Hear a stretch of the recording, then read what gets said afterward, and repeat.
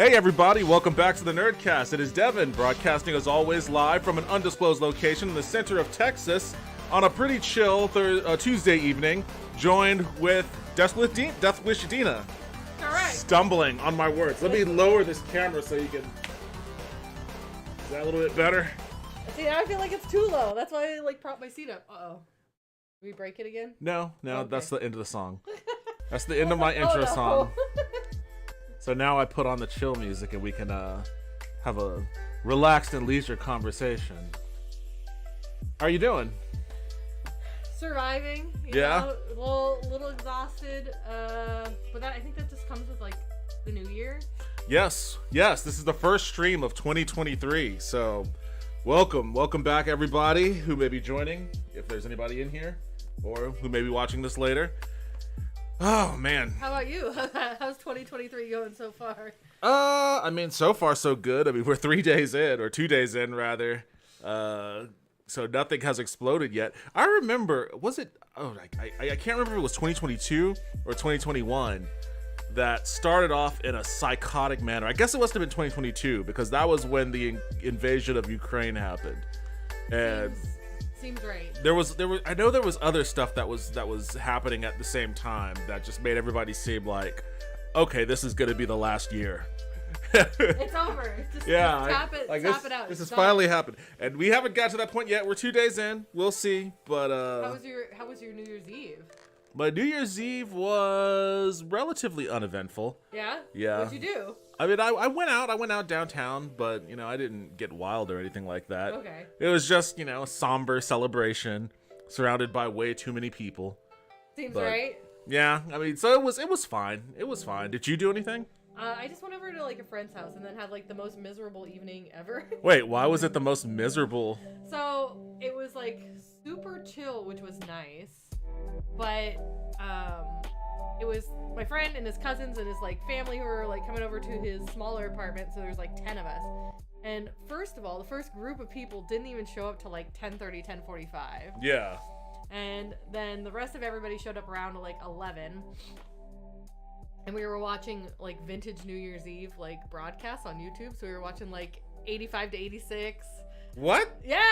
You on New Year's Eve 2022. You were watching broadcast of New Year's Eve from the 60s and stuff? No, from the 80s. We were from watching the old 80s broadcasts. So we watched 85 to 86, and then I think it was 82 to 83 or something like that. But we watched Dick Clark's New Year's Eve. That sounds exactly like watching some shitty old home videos. Oh no, it was the best thing ever because the music guests were super great. I forget who it was off the top of my head, but it was 4 or 5 musical guests that of course are bigger in the 80s, which also is weirdly not ironic, but I can't think of the word for it because 2022 I guess Duran Duran played. Did they? From what I hear, my friend told me they played one of those shows. Oh. And they did a 4-song set and I was like, what? Well, I mean, kind of remarkable. They're still around playing, I guess. I mean, they're not that old, and Depeche Mode and stuff like that still. Well, I mean, I guess they would be in their 60s. Yeah, I mean mid-60s, maybe 70s. Maybe mid-60s, maybe early 70s. I mean, if the Rolling Stones can still be out there doing it, then I guess I shouldn't be giving Duran Duran much shit. But I mean, that's interesting. I didn't know that they played. But who's even hosting New Year's now? Is it still Ryan Seacrest? I think it's Ryan Seacrest. Yeah. Damn. So, but I don't know if they played the Ryan Seacrest show. I don't know if there's another show that they played because I feel like if they had done the Ryan Seacrest one, I feel like I would have seen it. Yeah. But who knows?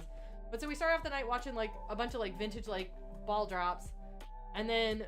Wait, how much of this were you watching? When you go to 1982. Were you watching it's literally is it just the last hours? Oh wait, so it's full commercials and everything. It's wild and it's so cool because we were watching old Wrigley's commercials and old Dr. Pepper commercials and stuff like that. How long were you watching these before midnight? I think we did about 30 or 45 minutes of 86 to 87, and then I think we did another 15 to 20 minutes of 82, and then we literally caught the last 5 minutes of our countdown for midnight. So we did that, and then we all sat around and we all played different music videos from cartoons that we were really into, and they started with Disney stuff, and then it moved into non-Disney stuff. Okay. So we did like Brave Little Toaster and Awesome movie. Alvin and the Chipmunks movie, Fern Gully. Alvin and and just, the Chipmunks. Yeah, I used to like that as a kid too. Yeah. Now that I think about it, that was a good movie. That's some good songs. So, I mean, it was fine. We were all like kind of having fun, and then like 2 o'clock rolls around. And I'm like, I'm going to bed, dude. I'm fucking tired. I'm an old lady. And so I tell my friend, I'm like, hey, I'm gonna go crash in your bed. He's like, that's fine. And his bedroom is like probably as close as your bedroom is to this room, to the living room. And they have the TV up like super freaking loud. It finally hits like 3:30 or 4, and I'm like, I can't sleep with the TV loud. So I finally like push my friend out of bed, and I go, Mike, you need to go tell them to turn down the TV. Yeah. It is killing me. And it wasn't killing me because it was loud. It was killing me because they were watching YouTube videos. And as everybody knows, YouTube videos always like fluctuate. So it'd be like, so it would it'd just be like fine for a second, and then all of a sudden it'd be like, wah! And it would just be like, fuck, I like just fell asleep, or I was like just on the verge or whatever. And then you'd like jump up because something would be loud again. So he told them to go turn it down. They turned it down. And then I guess everybody was like kind of like on the verge of passing out. But then I guess everybody got like their second wind at like 4 a.m. at 6:30 in the morning. They were still partying at 6:30? They were like watching Tim and Eric and scream laughing at the top of their lungs. And I just wake up and I start calling an Uber, and my friend's like, no, I'll drive you home. And I was like, it's so early, like, dude, you do not have to drive me home, but I have to leave because I literally maybe had like 2 hours of sleep because everyone is so, like, I had I went, you know how you take like toilet paper and I made earplugs, and I could hear everything through the earplugs, and I was just like, I was freaking out because if I don't sleep well, I'm a horrible human being. This sounds like a nightmare of a New Year's Eve to It me. was. To me, it sounds all. I Because mean, then from it top can- to bottom. I know that you enjoyed the old New Year's. That Oh, it was so much fun. yeah, I would have not liked that. You're like, no, I none would of have been it. like, this is awful. This is awful. And then on top of that, you're partying until 6 in the morning. That part I think I'm not probably into. too much of an old man at this point. Like, that's rough. That's rough. But I mean, I guess if you had fun with the first part, then I had fun with the first part because it was just chill, and like we were just sitting on the couch, like eating snacks and just hanging out. Tim and Eric. I know, Tim and Eric show. That's one I never got into. So yeah, me either. I'm just like, I don't do enough drugs. Well, I had a feeling that might have been a component to people partying at 6 in the morning with YouTube videos or Tim and Eric. The thing is they don't like. I don't think any of them like smoke weed or anything like that. I think they were just all drunk out of their minds, so they just found it like. How can you? But if you get, there's a certain level of drunk that you get where you eventually just pass out. They're just built differently, I guess. Keeping it going, and I think a handful of them also kind of run on like a different sleep schedule. Like don't have. Okay. They're all artists, so they don't have like daytime sleep or like normal like daytime hours. They have like nighttime hours. I gotcha. But yeah, so it was hell, and then that's the other thing too. Then it wastes my entire next day. Yeah. Like your entire day is just like shot. Well, I always assume that the day after New Year's is a shot day. See, I don't, because usually I'm like in bed by like 2 a.m. and I don't get wasted on New Year's because I just don't get wasted anymore because it's not fun. Like, Yeah. Hangover City's the worst, especially at this age. I'm just like, Yeah, no, that's thank you. true. That's true. Well, you know what? I mean, it sounds like then you enjoyed your New Year for the most part. Did you end up getting enough sleep? I went home. I slept from like I got home at like 7 and then slept till like 10, and then my body just wouldn't let me sleep anymore. And then I just kind of like mildly functioned through the day and hung out with my mom and went and ran some errands. And then I literally went to bed at 7:58 p.m. Like I was like so exhausted. I was just like, I can't function. I wish went I straight could to do bed. that. Like there are days where my insomnia will hit me hard, and I'll end up getting like 2 hours of sleep. Yeah. And then all throughout the day, I'll be like, I can't wait until I get home later, and I'm just gonna go to sleep at like 8 p.m. But every time, like around 9-ish, like if I may pass out, may have like a nap or something, but then around 9, like I just Second get wind. hit with an incredible amount of energy, You're like, and let's do this. I'm up until like 3 again. Ooh. Yeah, so like I wish that I had that ability to just fall asleep at like 8 o'clock. you know? Typically I don't, but again, it was just I was so beyond just like tired. It was like, nope, go to bed. Genetic Memory Farms, good evening, good peeps. I hope you're all safe and happy. Yo, what's up, man? How you doing? Welcome to the stream. I am safe and relatively happy. I'm not safe, but not in this Not situation. safe. Well, but you know. given your proximity to me, if you're not safe, then I'm not safe. So I have to re-examine my answer there. But you know, having a good day so far. I hope you are too. Thanks for joining us. Yeah, so you know, it's January 2nd. This is like the first. Isn't it the 3rd? Is it the 3rd? Hold on a second. I think you're right. I think it's the 3rd. See, this is just how incredibly fucked up my grasp of time is. Like, I thought all day that today was the 2nd, but it doesn't make sense because I had the 2nd off in observation of the new year falling on a Sunday. So, all right, it's the 3rd. We're 3 days in. That's even better.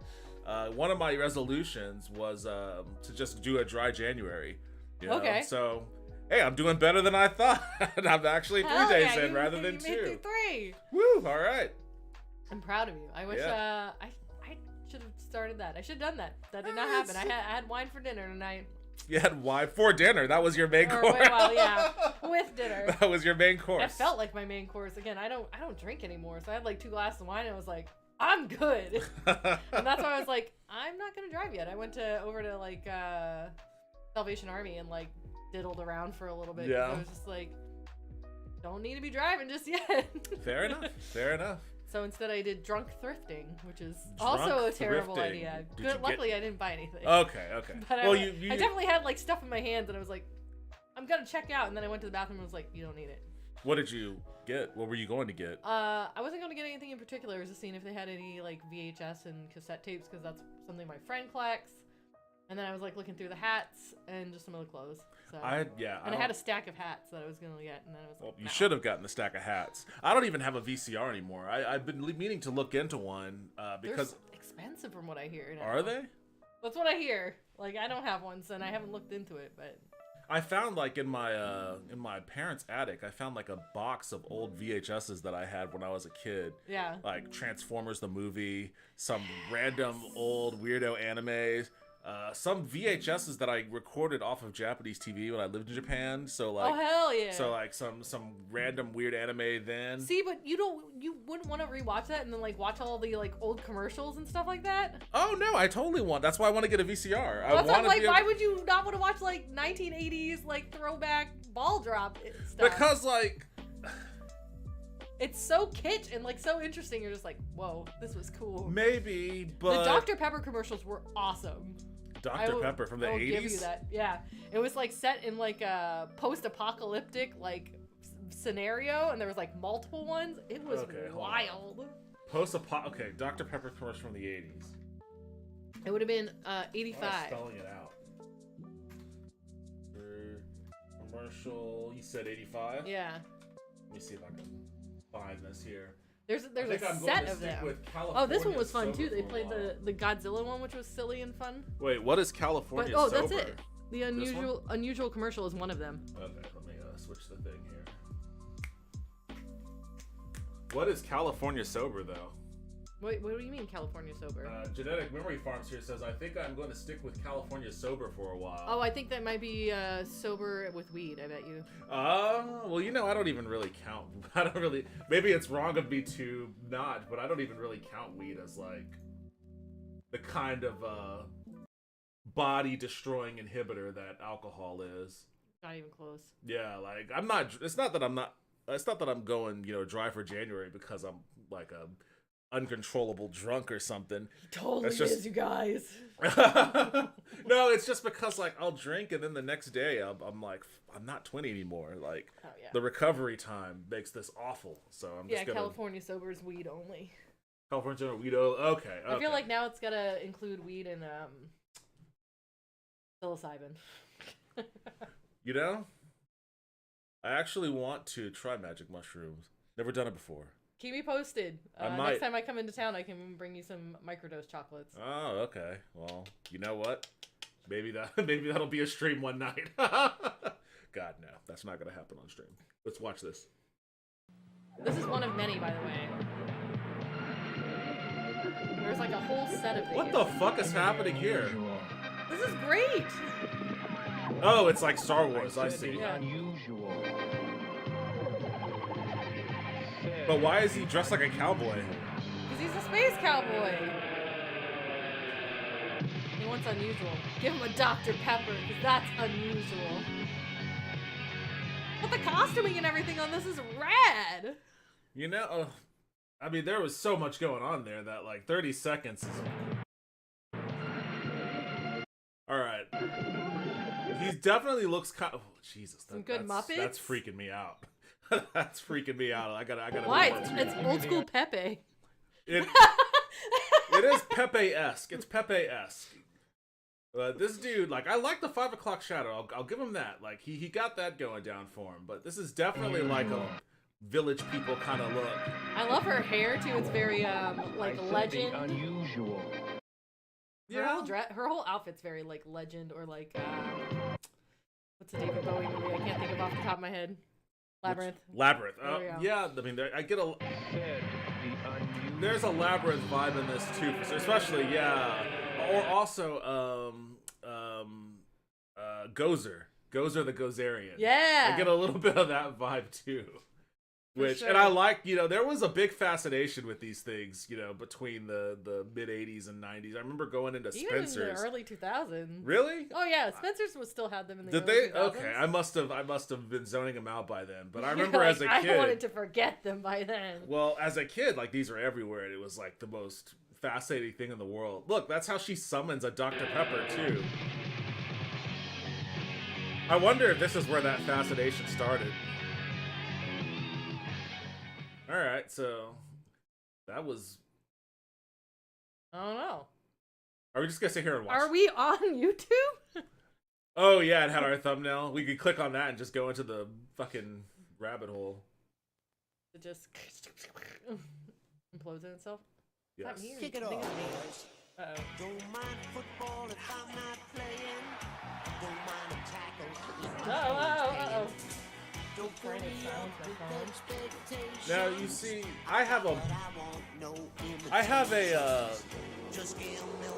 a blind spot with a lot of these commercials because this is like a fucking minute long. We're Yeah, not no, gonna do that. but that's shit. like 92. That's why I was saying this one was kind of fun too. This 85 Godzilla one was pretty silly. Godzilla. Okay.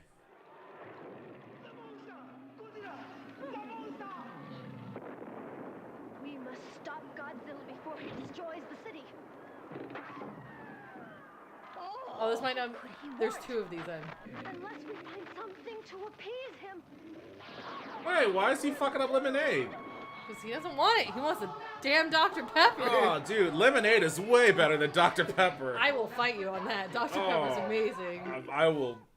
You know, a big contributing reason why I ended up with my type 2 diabetes diagnosis was because I spent probably 3 straight months just crushing an absolute fuck ton of lemonade. Everywhere I could find it, I would just You're get like, lemonade. I want that. Give me that lemonade. Yes. Scroll yes. down real quick. I want to see if there's any more of these strange futuristic Dr. Pepper commercials. Ordinary. There's more of them. Great point. Should include mushrooms, yes. And if you don't have any, you should include mushrooms in your California sober as well. The taste. This robot clones one I think might be part of it. Robot clones. Oh god, they were going nuts. Enjoy a vacation all world on Paloma. See, it's like that same vibe, and I was like, yes! Like this. Relax, regenerate, It's very the movie with the girl and the bangs and the One is real, the others Fifth Element. machines. the girl and the bangs and the owl and the replicants. Oh, Blade Runner. It's very Blade Runner. Yes. Your mother liberates your ant farm. Are your headphones messing up? Yeah, mine's lost in a corner. Oh no, that's just the video because Oh, okay. mine's only in that one too. So I offered each a diet cola. Hold on a second. I missed some dialogue. There's a lot of narrative going on here. Machines. You got AIs and real humans. What is the planet of your origin? Hold on. Your mother liberates your ant farm. How do you feel? Feel? Do you take comfort in having a nightlife? Nothing. So I offered each This a is diet bleak. cola. It is bleak. That's why I liked it. I was like, this is rad. What the fuck? Diet Dr. Pepper. Do you request a Diet Dr. Pepper too? Oh damn, I didn't even know they had diet back then for the Dr. Moral of Pepper. the story? You can teach a machine to drink. Can't teach it taste. Why did it started off so bleak? Like oh my god, like this was, I don't know if you're a fan of Star Trek The Next Generation or not. I haven't watched any. I'm a terrible human being. No, it's all right. There is an episode called The Measure of a Man. It was about it was a very philosophical episode where they were trying to determine if Data was basically a sentient enough AI to be counted as a life form. Interesting. And there was all of this debate and consternation about, like, you know, how he processed emotions, if he was just replicating or just mimicking human emotions without actually feeling it, etc., etc. Yeah. And you know, it's a great episode for, you know, the kind of philosophizing they do about robots and AI and, you know, where that could go in the future. But it does have a little bit of like a sadness to it when you consider, you know, we like Data because we recognize him as, you know, a character like any other character on that show. Like, we don't see him the way like we would see a toaster, and because of that, we have like this attachment to him. Where in the narrative there are people who respond to Data like he's a toaster, and we don't like those characters. Those are the bad guys because they don't like Data the way we like Data. So like it has this whole weird thing where it's like, wait, how do I feel about robots and AI and blah blah blah. You know, and this Data's human.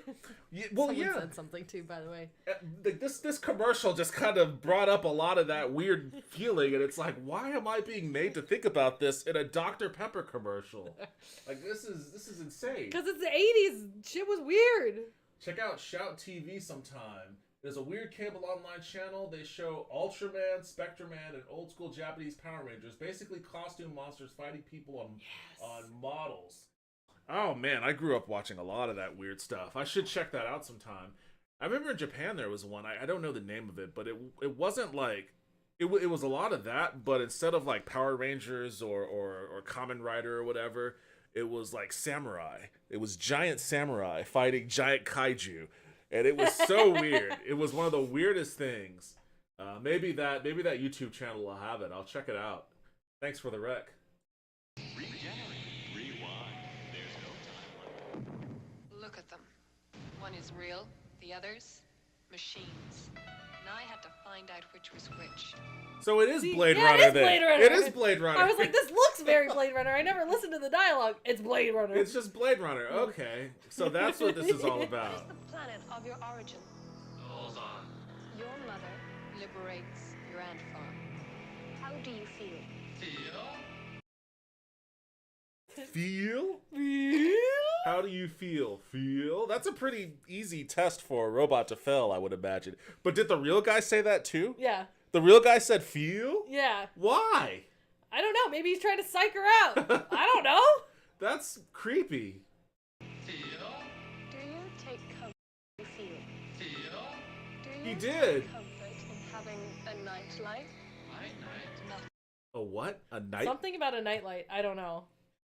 You can turn it up. You got volume. You can go up on.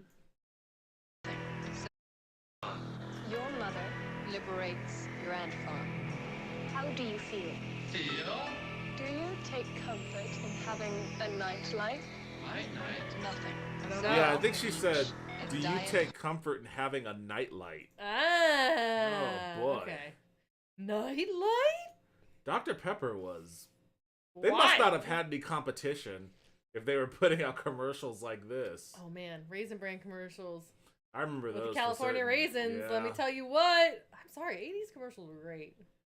This is a whole, like, this is This was just a 2 whole- Hours. Wow. 2 hours of just commercials from 88 to 89. I was telling Mike because he, like I said, he's been buying like a bunch of VHSs from the thrift stores. And Yeah. he started buying the blank ones. I told him, you should have started a Twitch channel where all you do is just pop in the Pop in a cassette and you just VHS? watch it. That's not a bad idea. I know. mean, I think it would be wild. yeah. Just be careful. Watch Yeah, out for the porn. Ooh, yes. You might have to do some pre-screening on that one. I feel like you could catch it fast enough if you do a time time delay that you can cap it, you know? A 7-second delay. Last Yeah. discount tour I'll ever take. There's a lot happening right now.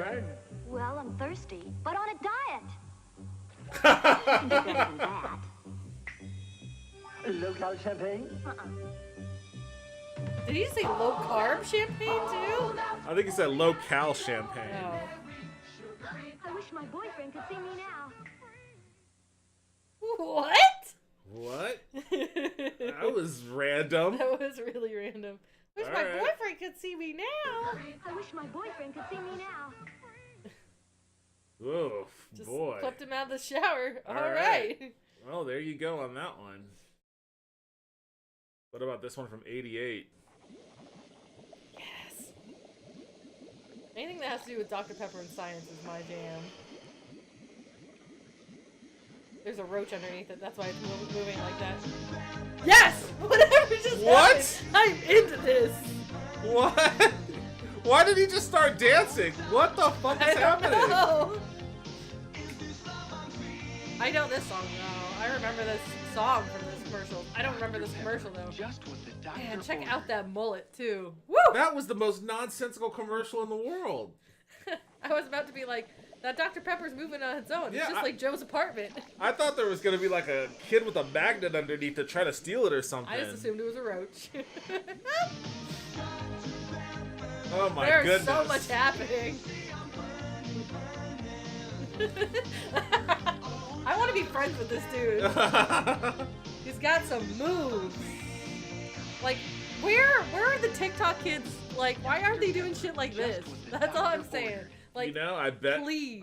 there might be one out there somewhere doing something like this. I would totally be into a TikTok kid who goes into old 80s commercials or movies and redoes their dance scenes. So basically, your New Year's was watching stuff like this. Well, not specifically like this, no. Pepper, don't you see? And it was definitely not this It's one. the perfect taste for me. But it's on YouTube. Look up 1985 New Year's Eve. It's making peppers everywhere I go. There's potent pepper. Oh boy, 1985 New Year's Eve. Yeah, just see, because then I can see who the music guest was. 'Cause see, there it is. It's This a, like, one- yeah. Oh yeah, the full broadcast. Yeah. Nightline will return Oh my tomorrow God, with Sam regular- I know. Darnold and his eyebrows. It was just wild. Our very best wishes for a happy new year. They had, Oh, okay. Temptations also, I think. Yeah. But, hold on. See, there's the Dr. Pepper There's the commercial. Dr. Pepper commercial. No, this is another one. No, this is a different yeah. one. What the fuck? Like I told you, there's multiples of them. They had the I remember Mint this and one. Wrigley's commercials. I remember this commercial. Because I think it was sponsored by Wrigley's and Dr. Pepper. Oh, this is a whole narrative. Colapolis. Colopolis, I guess. Colopolis, Where cola kind of, yeah. is the only way of life. Uh-oh. And then there's like this ominous robot with like, is that a bat? I think it's a building. Oh, I thought it was moving. Oh, moving, there is yeah. okay, never mind. There's a robot in front of the building. Yeah. There. Colopolis.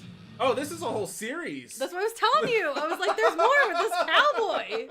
So this is okay. There's like a movie or something that I totally missed out on then.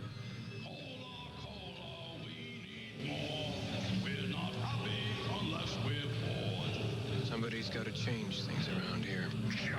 That looks like the dinosaur from that dinosaur show. Yeah, look like the baby. Yeah, that not the mama. Somebody's got to change things around here. They just repainted it and reused him. Probably. Oh shit! There's a fucking gunfight in the Dr. Pepper movie in a commercial. Uh-oh. This guy will do anything for a rhyme. Give me your bottleneck. Maybe you should try something different. There was something different long ago, but where it went, nobody knows. Clone cola. Something Wait, why was different. there even an option for that in there?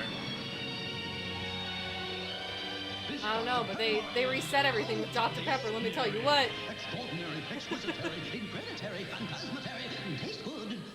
Out of the ordinary, like Like you. you. Oh my god! Yes! Oh, I love he threw the football in the Chevy Cavalier.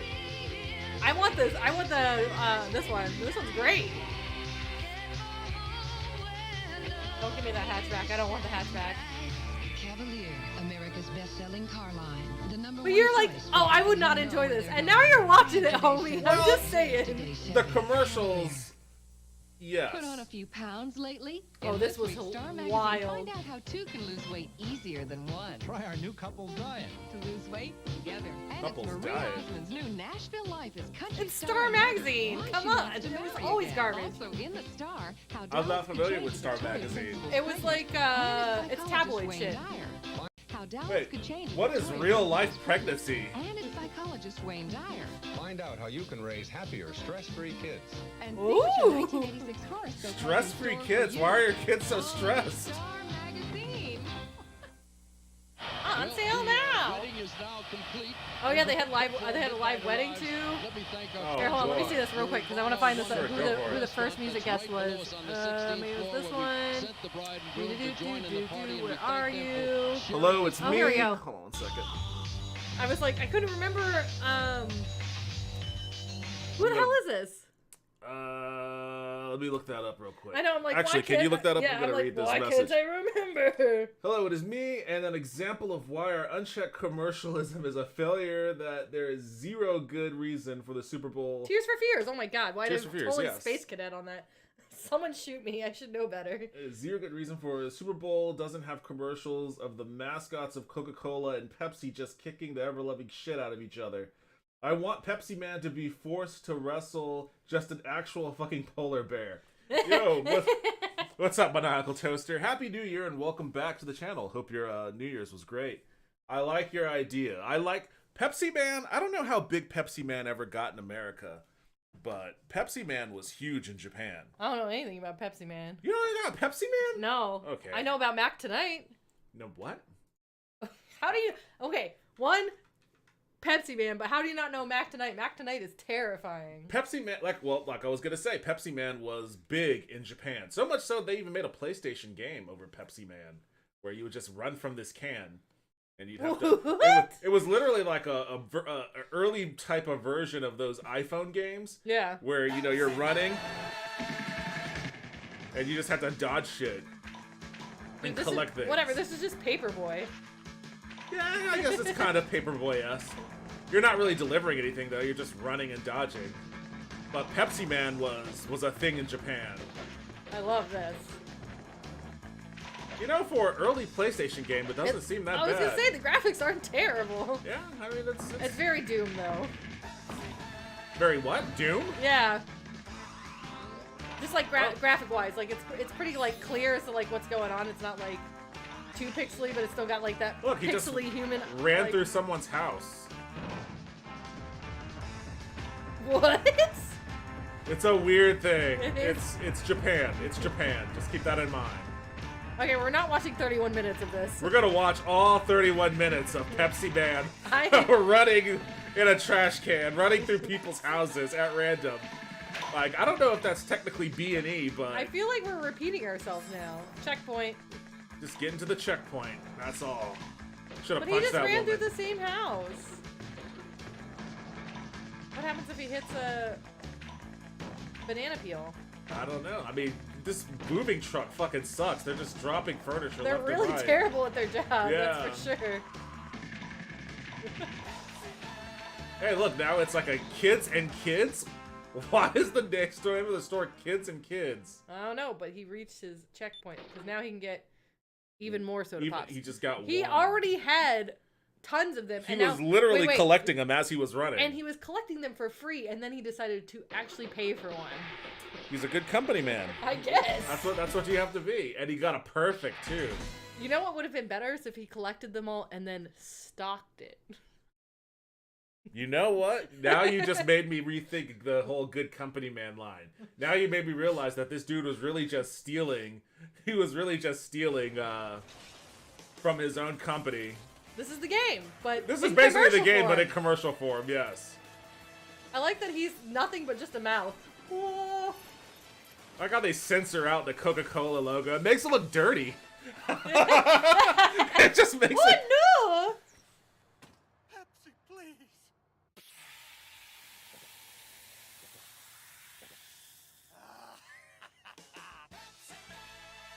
All of that was very disturbing. It was really, really weird. That's for sure. But that's Pepsi Man. Look at Mac Tonight.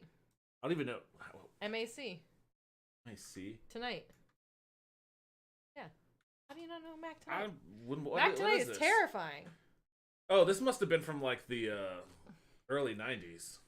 This right here? No, do the one Or down. this one? Yeah. This one's got him fully playing the piano. Oh, this is the moon thing. Yeah. Mac Tonight is a weirdo. He's so creepy. That is kind of disturbing. I don't remember this. Oh, I love Mac Tonight. Just because he's so, like, what? I forget who played him, too. It's someone mildly famous. No shot that like a famous person is wearing that moon. It's someone famous, I promise you. Really? Yeah. You deliver Pepsi. It didn't look like he was delivering any Pepsi in that video. It looked like he was really just stealing it off the ground. The Pepsi Man game is made well. It's just hard as fuck and people assume it's bad because of that a lot. Okay. So you've actually played Pepsi Man then. That's quite a achievement. RC Cola rules. RC Cola is my RC Cola is my go-to for shit talking Coke. Whenever I want to shit talk any kind of Coke, I always go right to RC Cola. Bottom of the barrel cola. Ready but for this? I'm glad that you like it. Hold Mac on one Tonight. second. Currently owned and distributed by Dr. Pepper. Wait. Is it Dr. Pepper a Coca-Cola company? No. I think it's Pepsi. Dr. Pepper is Pepsi? I think so. Huh. It's not No, Coca- wait, but then what's oh wait, no, hold on. Every time I go to like a restaurant that doesn't serve Dr. Pepper, they always serve Mr. Pibb. Is Mr. Pibb Coke? I feel like it is, yeah. No shot. Hold on a second. This is Like, warping hold on. this is warping my perception of reality. Hey Devin, what's up? Yo, what's going on, Brian? How you doing, man? I'm currently having my Coca-Cola Company. There we go. Oh shit, Pibb is Coca-Cola? Oh, no way. And is Wait. Dr. Pepper... Dr. Wait. Pepper, 2008 to present, Coca-Cola Company. What? But in Canada and Oceania, it's PepsiCo? Pepsi. So it was PepsiCo originally. So 2008 is maybe when they got rights to it? What? I'm very hold on a second. confused. Oh, let's see. Distribution. Dr. Pepper's been sold to Japan since 1903. Okay. I don't know. I'm just scanning this. I don't Interesting. see anything. This is blowing my mind, though. I didn't know Dr. Pepper. I guess Dr. Pepper is kind of both, depending on where you're at in the world. Brian, Master of None, says, howdy hey. Howdy, hey. Says, hey, Devin, what up? Oh yeah, I read that one. Oh, I don't know. I was half paying attention. Because I was going to tell you, so Mac Tonight is Doug Jones. Who? A.K.A. Abe from Hellboy. And the other guy from Something of Water, whatever. Because he played the other version of Abe in that other movie too. Something Water. The stupid love story with the guy who looks exactly like Abe Sapien. Oh, Shape of Water. There yes. we go. Wait, the moon is the creature from the Shape of Water? It's the same actor. Hold on a second. I'm continuing to have my mind blown here. He's like, tonight, let me tell you, pow. Hold on a second. See, Doug Jones. Oh god, he looks like the moon guy. What the fuck is going on with this dude? He's Billy from Hocus Pocus also. He's in Pan's Labyrinth. He's the hand guy. Oh, he's the hand guy from Pan's Yeah. Labyrinth. That makes total sense after seeing that. And like I said, he's Abe Sapien in Hellboy. This guy is creepy as fuck. He's a great actor. Oh, I'm sure he is. I mean, I don't think he has to stretch very far for these roles he's Yeah. getting, but Wonder who he was in Fantastic Four though. oh. Well, Let's find out. let's find out since we're already looking at this guy. Where are you at, Fantastic Four? He was in Men in Black 2. Doom. He was in Doom. He was the Silver Surfer. All right. Oh. I mean, that was a CG character anyways. So. Yeah, but he was still body Yeah. form for it. Which, I mean, it's going to be the same thing for, like, Abe for some of it. I mean, he was definitely in costume, but then there's... Damn, this motherfucker works.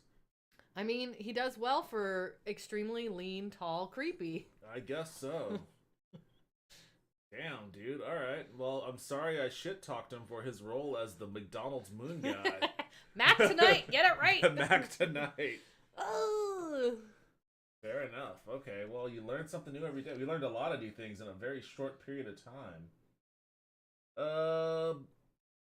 We need a Pepsi Man reboot, and every commercial is him breaking into the same guy's house and forcing him to drink Pepsi, whether he wants Pepsi or not. Just middle of the night, and Pepsi Man just holds a can of Pepsi right above the guy's open mouth while he's sleeping and just pours it into his mouth, trying to pry it open while he's telling him to fuck off. Oh my god. I think you just wrote the next commercial, man. I think you just came up with that right there. Did you watch the Pepsi documentary about the kid who tried to win the airplane?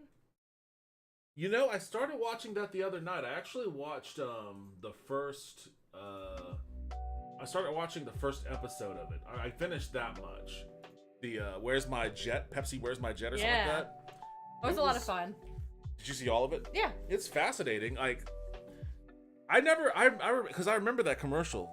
Yeah. I remember that one at least. And it never occurred to me, you know, that there wasn't fine print on that jet part. Yeah. So like, as soon as they mentioned that, I was like, oh shit, some motherfucker actually went out of his way to like try to game the system.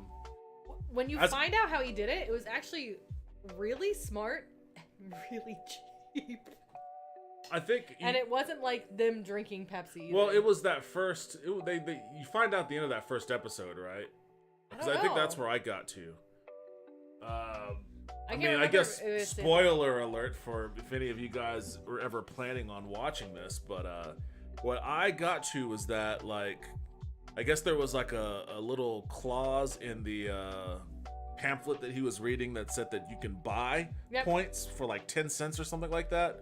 So I guess they just bought the points. Correct. They sent them a check and said, send us the aircraft. Yeah. Yeah. And it was like, I think it was like 1/18 of the price of like what it was worth or something like that. Yeah, like they had to call the Pentagon to find out if it was actually legal for them to own a Harrier jet. Yeah. And I guess for whatever weird reason it is, so long as there aren't armaments on it. Yep. Which is crazy. Like it's a jet. It's a weapon in and of itself. Like you crash that thing. It is an armament, but I mean that's like saying any plane is, because you crash any plane into something. It's but most planes don't go as fast as like a Harrier jet. Valid. Yeah, Valid. and like, you know, piloting one of those things is like the difference between driving like a Lincoln Town Car and driving a Ferrari. You know, originally it's like a bike and then driving a Ferrari. Yeah, well, yeah. I mean, I was trying to keep it within the same. Nah, just totally, because no one's gonna know how to do that shit. The one, as much as it was enjoyable, it wasn't as enjoyable as the McDonald's Monopoly one. Because how that one... about the whole rigging of the Monopoly game? Yeah, that one was wild. I didn't watch that one. I should, though, because it's good. I was always interested in how they actually... I always wanted to know how they rigged it. But I haven't actually gotten around to watching that one. When you find out, you're just like, dude. Ugh. Rude. Big fat rude. A Pepsi commercial of Pepsi Man trying to steal that jet. Also, he doesn't know how to fly a jet, so he crashes it instantly. Yeah, I mean, that would literally be everyone. Why is this just Pepsi Man trying to be a Kool-Aid Man? That's all I feel like these commercials are. It's like, I secretly want to be Kool-Aid Man. Well, I mean, I think Pepsi Man is a little bit more rambunctious than Kool-Aid Man. Well, I mean, the pitches that are happening where he comes into your house in the middle of the night and just dumps Pepsi down your throat. I'm like, that's very Kool-Aid Man of him. I mean, Kool-Aid Man was never a dick like that, though. I mean, I guess he did bust holes in people's walls. And not even like a hole, like an entire double door extension of your house. I guess French door. A French door sized hole. And who says he's not taking out a load-bearing bar? You know? I'm just saying. Fair enough. Bro was destructive as hell. Yeah, but it was always in good spirits, though. Like, he would always be like, oh yeah. Let's party. He was never like, I'm gonna fucking pour this down your throat while you're sleeping. Basically, what Maniacal Toaster just described here was a Pepsi waterboarding. Which is deeply disturbing. Like, the carbonation alone would be torture. But, I guess the idea of, like, a silver monster waterboarding you with highly carbonated soda sounds terrifying. Something of a nightmare. Pepsi Man trying to sprint through a wall of this guy's house, hurting himself over and over. Well, yeah, I mean, in that game, he just ran through the window, so I think Pepsi Man might be a little smarter than Is he, though? the Kool-Aid Man. Might be, just a little bit. Oh man, let's take a look at some of these news articles here. Unacceptable. Oh, well, I mean, we gotta talk about Jeremy Renner. I know, what? I don't understand. So, it came out a couple days ago that he was rushed to the hospital. They were really, like, hush-hush about it. Like, they didn't want to talk about, you know, his condition or anything like that, which I get. I totally, completely understand. Yeah. But, the first thing that came to mind was, oh, he got run over by a plow. Like, by a snow plow or something. Yeah. Because, like, it sounded grisly. Like, they had to rush him into surgery and shit like that. And falling off of tractors or plows or shit like that, it happens super, super common. Really? So, I didn't know that. Oh, yeah, why do you know that? Because, like, I was born in the South. Like, there was a great I don't know if you ever watch Atlanta.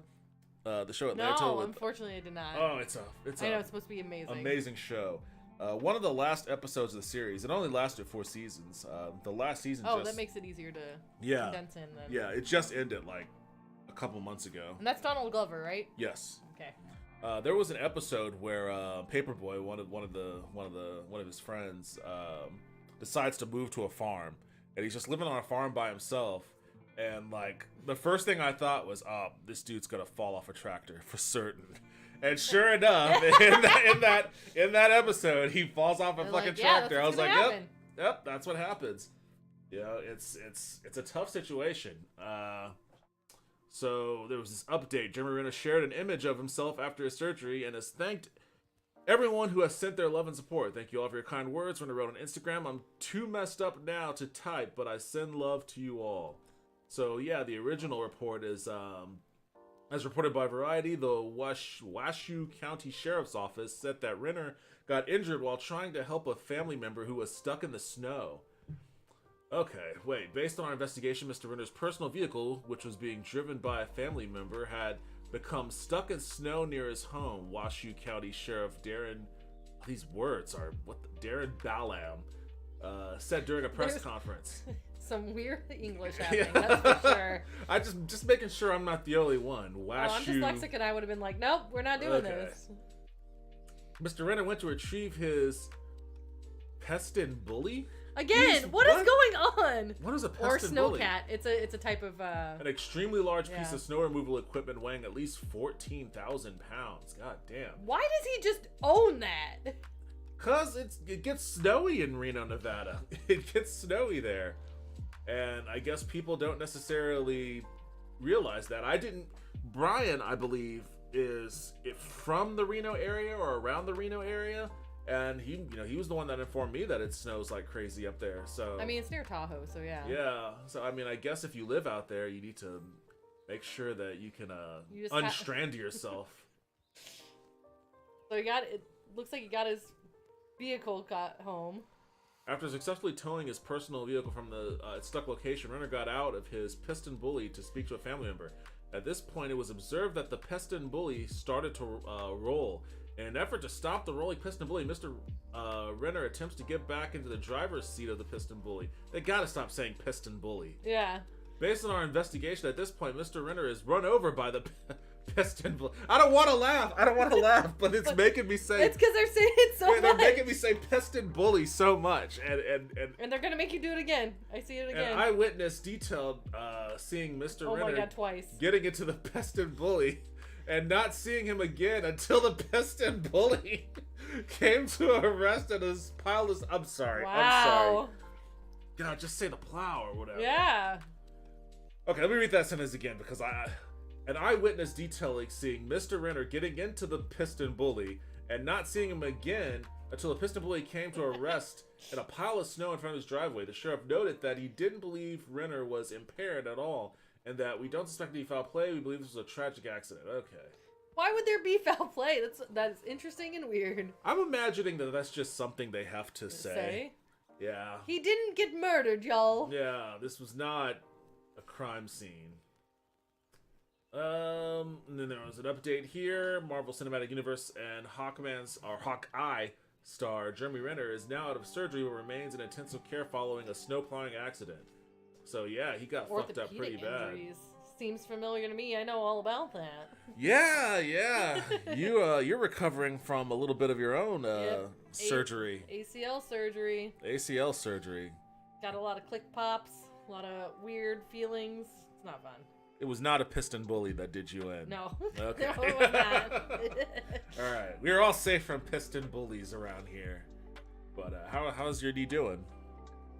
I mean, it doesn't change much from like day to day. Like, ask me in a month and a half. Okay. Well, like that's literally what I gotta tell people because they'll ask me like in like a week and I'll be like, homie, it's not any different after like a week. Like well, you know, I mean, this is an update for them. Like, I'm walking. You're walking. You're walking around. You I'm not in bed. I'm walking. I can't get my leg completely straight yet. So you were in a one-on-one basketball game with Kawhi Leonard where you blew out your ACL and tore my meniscus. Tore your meniscus all at once. Yep. And it was wild. Actually, I was in a jiu-jitsu match with Jeremy Renner. Wow, and man. I Well lost. then, no wonder they had to rule out foul play. Where were you on January 2nd? I wasn't. Were you? This was October. Were you operating a piston sir. bully? Well, I'm just saying, like, if he was responsible for you, maybe you return the favor. Get back. Hello, hey Gabriella, how you doing? Welcome back to the stream. So what does this mean for Hawkeye, though? That's what I want to know. I don't know. Let me tell you, orthopedic injuries are not a quick fix. No, and it sounds like he got seriously fucked up. Like Got they said ripped. that he bled a lot. He lost a ton of blood. Yeah. So I don't know what that would mean for like as far as, you know, if there was any tears in his tendons and like his muscles. Yeah. Not just in his knee, but just in his leg in general. Just in general, yeah. Yeah, I mean it could be rough. Could be rough. I mean, granted, and I don't want to make light of his injury or you know, make it seem like this is the most important thing in the world, but when talking about it from the context of, you know, his character in the MCU, he is in a position where the baton is being handed off to Kate Bishop at the end of I thought you were going to say something completely different. Oh! Wait, what did you think I was gonna say? I mean, yes, the baton is getting passed off to Kate Bishop. Okay, correct. now what did you think I was gonna say? The thing I was thinking, and I was gonna be like, well, that's valid. Also, is his character is mostly shot from the waist up anyway, so I mean, they can take care of most of his shit. From, you know, so they don't ever show him running. I mean, sometimes they do. Sometimes he runs, but I guess going forward, they wouldn't show him running, or they would. They could just it would be like it or whatever. It would be like a Muppet where they would just like have somebody bob the top part of his. No, you just have somebody else, and then you just do a deep fake on top of the person running. Duh. Oh, but man. then if you need all the shots from the waist up, you're good. All he has to do is just you know? I guess so. I guess that's true. He's not known for his kicks. Yeah, no. So. He's known for his arrows, so just saying. All right, fair enough. That was not what I was gonna say, but it's a valid point. I don't know about that either. I'm just gonna continue with my original point that we're at a point where the Hawkeye mantle can be handed off to Kate Bishop. What's her name? Haley Stanfield or something like that. And if he's not in a situation where he can do these massive movies that requires a lot of physicality, then he could still. I mean, it's not saying that he can't be in them, but like I'm just saying though he too. won't be in the action roles. We got how many new multiverses within the universe? There could be one where he just doesn't walk too. So yeah. Also valid. I mean, and it's not like they can't incorporate it into the story either. They did that with, they didn't incorporate a real life injury, but they had Don Cheadle's character, War Machine. He hurt his legs in Civil War and then had to like do PT and learn to walk again within the context of the story. Yeah. They could easily do that with Hawkeye as well, so. True. I don't think it's like any sort of, they're going to write him out of the MCU because of this injury. Nah. But there might be some retooling if he was a part of any kind of... Again, the multiverse is going to make it totally doable, especially since I guess there's rumors that RDJ might be coming back because he said never say never. Did he? When was this? Recently. I don't know, but I heard about it and I was like, uh-oh. Now they're gearing up for Secret War. They're just gonna shove every single person who's ever been in any kind of Marvel related movie. They're gonna bring you gotta be in it. They're gonna bring the X-Men in there from the Fox series. They're gonna bring in the Fantastic Four. They're gonna get Ben Affleck's Daredevil in there. They're gonna get Elektra in there. God. Anyone who's ever been anywhere remotely, like David Hasselhoff, who played Nick Fury in that Fox Nick Fury movie. Geez, they're gonna put him in there. He's gonna be there too. Oh yeah, they're getting everybody. It's gonna be a whole bunch of deep cuts. So just get ready for that. Get ready for Secret Wars. It's just gonna be a 3-hour movie of just nonstop cameo after cameo. You got a handful of chat to read. I'm gonna let you get to it. Well, I'm gonna get to it then. Let's see. Personally, I think if a franchise can get fucked up in a way, if an actor isn't able to be available for decades and decades, maybe they need to slow down on that. Wait, did I read that correctly?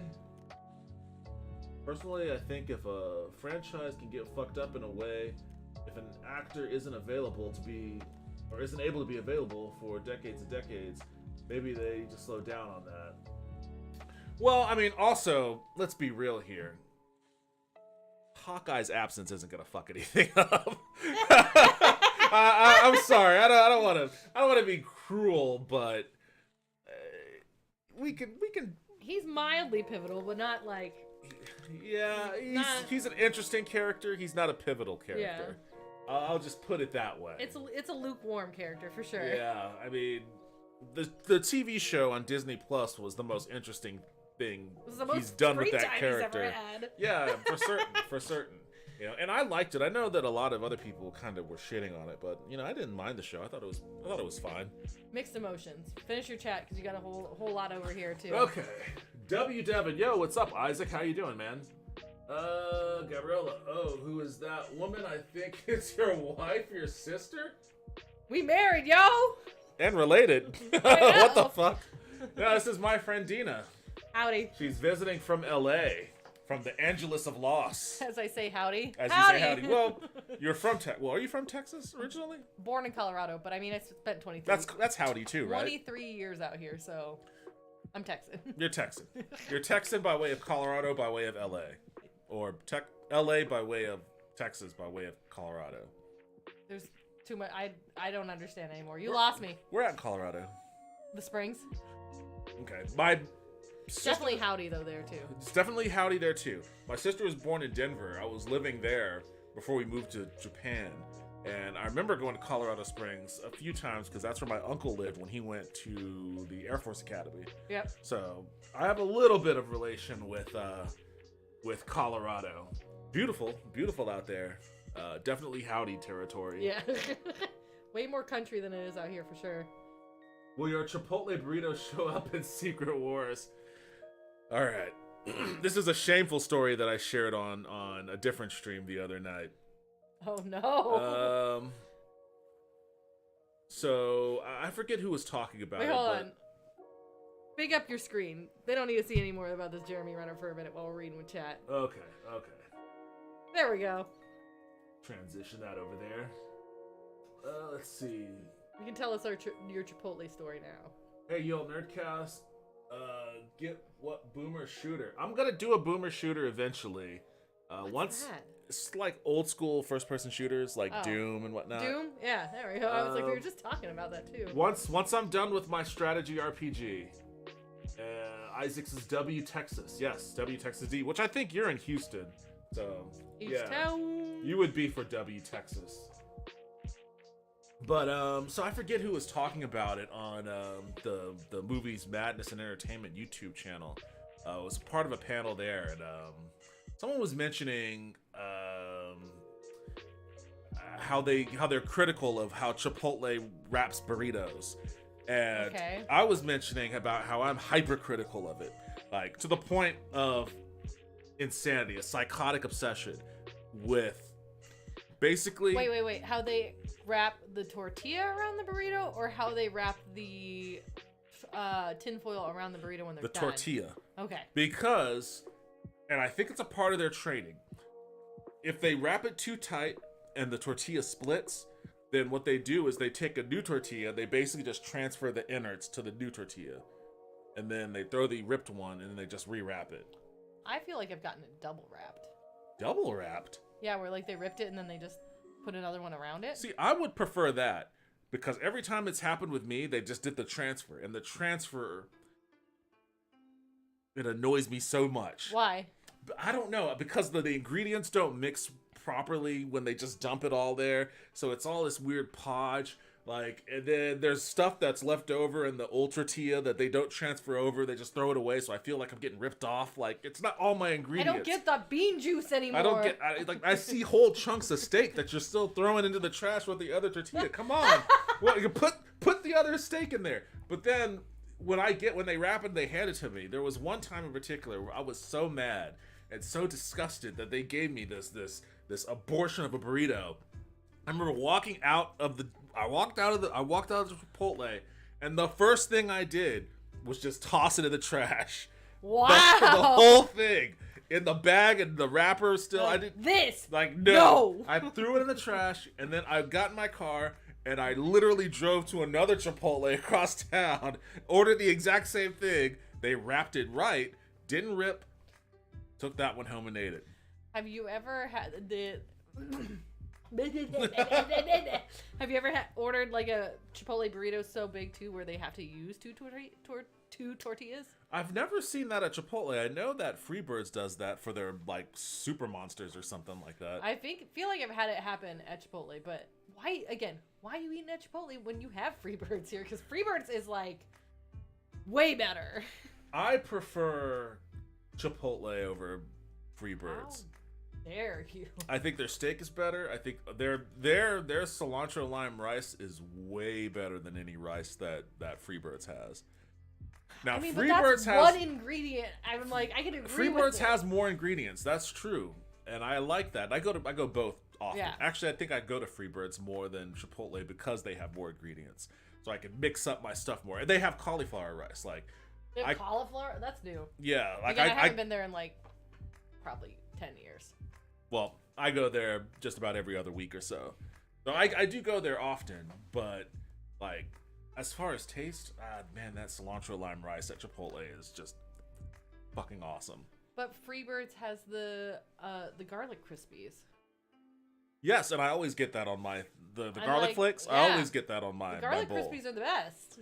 I'm not disagreeing with you on that. I just think garlic crispies are better than lime rice. I like Chipotle's protein more than Freebirds. Interesting. Like they're well, you know, that's not true. Chipotle has better steak and barbacoa. Uh-huh. Freebirds has better chicken.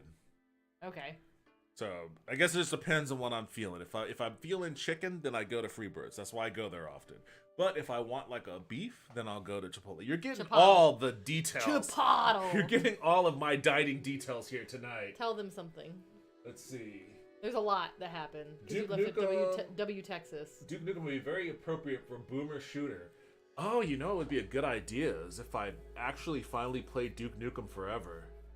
So I've never had a chance to play that. That game was in development for like 20 years, and then it came out and nobody cared.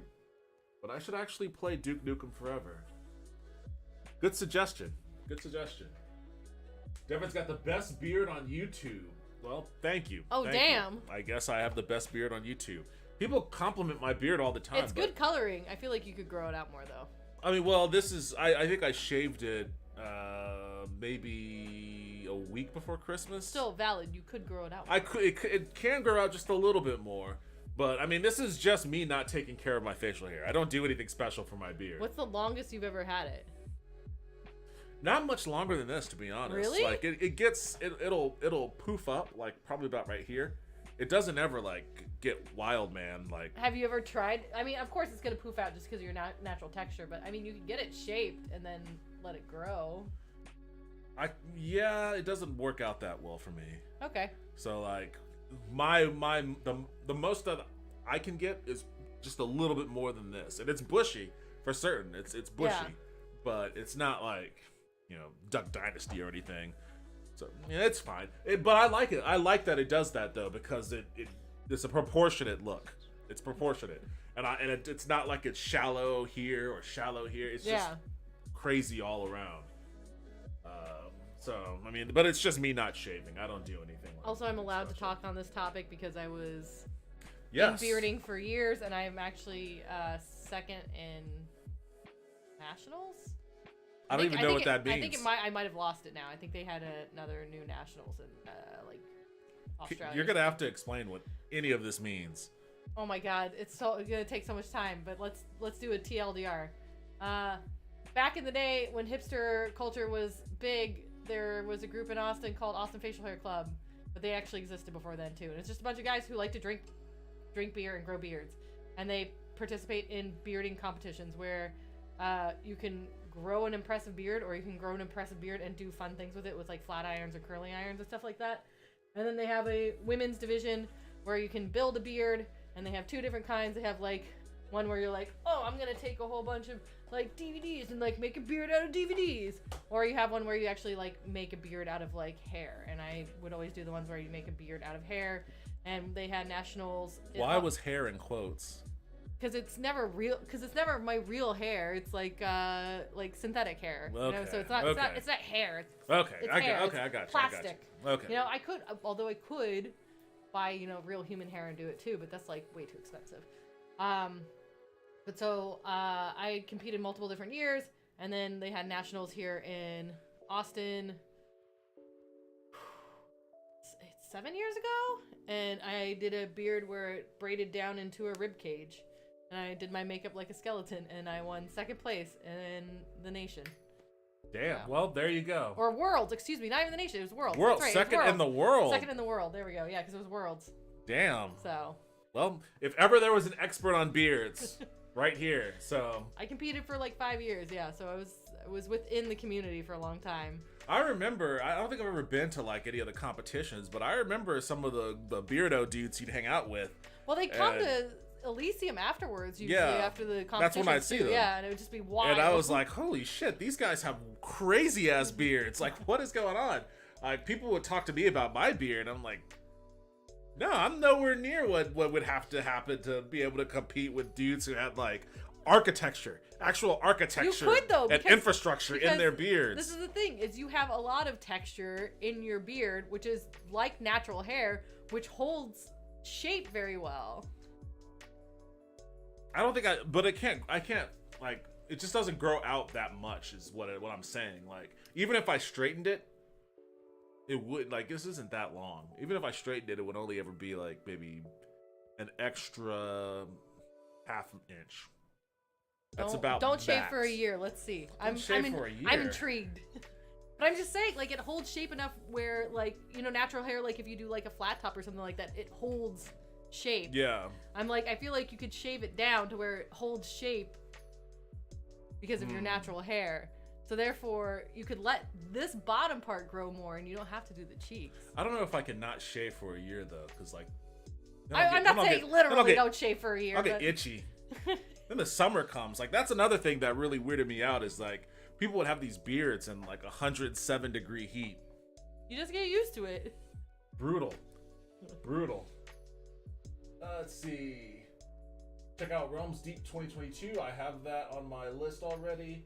Devin's got high priorities. I think that's in reference to me tossing that burrito in the trash. I hope it was. The problem is going to Chipotle. Go to your local taco shop. Bet they do it right.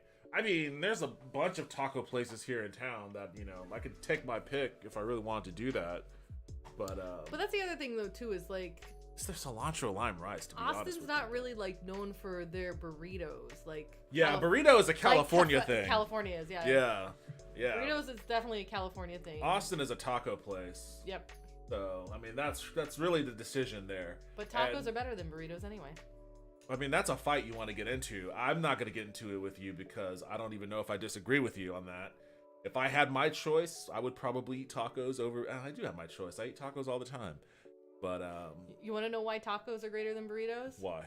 Because with burritos, you have to commit to one thing. That's true. And with tacos, you can get multiples.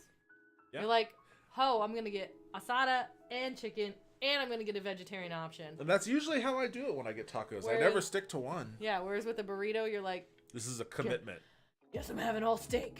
You know? which is not always bad, but it's just like... Is that the voice you have to make when you eat steak? Well, it's just one of those things where it's just like, you kind of get exhausted, especially with steak, because it kind of sits heavy a little bit, so you're just like, oh... I guess so. All steak. I guess so. Yeah, it does. It's a heavy... Oh, that's true. Okay, you're right. If I eat like a steak burrito from Chipotle... I remember when I first moved to Austin and started working at GameStop, which was right next to a Chipotle. That was the first time I actually saw a burrito that big. Yeah. Like, because I was used to burritos like fucking Jose Ole. Did you ever work with Ricky or Jeff? Who and what? I don't know. Those are the most generic names. Ricky or Jeff. I don't know. You would know if you did. Okay. Probably not. This was a long time ago too. I mean, Jeff worked at GameStop for like almost 15 years. Okay. Who commits their life to the GameStop that long? I don't know. I mean, I worked there for like 6. Girl. So... And I think Ricky was there for at least 8 or 10, so. Well, maybe I had a run-in with him or something. Did you work in Austin too? Oh yeah, this was Austin. Maybe you did. I mean, I this was the Chipotle that I was working near was in Westlake. It's like I've worked at the one that used to be in Tech Ridge. Yeah. One down in Westlake, and those are the only 2 I've worked at. So okay. Unless he ran around over there at some point. They might have. I have no idea. I don't know which ones they worked at. So. But you know, prior to my working there, the only burrito I'd seen was like the Jose Ole lunch lady type burrito. You know, which is like the little. It's just mostly tortilla. It's mostly and tortilla. Like a whisper of like stuffing. Yeah, like they have like, you know, refried beans from like a toothpaste thing that they just. Same thing with the chicken. The chicken's like a paste. So when I went to Chipotle for the first time, I remember I literally remarked to my friend, I said, "That looks like a shaved dog." so I kept referring to it as the shaved dog burrito because it was just like a chihuahua with no legs and no fur. And I was like, this thing is like 6 pounds. Like, what are you supposed to do with this? It is a burrito baby. Yes, it's massive, and I didn't know what to do. I was like, this is too much. It is a commitment. It is a colossal commitment, and it does sit heavy. Like, if you want to take a nap immediately after eating, a Chipotle style burrito is the way to go. Valid. So. Alright, so I'm gonna make a comment here just because of your setup. Why don't you have chat boxes on this side for yourself? Because, I mean, I could. This is the screen that I usually use to like play games and screen share and all that sort of stuff. So I usually like to keep it devoid of everything else. Doesn't get any of this. Because the chat actually displays on the stream through the widget here.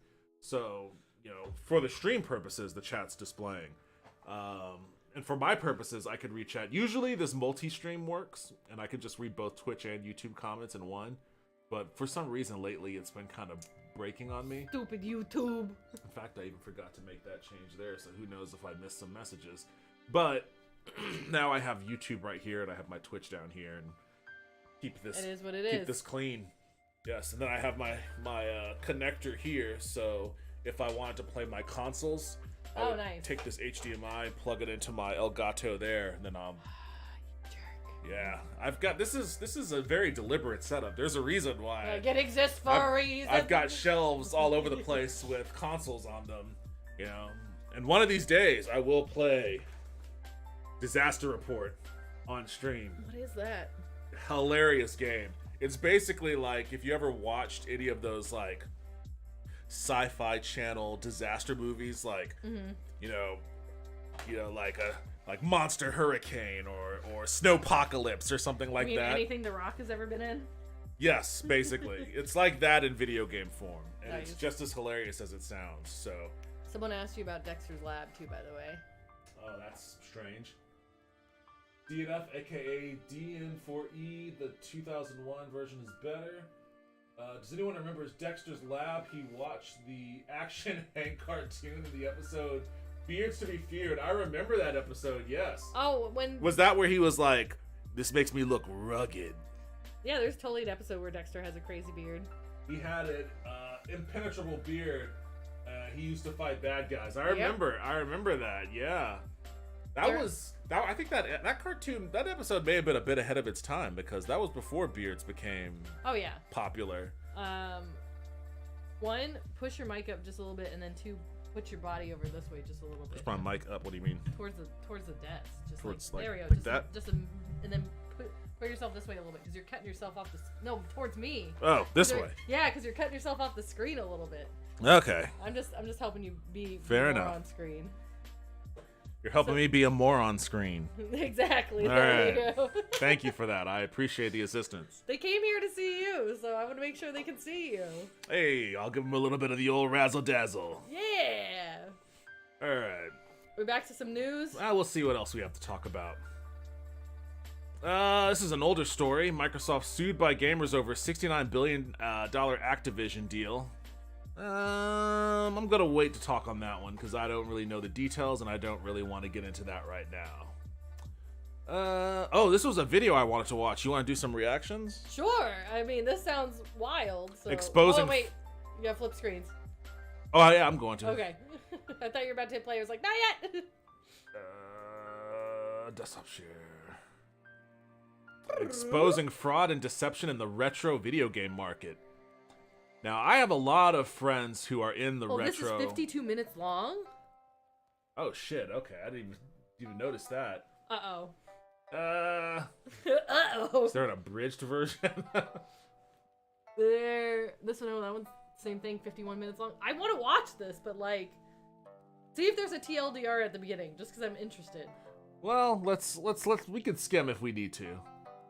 Let's, where's my thing?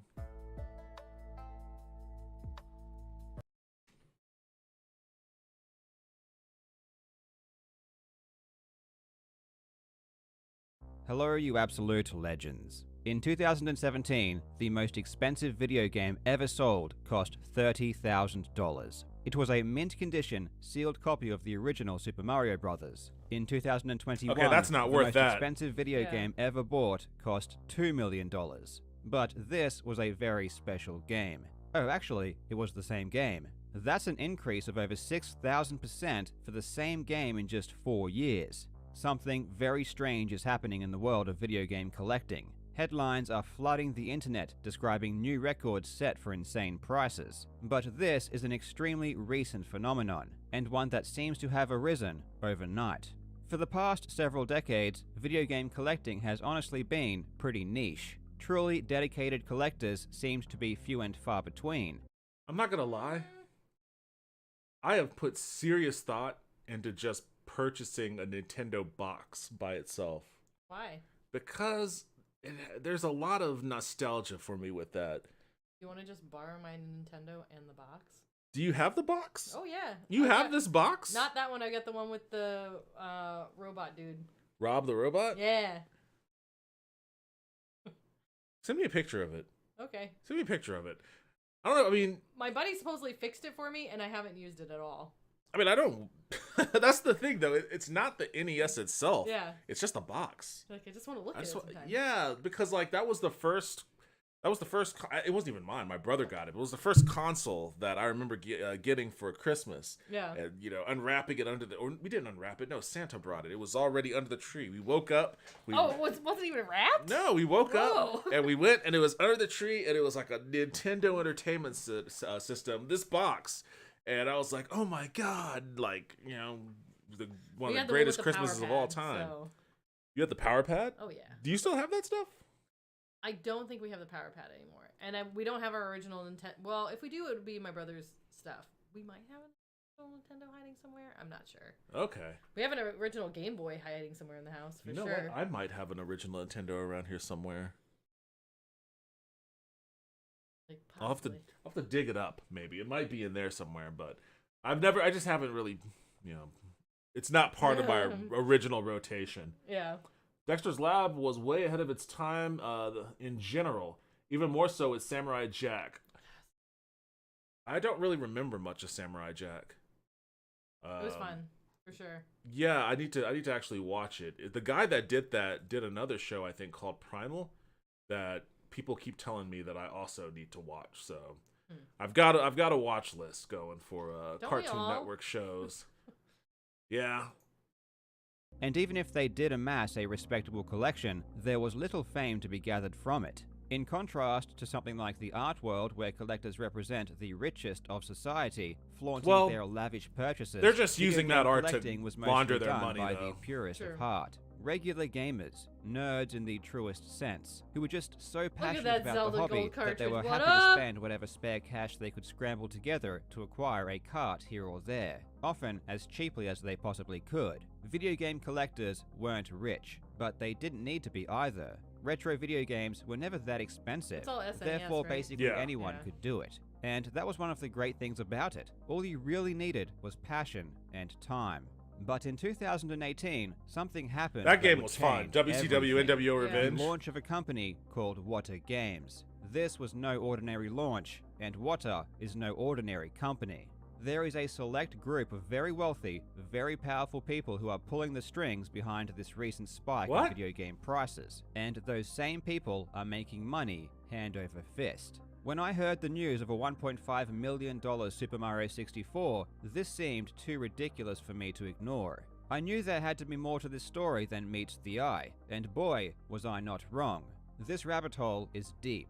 The bubble we are seeing in video games has been seen before in other Comics, collectibles yeah. for almost half a So century. it's just- And the crazy thing is that each time it happens, the same people are involved. They know exactly what they are doing, and they know how to extract as much money as possible from suckers who believe the headlines. There is a lot of shady stuff going on, and you won't believe what I've found. I feel like they would This be entire getting money from situation the is same fraught people, with though, because it's unethical not like business normal practices, people have deception, $1 million to collusion, spend on and even fraud. Mario. By the end of this video, you will know exactly why this is happening, who is causing it to happen, and what needs to be done to stop it. I really hope you enjoy. Interesting. Genji Tartanovsky, that's his name, did the original Clone Wars anime as well. Oh, I didn't know he was a part of that. That was amazing Star Wars. Pew pew pew. Let's see. Do we want to continue? Or do we Oh want man, to... I mean, this is a big... we're this gonna is- get into it, and then I'm gonna not want to stop, and it's 52 minutes, and there's no way.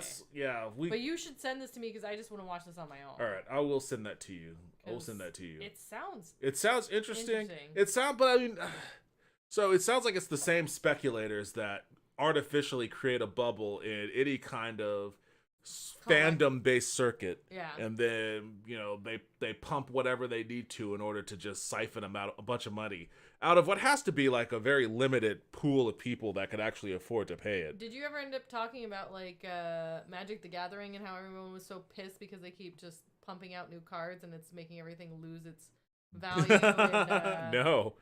I forget exactly what's going on, but like there's a big like uproar in the Magic the Gathering fandom because of like them making too many cards, and then they've been making like re-releases of old cards that aren't like playable, and a whole bunch of other stuff has been like going crazy in that whole realm. Yeah.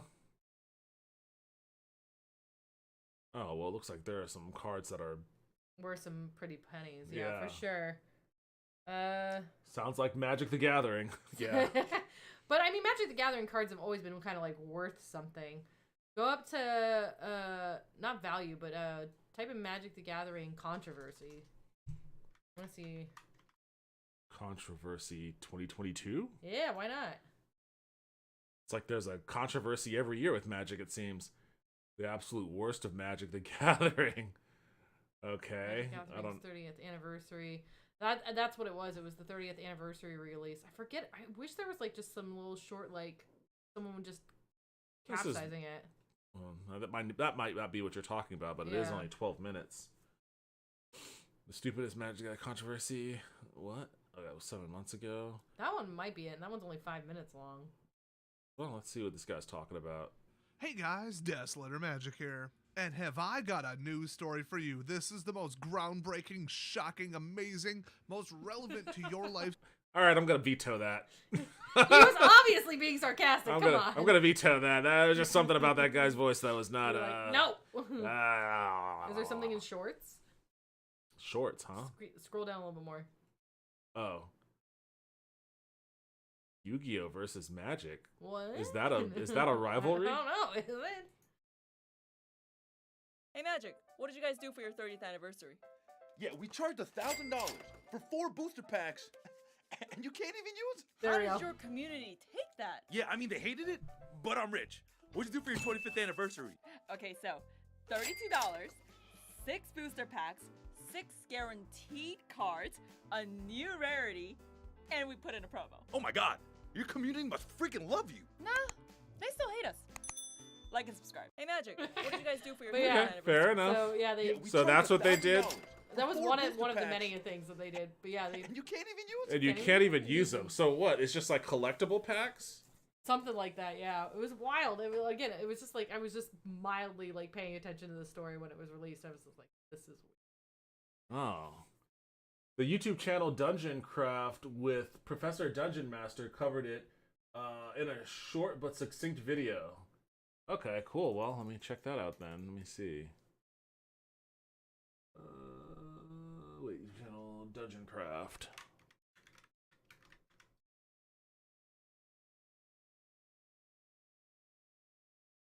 This guy here. Welcome to Dungeon.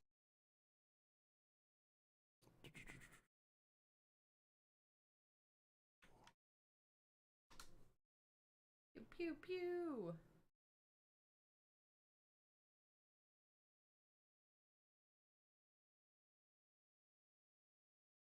I don't see anything.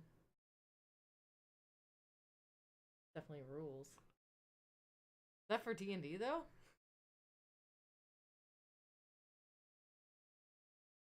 Oh no, let me see. You got? Do they have a link to the video? I'm like, Yeah. Let me just do a broader search.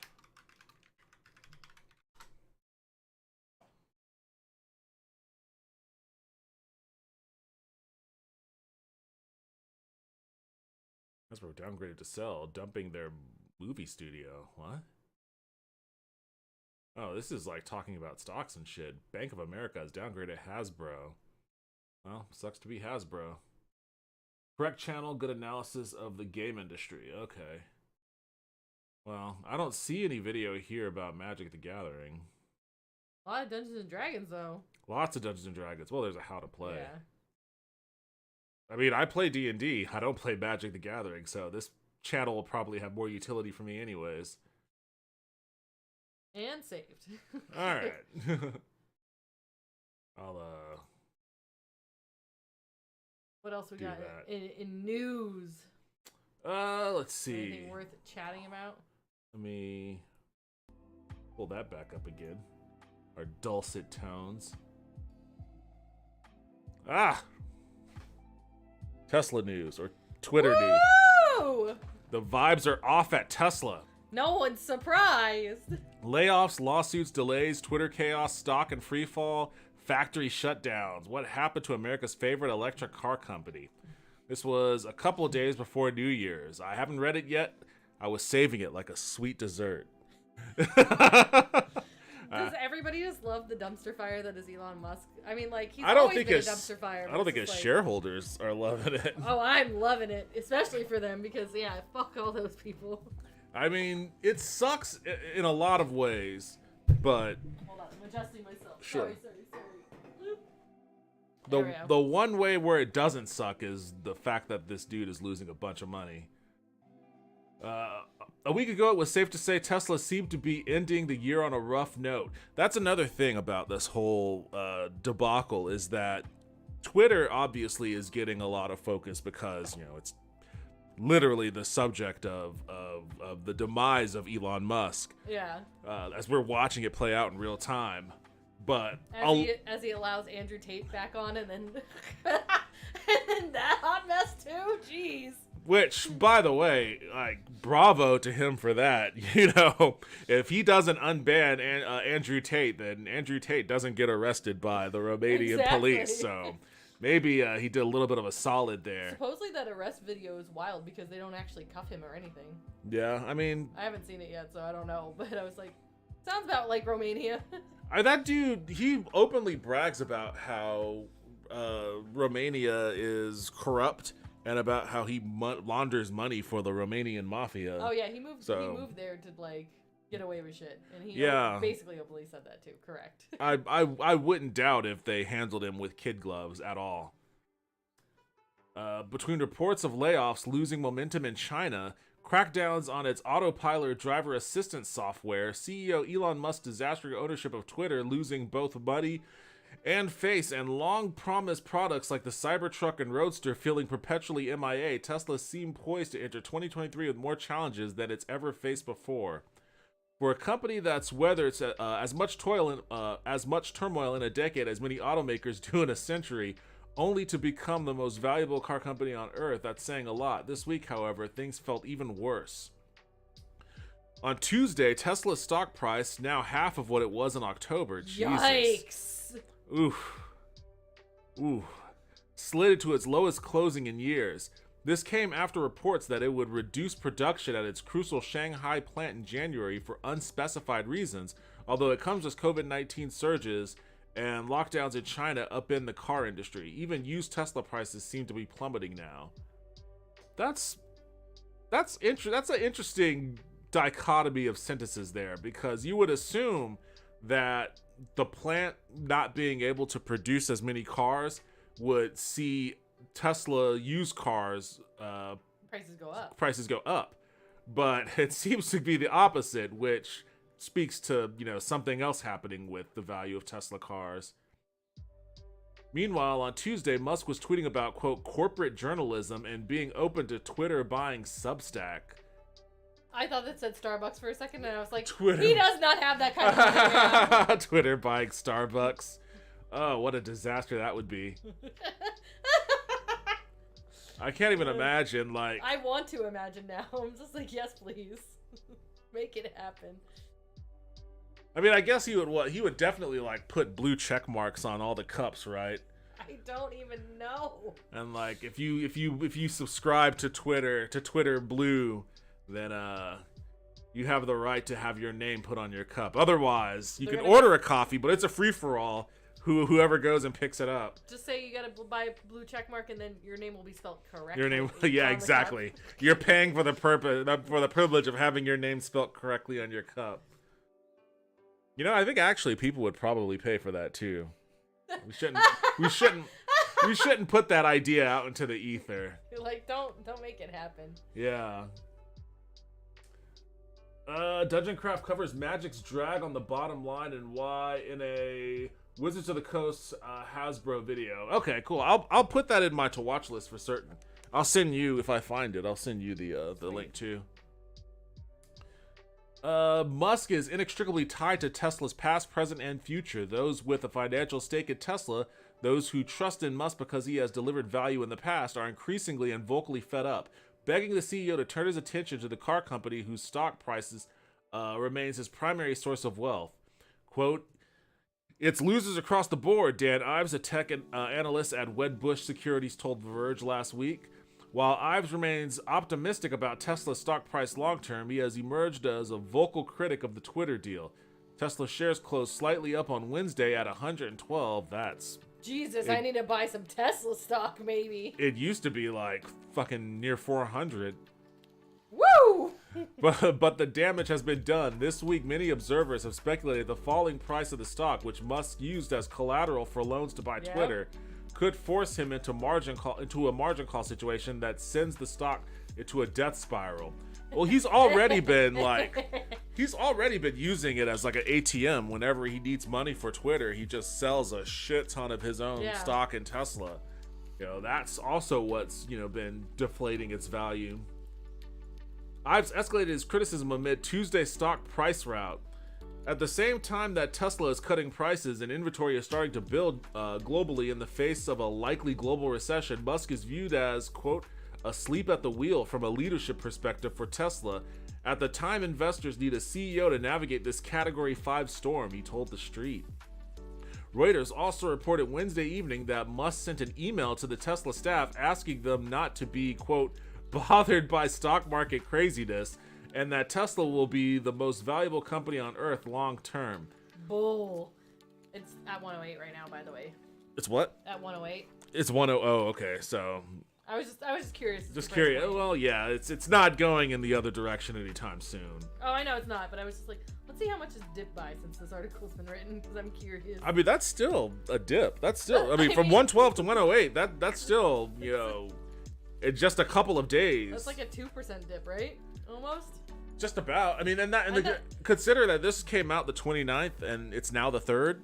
Like, this is the dullest period of time. Literally, like, nothing happened between, like, people were fucking eating turkey and, sleeping on their couch and not going to work, and even still in that climate, like, it still lost value. So, keep an eye out on these next couple weeks. Let's see. Realistically, Tesla's in the middle of a rough moment. For now, it's just a moment, but other car companies, not Twitter, will bring Tesla its biggest headaches in 2023. Yes, I talked about this, not my last stream, but a couple of streams ago, how Tesla has lost, like, the Tesla's big core brand value for its market was that it's the preeminent electric vehicle provider. Like, if you want an EV, you got to get a Tesla because they're affordable, compared to what other EV offerings there were out there. Yeah. But also they're cool. They don't look like the Prius, how the Prius used to look, or the Nissan Leaf. You want a car that looks like a car, not like a melted blob of wax. That's not the case anymore. All of these other companies all have EVs that look like cool cars, and they're becoming increasingly affordable. Like, if I was gonna buy an EV, I would get the Ford F-150 Lightning. I don't know anything about that, but it sounds amazing. It looks exactly like an F-150, which I have come to the realization that I like that truck. You're like, I might become a truck person. Maybe this is a result of me living in Texas for 22 years. Right. Like, I'm gonna get me a truck, and it might be an F-150 Lightning. It's not as expensive as the EVs used to be back in the day, so they're losing everything that made them unique. For the first time, Tesla faces real competition. Volkswagen, Hyundai, Kia, Mercedes-Benz, and almost every legacy company in between are gunning for would-be Tesla buyers. And Musk's extremely online antics seem poised to send customers into the arms of competitors whose chief executives aren't as eager to air grievances about people's pronouns on social media. Yeah. Yikes. Real quick, because they mentioned it, how do you feel about the new Kia logo? Those squiggly lines? It's just a K and it looks like a K and an N. It's like, well, if you don't look at it, if you just kind of glance at it, it's just like sharp, jagged lines everywhere. Oh, no, it's like a K and an N, and I was like, what is KN? What is that car company? I don't know. Yeah. Everyone's like, oh, that's Kia's new logo. I was like, it's terrible. There is an I in there in the middle. There's like a little straight bar right between but it is weird. But the A doesn't have the cross, so that's why it looks like a backwards N. Yeah, So for me, I was like K and N because dyslexia, so it looks like a KN. Oh. I was like, what is this? Why? You know what? When I first saw it, I didn't like it, but it grew on me. Yeah? Yeah, because I remember their original, which is just Kia and like a little oval, and it's kind of lame. It's pretty lame. I mean, I guess so, but I feel like this is not any better. Well, all right, let's see.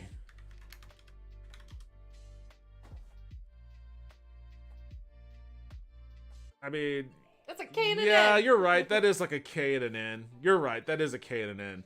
But I mean, yeah. It looks like a Nine Inch Nails logo, homie. It does look like a Nine Inch Nails logo. Yes, you're right about that exactly. Like, if you don't, like, again, if you're just driving on the street and you glance at it, it doesn't register as anything. It's just lines. No, it doesn't. Yeah, just lines. That's why I was like, what is this? Which is a bold move on their part. I appreciate the bold move. Is this a little better? No, is this any better? 84 one is great. You like that one? Yeah. Oh my goodness! Wait a second. What is going on with the 64 one? Is kind of cool too. I don't know how the fuck does that even mean? That's what I'm saying. Like, that's kind of interesting at least. Shit. Fuck. That's Q. It's an upside down Q too. I don't know what they're doing. Someone was fucking high as shit when they came up with this one. I mean, it did start in 64, so that makes sense. Yeah, I guess too. I kind of like this one, kind of. Very 80s. It's kind of like that Dixie Cup kind of thing. I just like that it looks like a boat.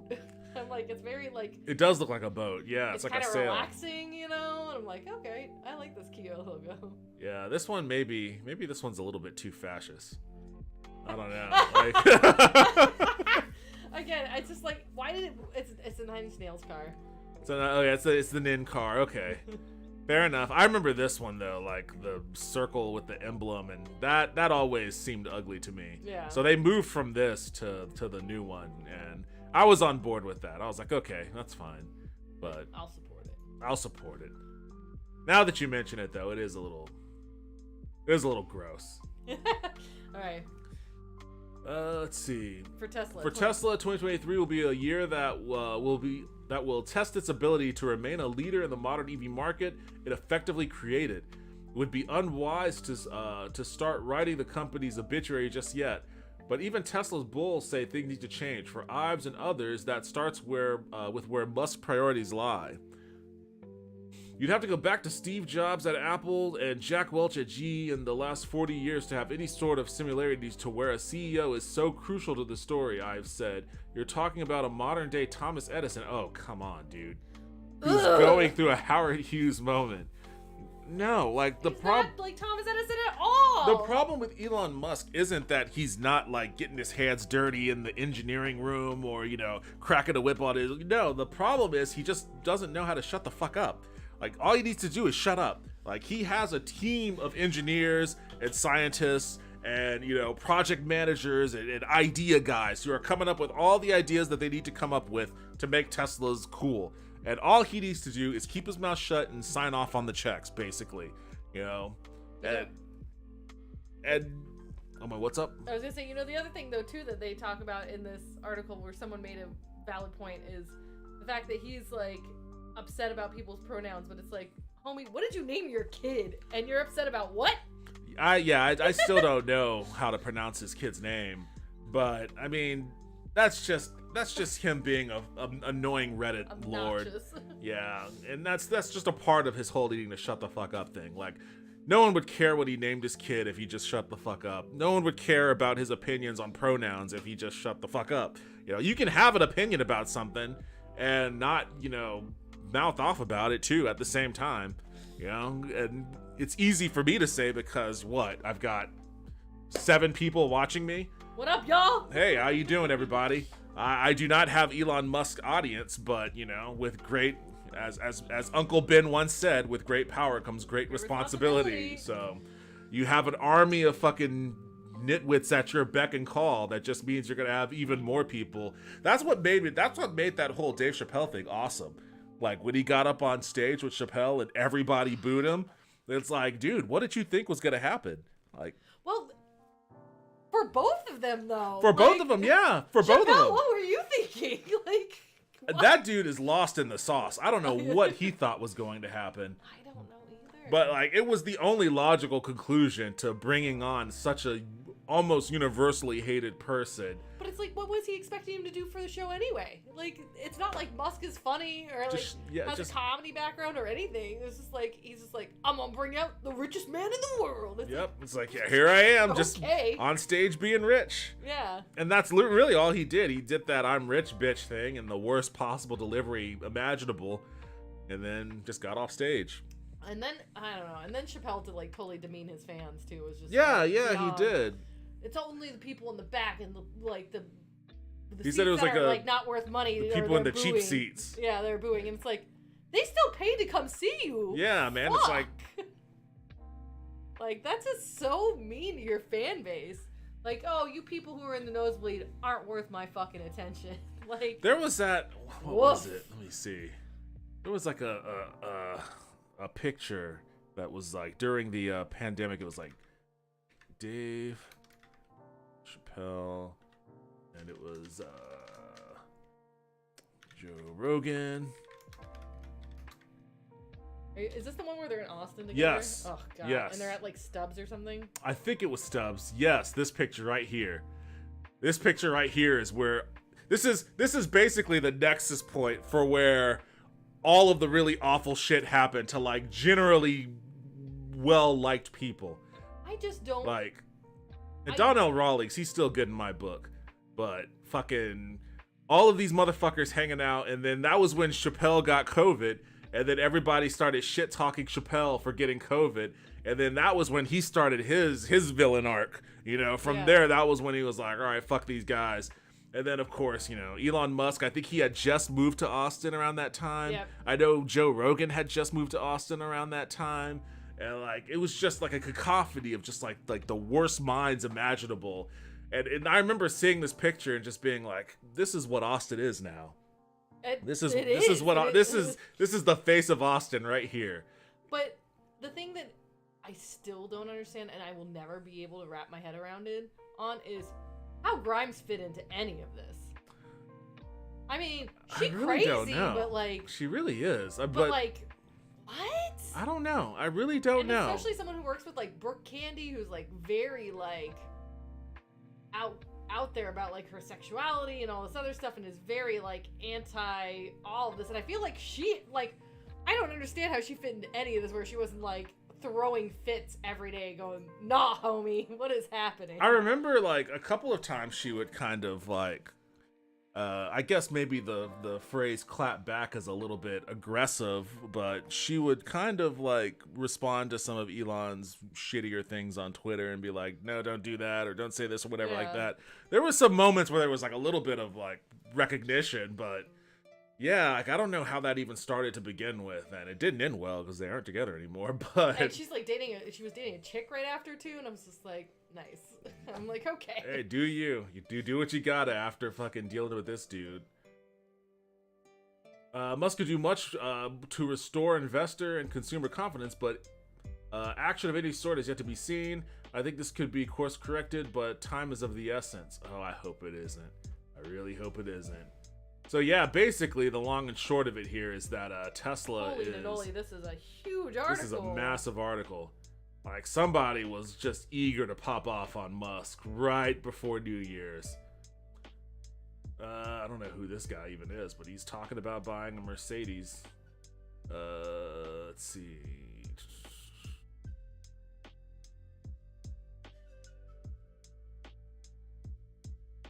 Damn, this is a massive article. Yeah. I'm not reading all this. It just keeps going.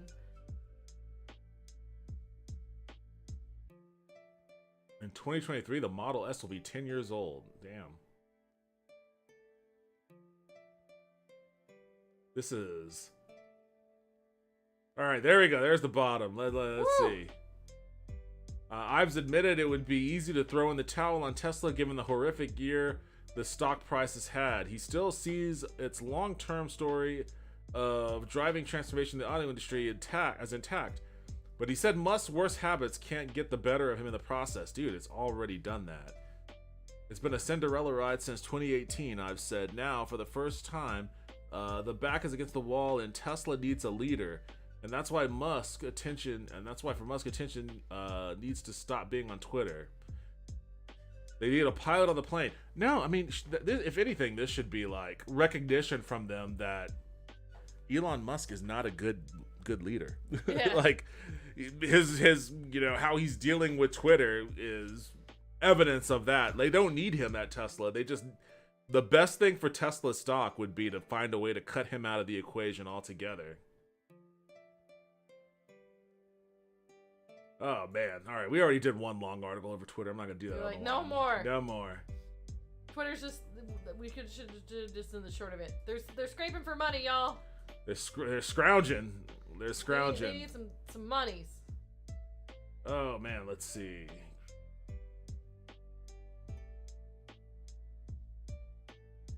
You sent me a lot of these videos. It was like a theme for you. What was the theme? It was a lot of school stuff. It's all housing. Oh. It starts with like housing and then goes into like bigger.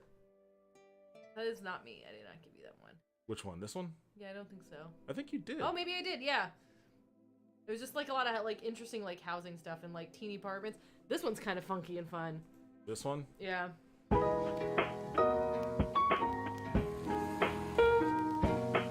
I always get. A few weeks ago, we had a chance to take a look at Tokyo's cheapest apartment. I always get Just under claustrophobia $100 looking at a these month. And again, Japanese fast apartments. and loose with the word apartment, as it came with some pretty major caveats. That one was wild, made too. it questionable as to whether or not it was even really a livable space. It was old, it was raggedy, and you know what? If you want to know more, I like his go shirt. check I'm that not gonna out. lie. Today, I Yeah. want to show you a place that's being called Tokyo's smallest new apartment. Oh, and in no. contrast to the last place, it is very new, and it's Look at how very- small the hallway is. All Yeah. right, so How do you even this get furniture is in there? What I'm going to be checking out. He shows you a couple Right units here. in this place. Are you Space, ready? and it's Can you wild. feel the excitement? They're just the way they're set up is so like, what? Okay, so right now I'm kind of in Genkan or Oh, this might actually be the space, one that I which is kinda like. Small, but it's not bad. This one you I've like? been in Possibly, tighter hold on. spaces in Japan, and then I like this place. Okay, we'll take a peek at this place completely I think empty, if this and is the then three-story see if one, we can this talk one's to one of the wildly residents good. and see how they use their space. So this is the entrance or Genkan space right here, and they've actually got a shoe closet right here. Wow, you could be a straight up shoe collector with that, as well as a little closet space right here. And you'd probably fit your washing machine right in this space here. It's got the whole hookup for it and everything. Washing And then machine right next to the beside front that, door. You have an induction heater and a sink.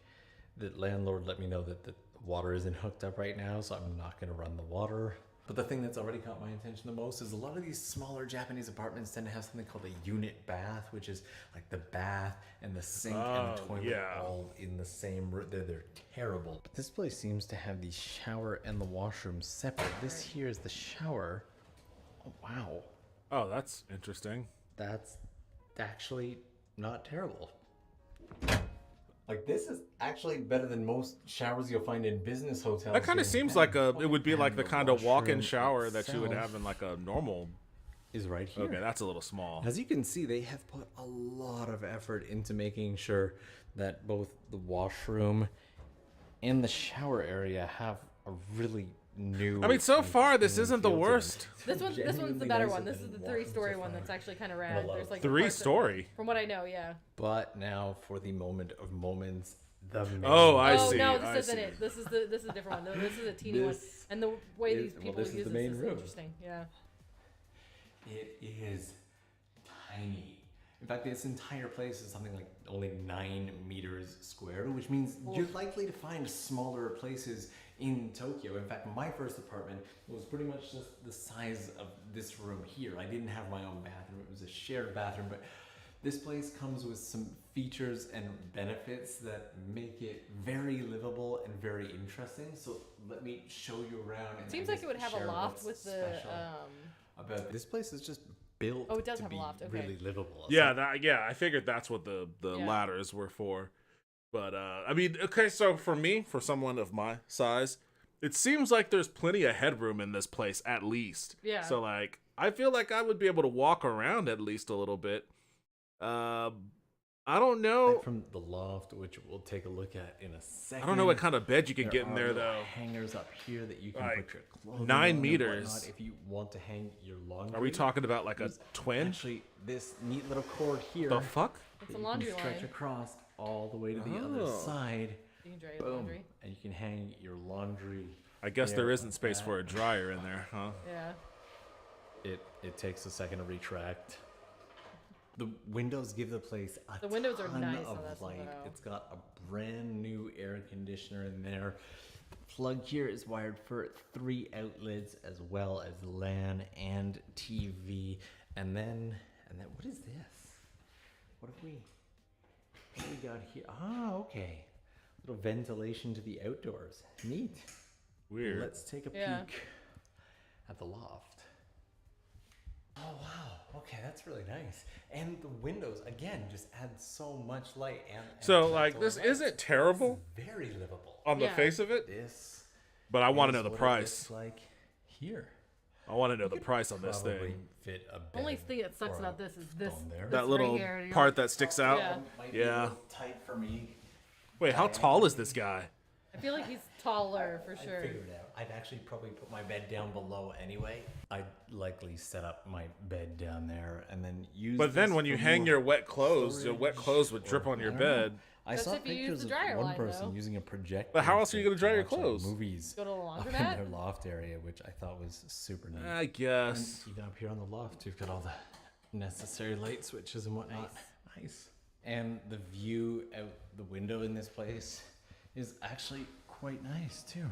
There we go. Oh, that is cool. That's a cool little neighborhood. Really Yeah. nice weather today as well. You can hear the birds. The Yeah, you building can is just also jump right out just the window as and new run down the and street. beautiful from outside as it is from in. This Someone can come particular one visit is you if located you're having in an the affair. You main just push him out area the in window. It's space totally known as fine.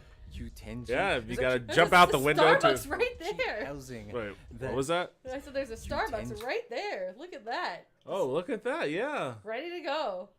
and cozy corner, whatever cozy corner might be. Yell and be Okay. like, hey, can you guys make me a coffee? Thanks, I'll be over in a minute. See, or just like paper airplane over there. There's actually part of a project for cheap housing that they're trying to, how can I put it? They want to provide affordable housing to help like students and young people and really anybody. Oh, imagine get a that. leg up, and all of these are located within 10 minutes of the station in major areas like Shinjuku and the Meguro area, Ike.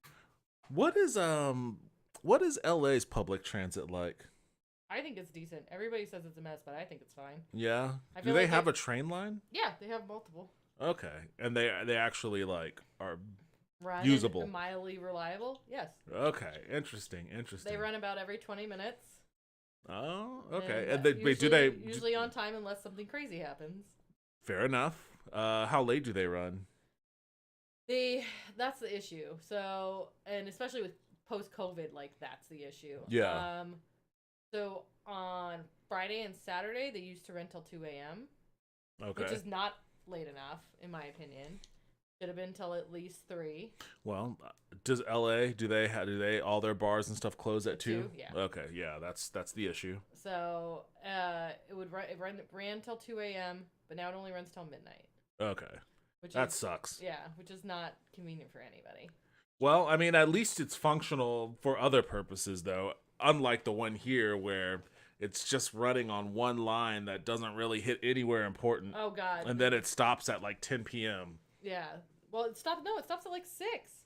Here? Yeah, because that line is used for actual trains to do cargo. I thought it stopped at 10. I think it stops earlier. I think on the weekends it stops at 10, but I think on the weekdays it stops at like 6 or 7. That's useless then. That's entirely useless. Hold on a It's second. meant for commuting, and that was it. It was meant to. But I commute mean, from work. people leave the office at like 6 p.m. Hold on a second. Let me see. Capital Metro Rail. Also, someone said they thought the LA subway was clean and pretty nice. Loa, hey, welcome to the stream. Well, that says a lot. I mean, I was in Seattle visiting a friend of mine, and they have a Subway there too, and I was really impressed by it. Like, it was clean. It was clean there. It was quick. It was actually useful for what I needed it for, at least. So I'm always I'm fascinated. Living in Texas for 20 years, I'm fascinated by the idea that public transit can be anything other than horseshit.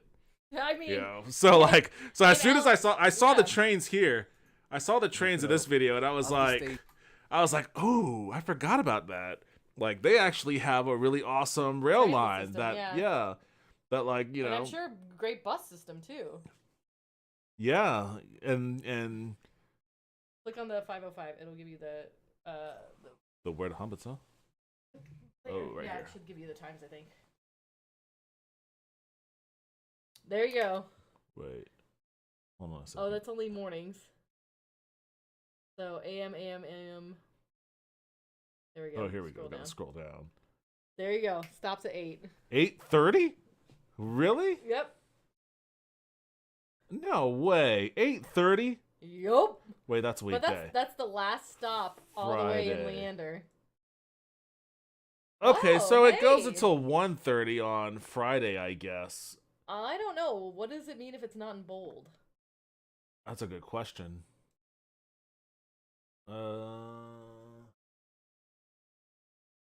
Doesn't say. Yeah, interesting. I don't know what it means if it's not bold. What about Saturday?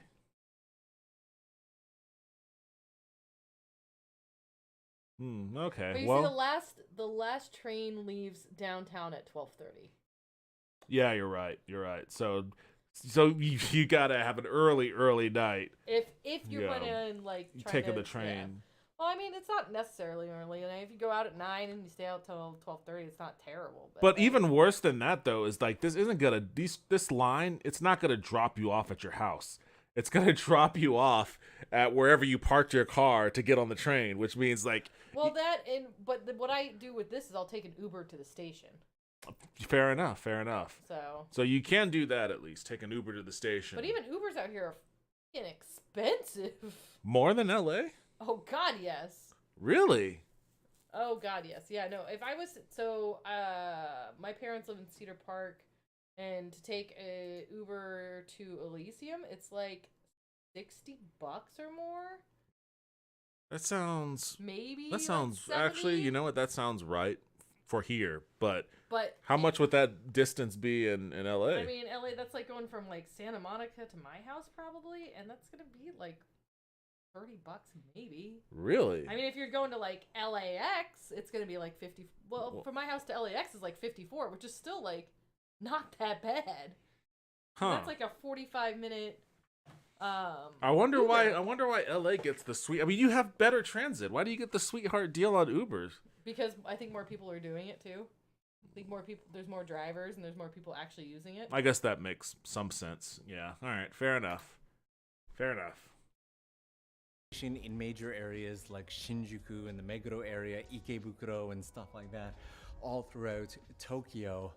And I love that. I think the project name is called Kukuri, which is apparently the Greek word for cocoon. So they want people to be able to come out of like these small spaces and have used their time here to grow and develop. And I know it's kind of nerdy, but I love it. I absolutely love the idea of that. You can fast forward if you want to see but I also prices too. have managed to set up. Well, this isn't that long of a video, one anyways. Of the residents, so let's go see how someone uses the space. If we can't meet and talk to him and see how he has his place set up. I'm super curious.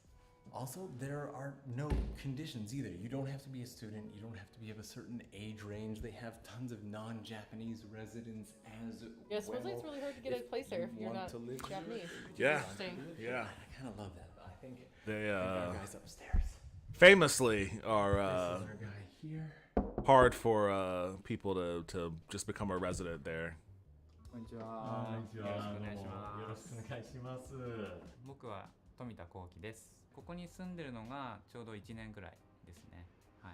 まあシャワールームとトイレが分かれてるっていうのが一番。ここがシャワールームですね。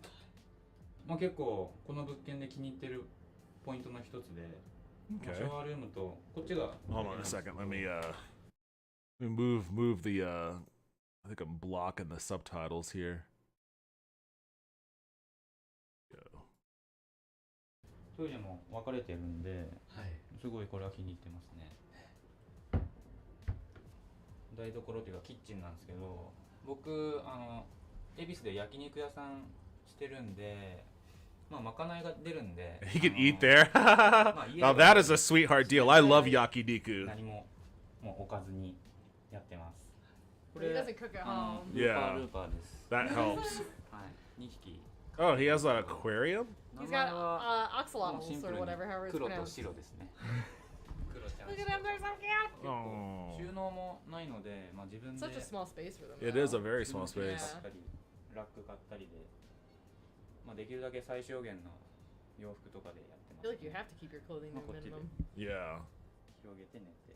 休みの日は。 Okay, so he just sleeps down there then. Yeah. What does he do with his upstairs spot? 上で多分寝 Oh, るん he でしょうけ just. ど、まあ僕はちょっと上まで上がるのがちょっと億劫なのと、で上はまあ。 So he uses it as a gym space? This guy is all about minimalism. Yeah. And he's got a projector up there too. Oh, that's pretty cool. Yeah. これでバーンって映して映画とか見たりする部屋にしてますね。 But I love that he's like, I don't come up here much anymore. It's too much of a hassle. I was like, oh, okay. まあ僕がここに住んでみての感想なんですけど、まあロフトは最初憧れで楽しそうだなと思って。 Did he got sick of climbing up and down the やっ stairs? ぱり結構この上に登るっていう仕草がちょっと億劫だなっていうのはちょっと感じてきましたね。じゃあ最近ロフトあんまり使わない感じ？あんまり使ってないですね。もうここだけで生活してる感じになっちゃってますけど、薄いと思いますね。壁、隣の人の話し声とか下の話し声とかも聞こえるので。 That's him just saying. でもこの街が Yep. 結構 That's exactly what that is. それは全然まあ気にならないくらいですね。まあどうせなら新築がいいなっていうので。 You know what sucks about his though is because he's on the top floor. His he doesn't have all the windows like the bottom floor did. Oh, he's on the top floor. Yeah, because he can't. Because he went upstairs. He doesn't have all the windows right there too. I guess that sucks for lighting, but I bet you that's helpful for heating and cooling. I'm sure, yeah.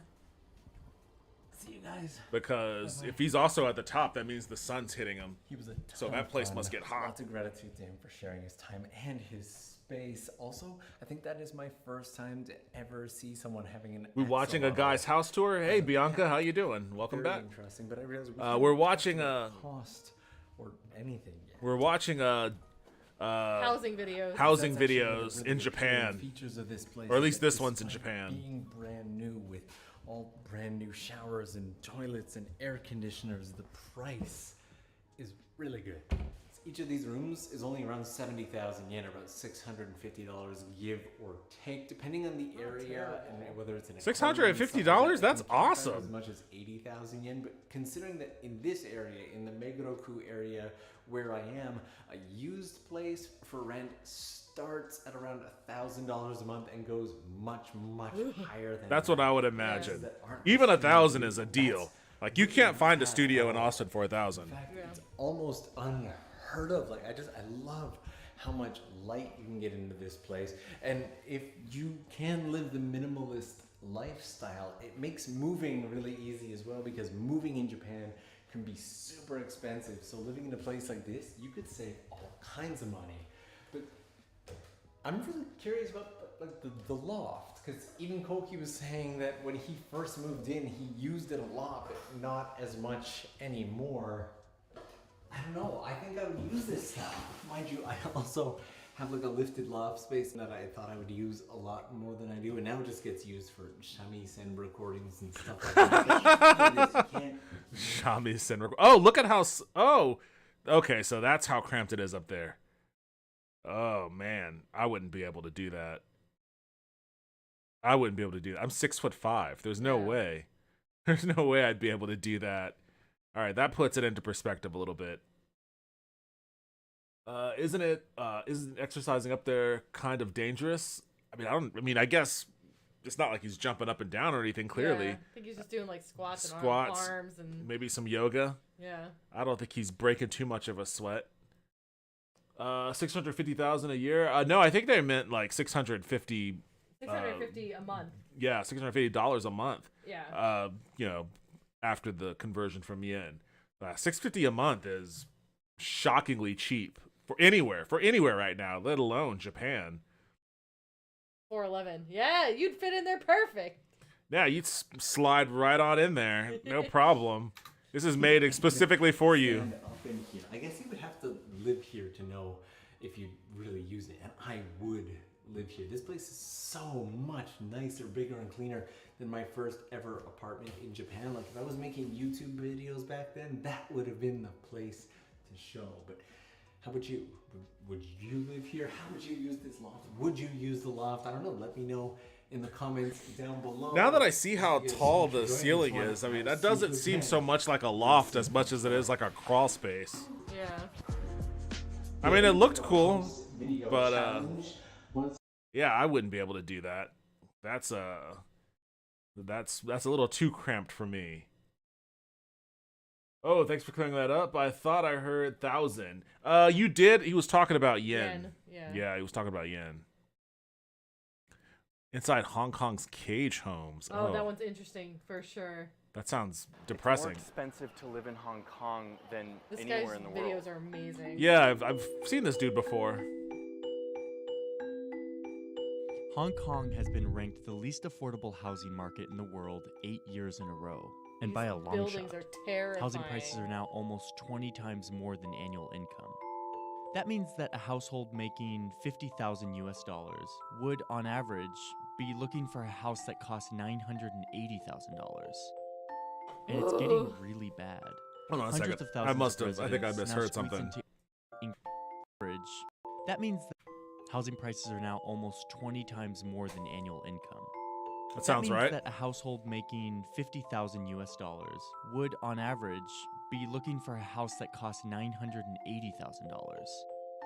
And it's getting Sounds like really Austin. bad. Sounds like Hundreds of Austin. Thousands of residents now squeeze into incredibly small apartments, most of them no bigger than a parking space. So these are cage homes, which basically fit Oh my one God. person and their belongings. And they basically stack these in a room in order to fit as many people as they can in the room. And yet the price per square foot for these smaller houses just keeps shooting up. That's not a house. I visited these homes to try to piece together an explanation for this trend, and to meet the people who are being squeezed by the world's least affordable real estate market. It's terrifying. Even those are terrifying. Like, these buildings are huge and the spaces are so small. Yeah. It's just wild. I mean, these shots are beautiful though, but it's just like, what the fudge? Yeah, that's definitely like. There's plenty of space in Hong Kong to like develop livable. People in this city who live in spaces that Music are was way between too loud. Yeah, it was. 75 and 140 square feet. For some perspective, a typical parking space in the U.S. is 120 square feet. Terrifying. 所以好困難，始終呢度係黑暗嘅，即係一入嚟到見唔到光㗎嘛。 One of the most common strategies for small space living is this subdivided house model. This big space that's been divided up into a bunch of tiny little living spaces. So they took what would have been a normal apartment and turned it into like 6 apartments. And a few belongings. 有啲就條理，有啲就求求其其咁樣。嗰啲唱 K 啊嗰啲啦，同埋啲水啊嗰啲藥品啊。Karaoke? He's doing karaoke in this tiny ass place? Got a little karaoke machine for when he gets drunk alone. This must be like the most annoying tenant in this fucking like it's literally like if this half of this place was an apartment and the other half was an apartment. I think it's smaller than that. It might be smaller than that. This dude is doing karaoke in there. I mean, it's like this desk space where we're at and maybe like a few feet behind us and that's it, homie. Ugh. Like, it's teeny. I mean, I guess he needs to do something to keep sane. Karaoke sounds like it might be a bit brutal, but hey, you do whatever you need to. 啲水啊嗰啲藥品啊，好簡單嘅。 What makes this model work is that they have a bigger communal space where they're able to have their cooking and their washing in the bathroom open to everyone so that they can save space and save money in their actual living quarters. So this is the kitchen for this space, which is shared by 4 families. 因為每個人生活習慣唔一樣咯，成日都因為好少個事都會有摩擦咯，唔 OK 咯，即係好多嘈交咯。 Yeah, having 4 roommates in that small of a space. No, thank you. I mean, that's not even 4 roommates. She's got a kid with her. For why the price I wouldn't be able to deal with that at all. Is land scarcity. You know, 7.5 yes, million land people scarcity. Into this series of islands. But it's artificial. The same story in a lot of places that have run out of land that are in high demand. Think San Francisco or New York City. Okay, this might be the story in New York City and San Francisco, but is Hong Kong actually running out of land? Let's see what the drone says about this. Flying over Hong Kong, you start to see I mean, that is beautiful. While yes, there's a very dense urban landscape, there's also a whole lot of green space.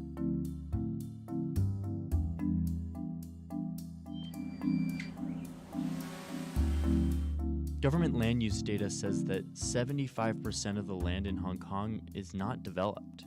Now, some of that is mountainous and rocky and not easy to build on, but certainly not all of it.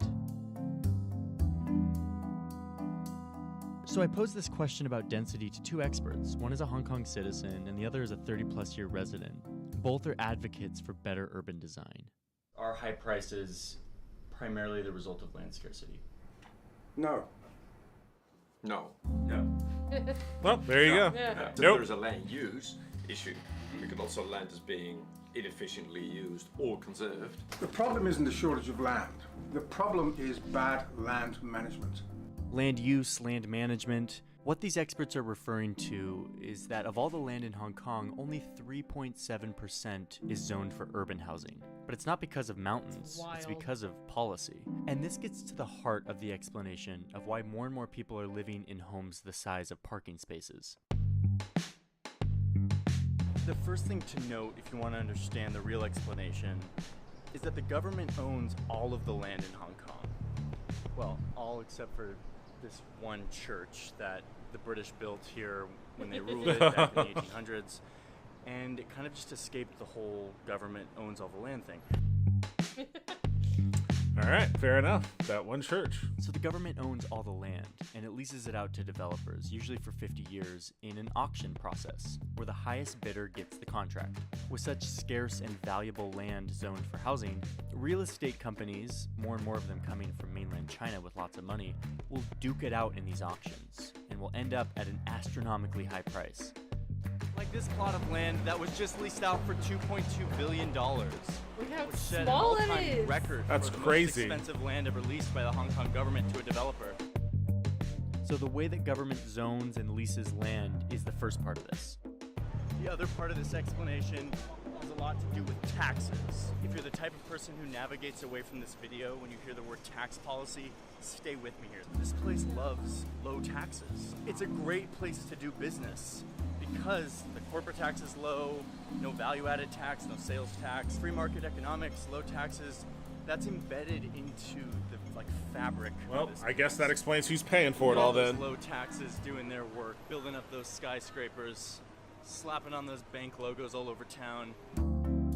So if the government isn't getting revenue from taxes, it really needs it from another source.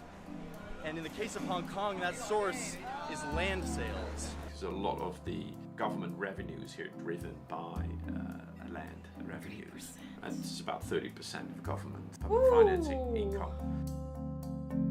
That is a huge The chunk government of of Hong government Kong income. can lease out Yeah, this land that's to developers at colossal. astronomical prices, make a ton of revenue from that, and not have to raise taxes on the people or the corporations that reside here. And they still proudly retain their Well, ranking I mean, it's as not that they're not raising tax on the people, they're just offloading the cost in other What ways. this means is that the Hong Kong government doesn't have a huge incentive to free up more land and lower prices. But while this current arrangement of bidding and auctions is really good for revenue for the government and good for the market generally, it's not super good for the people of Hong Kong.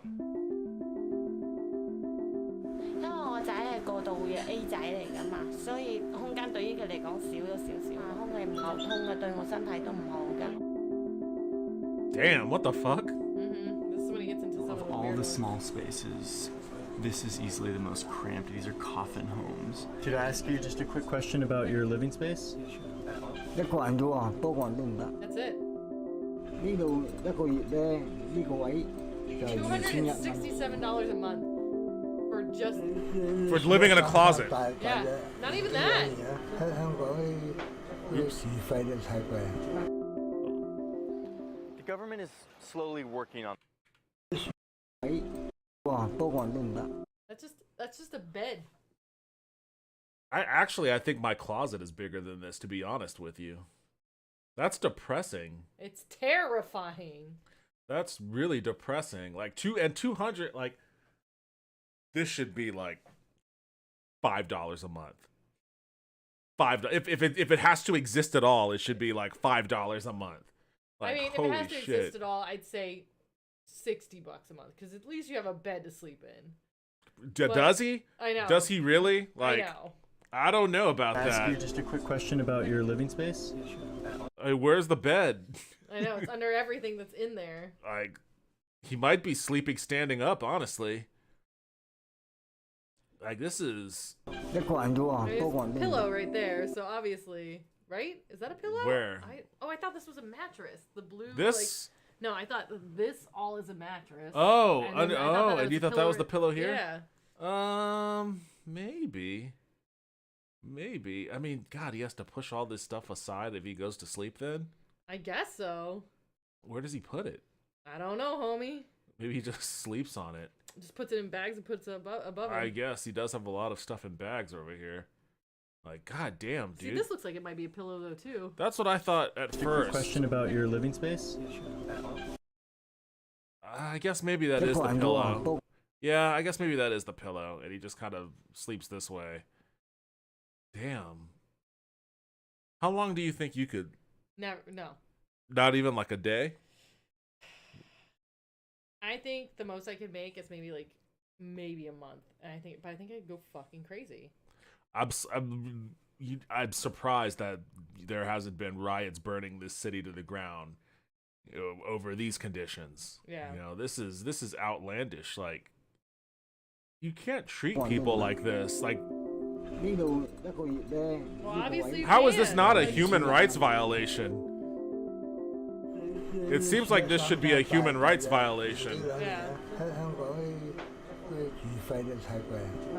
And it sucks. It's upsetting because Government most of is the people slowly in these, when you watch this video, are all a lot older. Like a lot older, and that's terrifying to me. Yeah, I mean, I'm. So what? Are young people just moving elsewhere, or, you know, are they? I mean, I don't know. I don't know. I would like to see the demographics of you know, who is able to afford or who is forced to have to afford these kinds of conditions.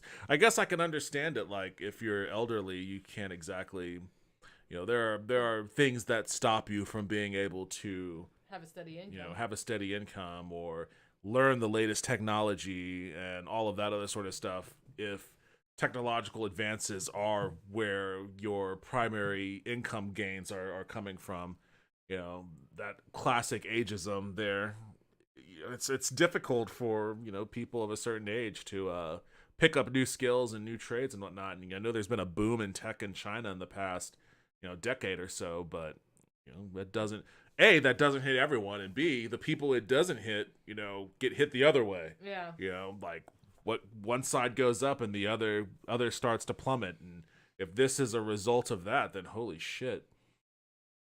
On this problem. Year after year, new policies Capitalism come at in its that are meant finest, to fix absolutely. this, but they're slow to change, Absolutely. mainly because they have an incentive to keep the status quo as it is. Out here at this industrial complex in Hong Kong, I met with a guy named Eric Wong, a local inventor and businessman who has seen a business opportunity in the midst of this space crisis. Eric grew up in Hong Kong and has been thinking about small space living for a long time. 其實喺我幾歲嘅時候，第一個 capsule 點樣嚟呢？我係 So this guy just builds like capsules for people to sleep 一個 in. 新雪櫃又有個紙皮箱，咁我就戒咗啲窗門玩。Oh, it has Wi-Fi. Yeah. His capsules come in 1 or 2 person sizes and are meant to provide a more efficient and hygienic version of the cage and coffin homes, all at a relatively low price. 呢啲款式咁啊喺國內啦，我哋買到係唔使3000蚊一個，咁啊基本上你買張 Is that like a month? Or he just purchases, you No, just... I think it's $382 a month. I think that's the rent for the space. Down here, there's a little box where you can put all your valuables. I mean, it's dystopian as hell, but it's a hell of a lot better than the shit we were seeing before. Leaps better than the shit we were seeing before, for sure. Damn. Okay, so there's mirror lights, there's reading lights. But these capsules, as innovative as they are, really just put a band-aid on this housing problem. They don't serve as a real solution. A real solution would need to come from something that's much less profitable and fun to look at.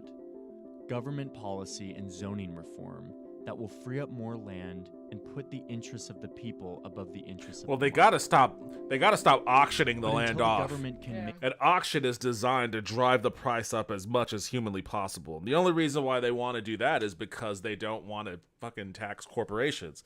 You know, it's a funny how, you know, communist China runs into the same pratfalls as capitalist America. They don't want to tax their businesses. But tax your businesses, tax your rich people, and then don't auction off those lands, or at least put like a very, very, very low ceiling on where that auction can hit.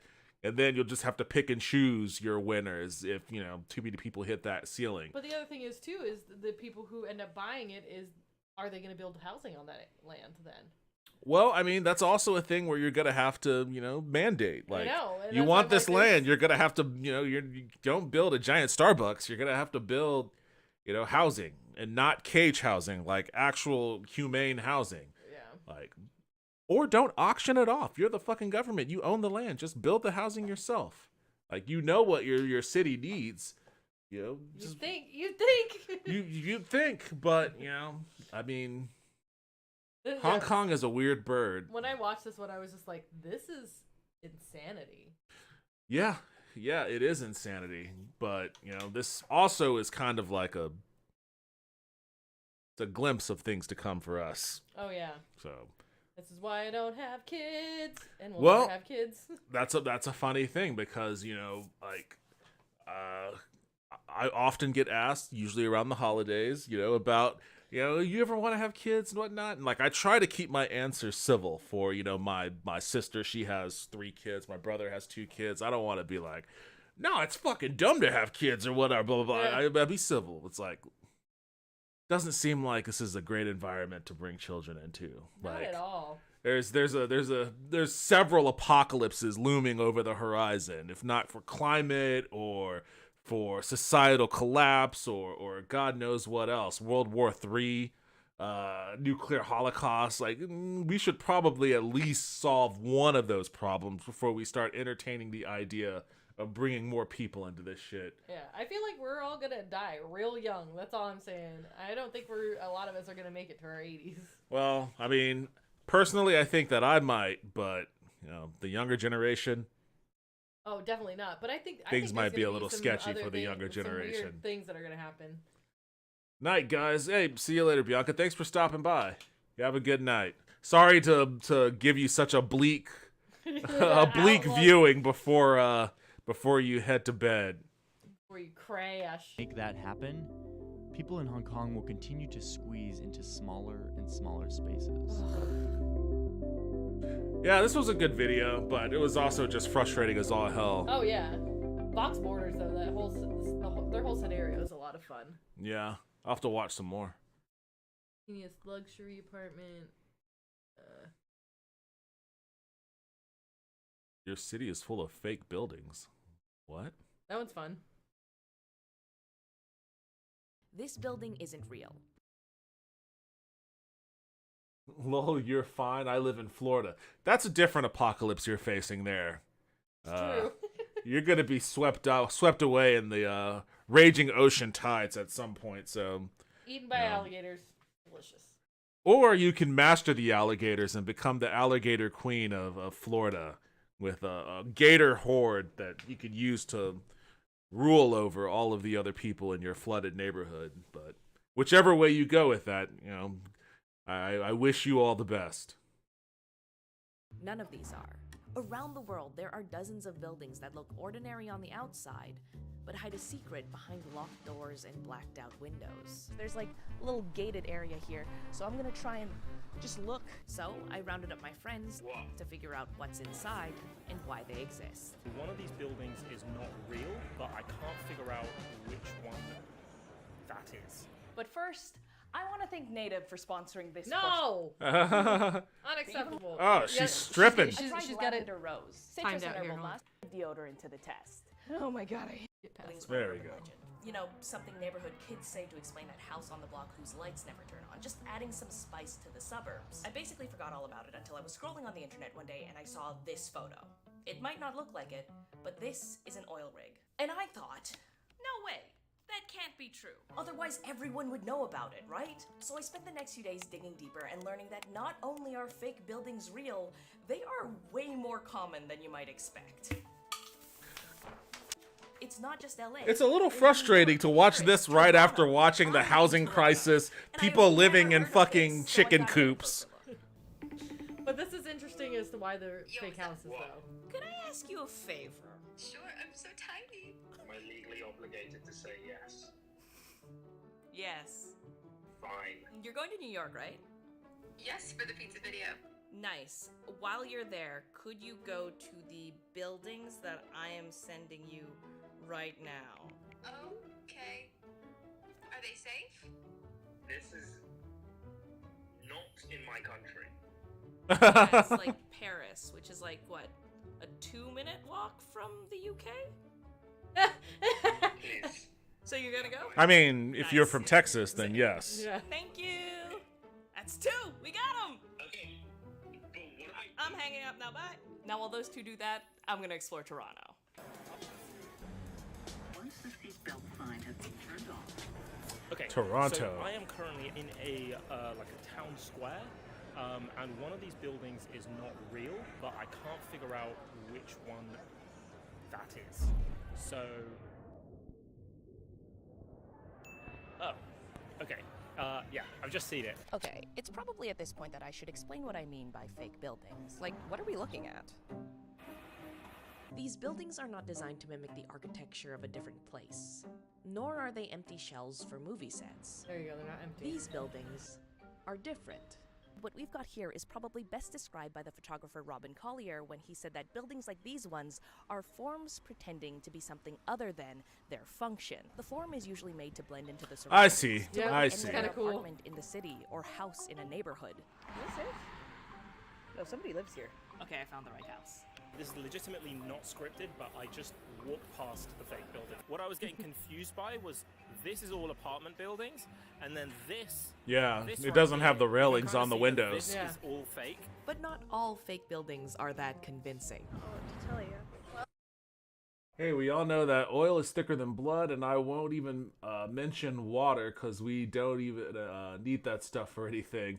Well, the water is all poison anyways. We've already lost the water battle, so just slip into your dystopia with as much comfort and ease as you can is my advice Makes me for wanna you. cry. Yeah, the water is done. We're done for with water. It's gotta be tanked under one day. That's why Nestle owns it all. They're buying all of the groundwater, and there's nothing anybody seems to want to do to stop it.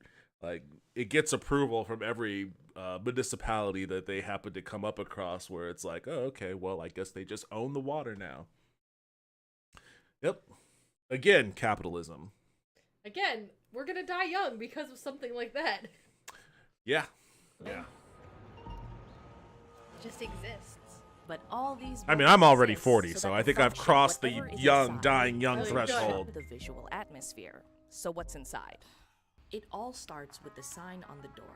High voltage, keep out. There's like a little gated area here, so I'm gonna try and just look. Okay, can I just... Whoop. Oh, sick. This is an electrical substation, and it's the only thing Interesting. inside this Yeah. house.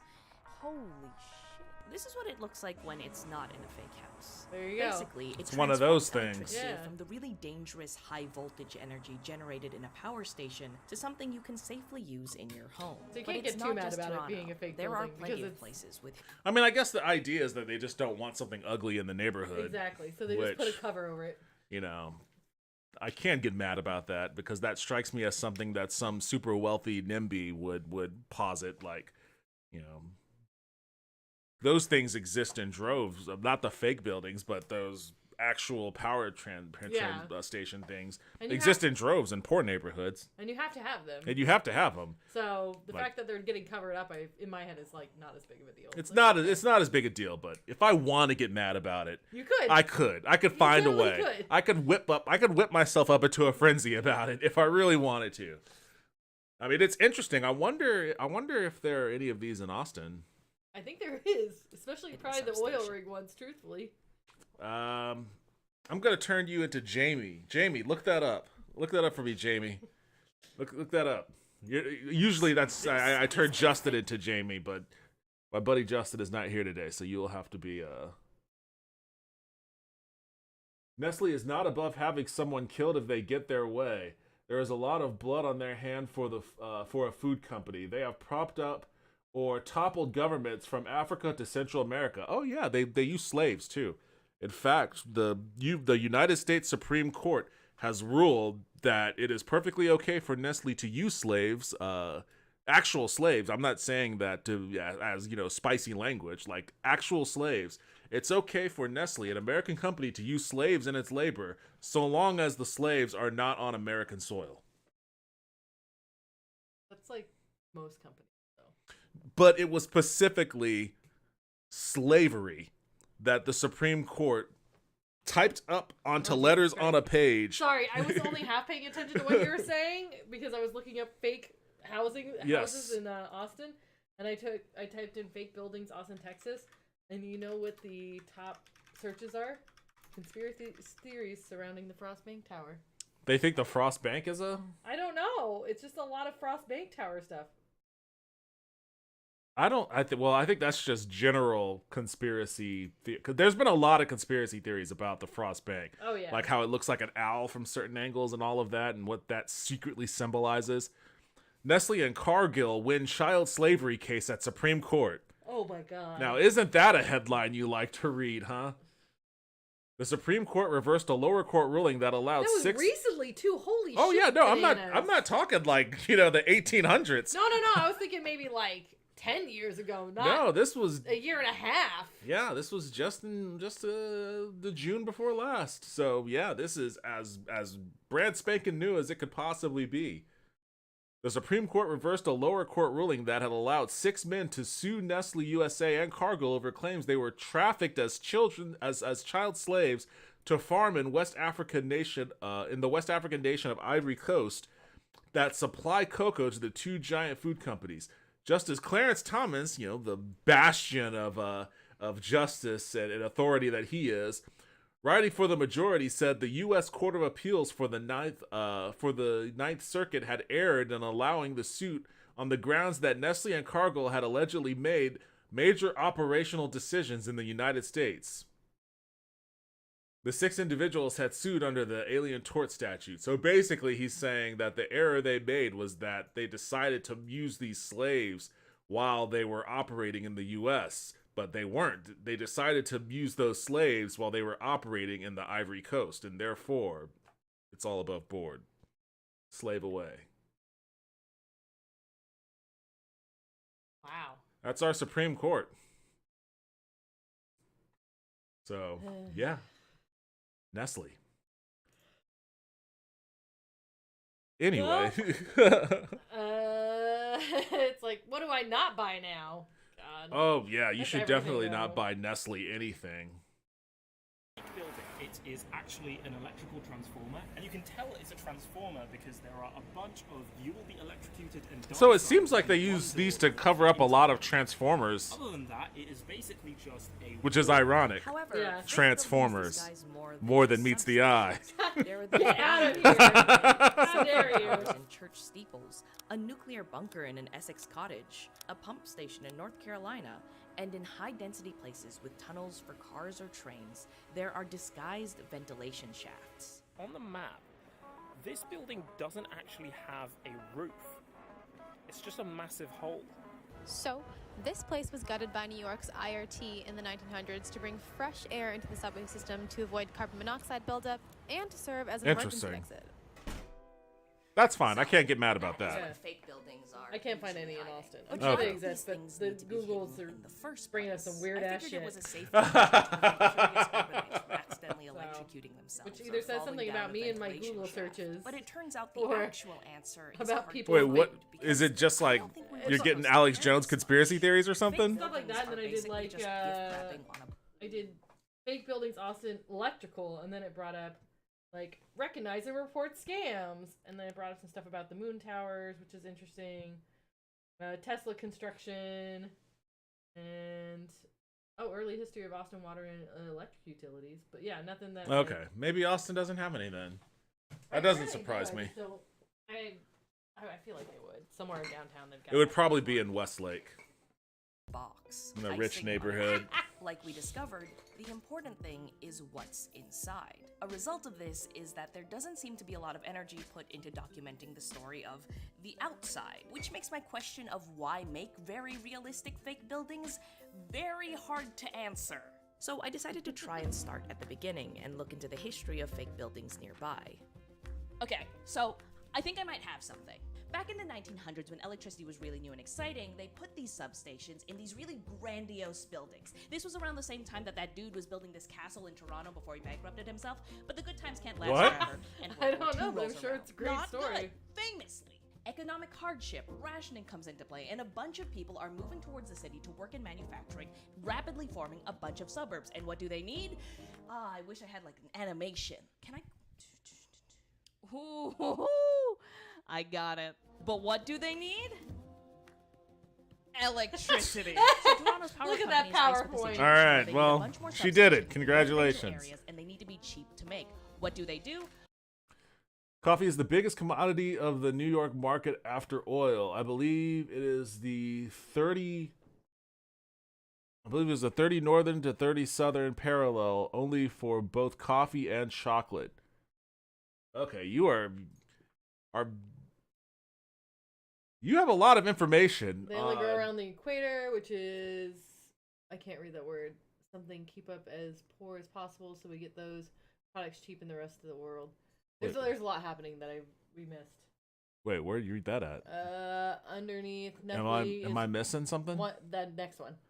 Both chocolate. Oh, I did miss this. Both chocolate and coffee only grow around the equator, which we coincidentally keep as poor as possible, so we get those products cheap in the rest of the world. Okay. I couldn't do coincidentally because I was just like, that's a lot of letters and very small, far away. I mean, there's a lot of stuff that we get that comes from around the equator. You know, a lot of vested interest in keeping that area cheap. You know, whether it's Chiquita bananas or sugarcane fields. Ooh. Hello.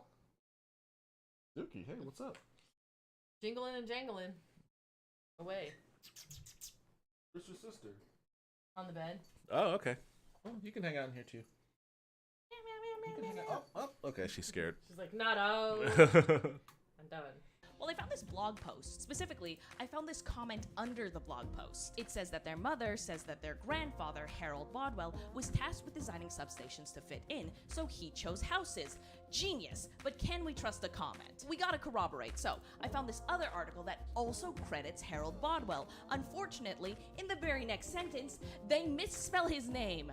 Red flag, but we persist. So, I go into Toronto's archive of city directories, flip back to the early 1900s, and who do I find but a draftsman named Harold A. Bodwell. So his middle name starts with an A. What can we do with that? Except, go to the Bodwell family homepage. It is an online family tree for all North Americans with the last name. Yeah, she is a complete and total psycho. Like, probably on this. How did she find And the who do I Bodwell find family except for homepage? Harold Alfonso Bodwell, and he has a kid, Marion Colton, who, in 1937, marries Richard Reed Smith, and their Richard child Reed? could be none other Mr. Fantastic? than M.S. Smith. Oh.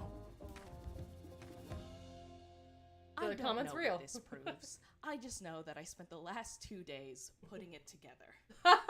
I think the thing that's bothering me is the fact that these are electricity services, transit systems, oil companies. They are not known for caring a lot about their impacts on the environment. So why do it? Why are they covering up their infrastructure in fake buildings that are so realistic that you might walk by she answered her own and question. never notice? So I tried to look at more modern sources and watched webinars and town halls. Double-speed playback was humanity's most important invention. I spread my research out to other countries. L'architecture?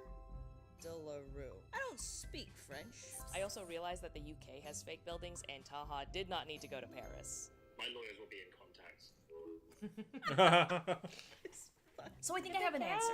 Or a theory. Two she's theories. scared. Theory 1 starts in a neighborhood with a need, like power, ventilation, or sewage. The kind of utility infrastructure that overall improves lives, but can negatively Okay, I'm impact gonna place you the down. immediate There you go. neighbors, leading to the There you nickname go. NIMBY facilities, or not in my backyard. The Yep, that's arguments exactly what they against are. these facilities are usually I knew based it. in lifestyle and investment conflicts, with residents fearing the loss of neighborhood resources, potential danger, and other consequences that not only make living in a community less pleasant, they can also harm property value. I knew which it. I really knew it always affects comes down to housing's fucking rich people not wanting instead of shit a in their human right. backyard. I understand a lot of these concerns, but sometimes it's just straight up whack. Listen to this dude talk about a parking lot. This parking lot is a hub. It's the heart of a community. It's the hub. Now here's him talking about unhoused people. To increase the population density here with 64 units of people going through the most troubling, difficult times of their lives, this may not be the appropriate place to do it. An affordable house? But motives aside, people with NIMBY mentalities can be incredibly influential in North American urban design. It's because they tend to participate more in local politics, which informs things like zoning laws. So theory 1 is that developers with essential projects will cover them in incredibly realistic fake houses just to protect the property value and lifestyles of people with NIMBY mentalities. That's why I said we'd most likely find the fake buildings in Westlake. What about this? What an undisguised substation actually looks like. There's a bunch of metal rods and signs that promise they will kill you. Imagine if that was your neighbor. So theory 2 for why we have fake buildings is just good urban design. Our environment can impact our health simply by how it's designed. It influences our sense of safety and the way we socialize. Aesthetic justice theorizes that just like clean air and access to education, well-designed environments are also a social good, one that can improve our quality A of lot life. of these facade buildings are all over Chicago to hide the infrastructure. That's a good place to do it. As we do the function. Because a substation that powers the neighborhood can also make the person next door feel anxious. It's just a bit scary. And a ventilation shaft that clears the air can become the center of mysteries and conspiracies. So theory 2 is that designers recognize that good function can't exist without good form, and they decided that the best form may sometimes be one that fits in into the hearts of cities or quiet suburbs all around the world. Unremarkable until you take a closer look. Those are just painted on. They're like, we'll make That's it look funny. like someone maybe lives here. That was a good video. I like that. That was a It's good one. definitely like interesting for sure. I'm just gonna go ahead and click that button. Not that it matters. I'd been forgetting to run ads the whole time. You got to do it right when you start. I told you that once before. Yeah, right? yeah, I know. You run the longest one possible.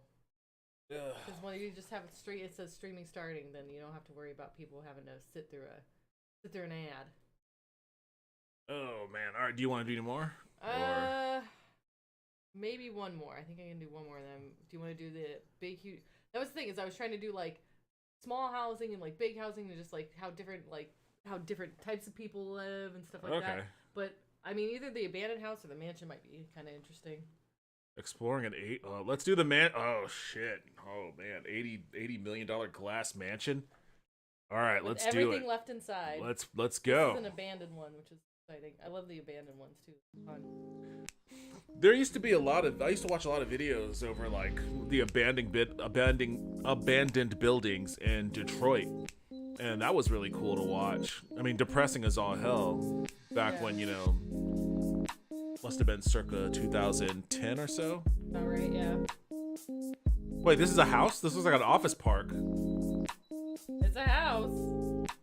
What a lame ass house. Already on the face of it, this is I would not want to live in this house. Like, no, thank you. It just looks like an office. It's literally an office. It's just an office. It's a mall. I want to know what's left inside, though. I don't think I ever fully watched this one.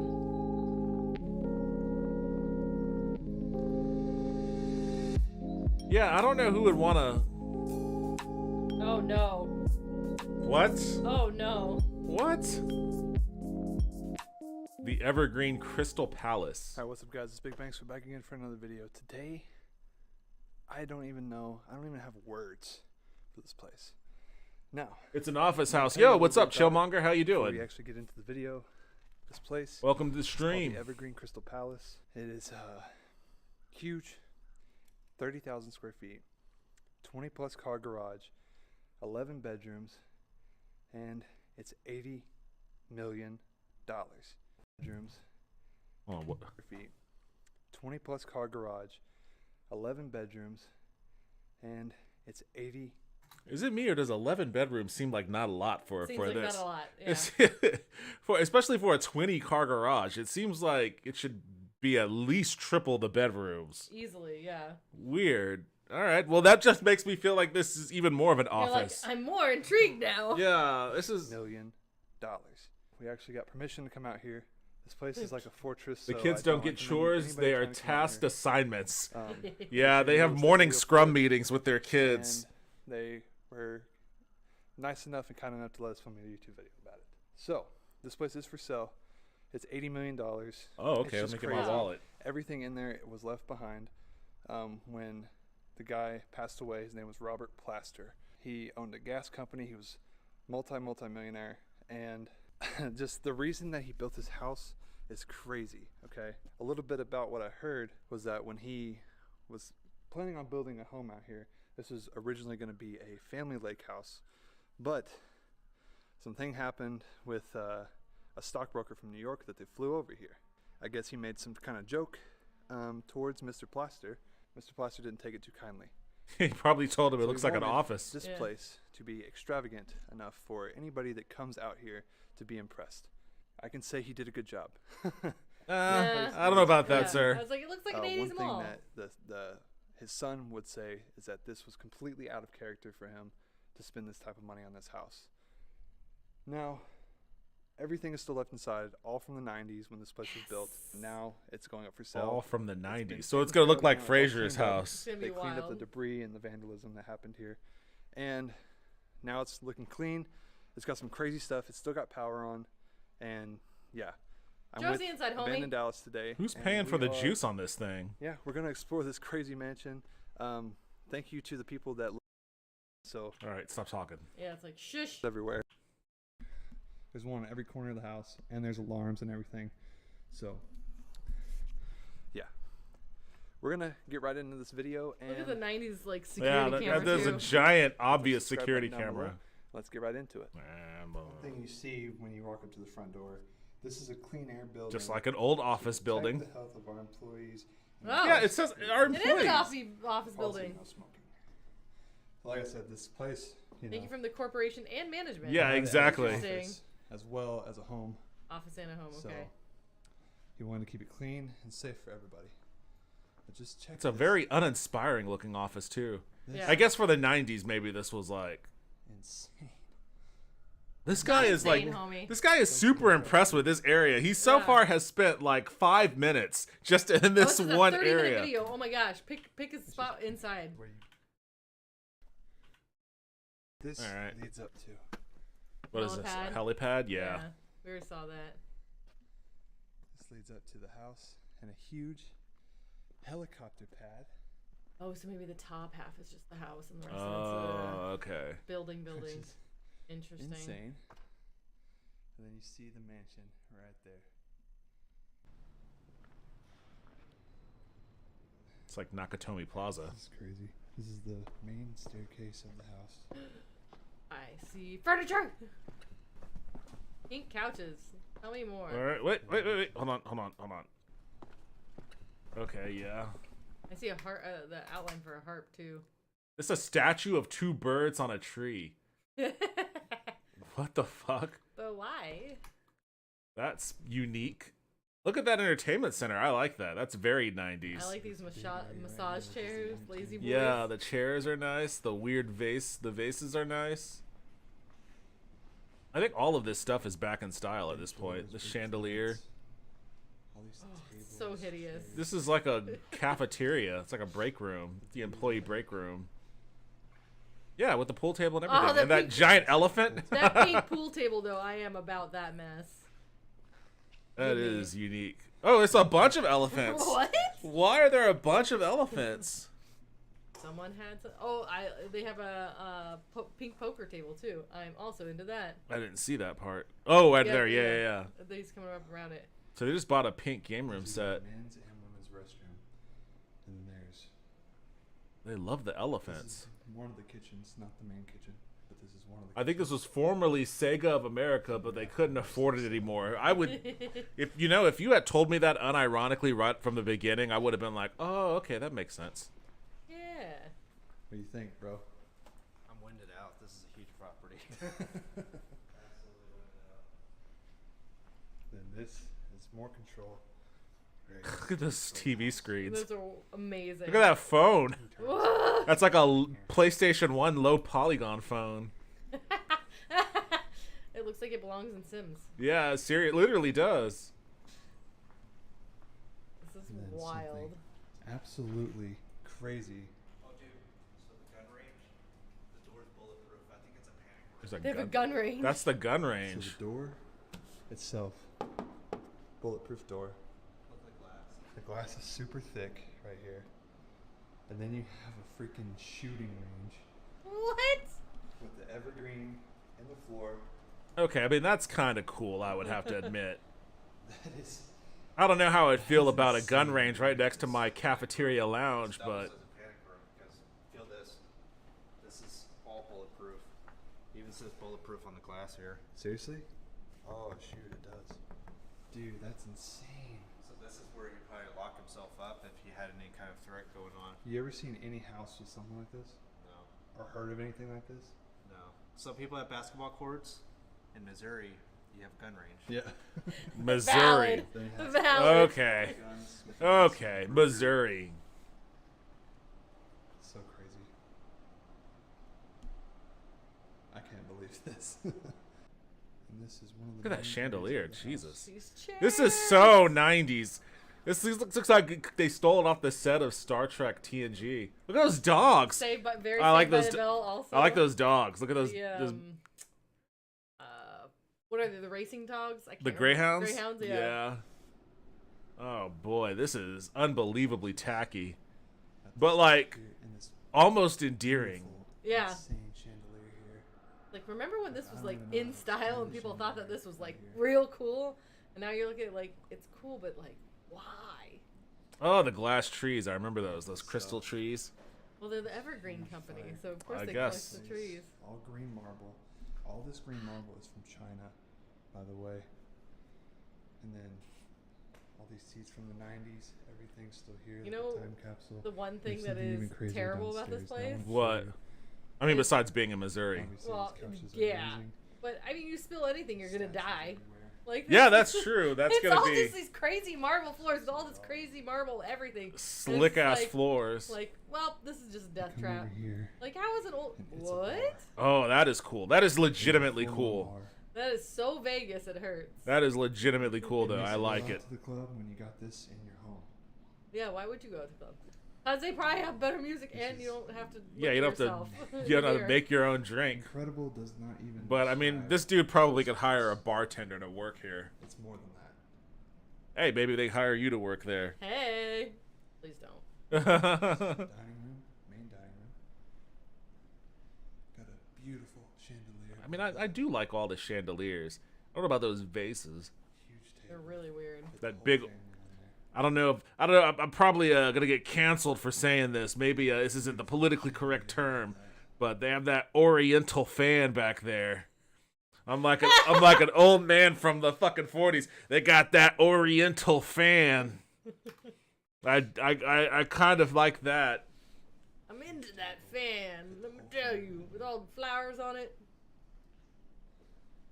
No, you didn't even have to pause it. You could have just skipped ahead. Well, I guess I could have bit. just skipped ahead a little bit. These gold accents.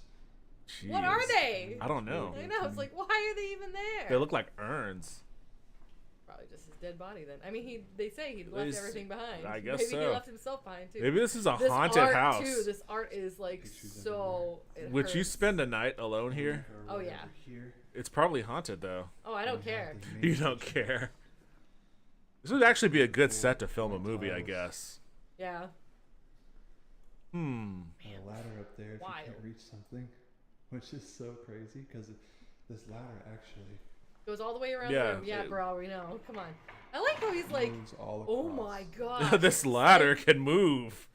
It's like you got dishwashers. You've never watched a movie before with like a library in it? Yeah. Like, what's the matter with you, dude? Those countertops are hideous. Oh yeah. It's like those bathroom the tile. bunnies are hideous too. Yeah, 4. I didn't even notice the bunnies because I was, oh yeah.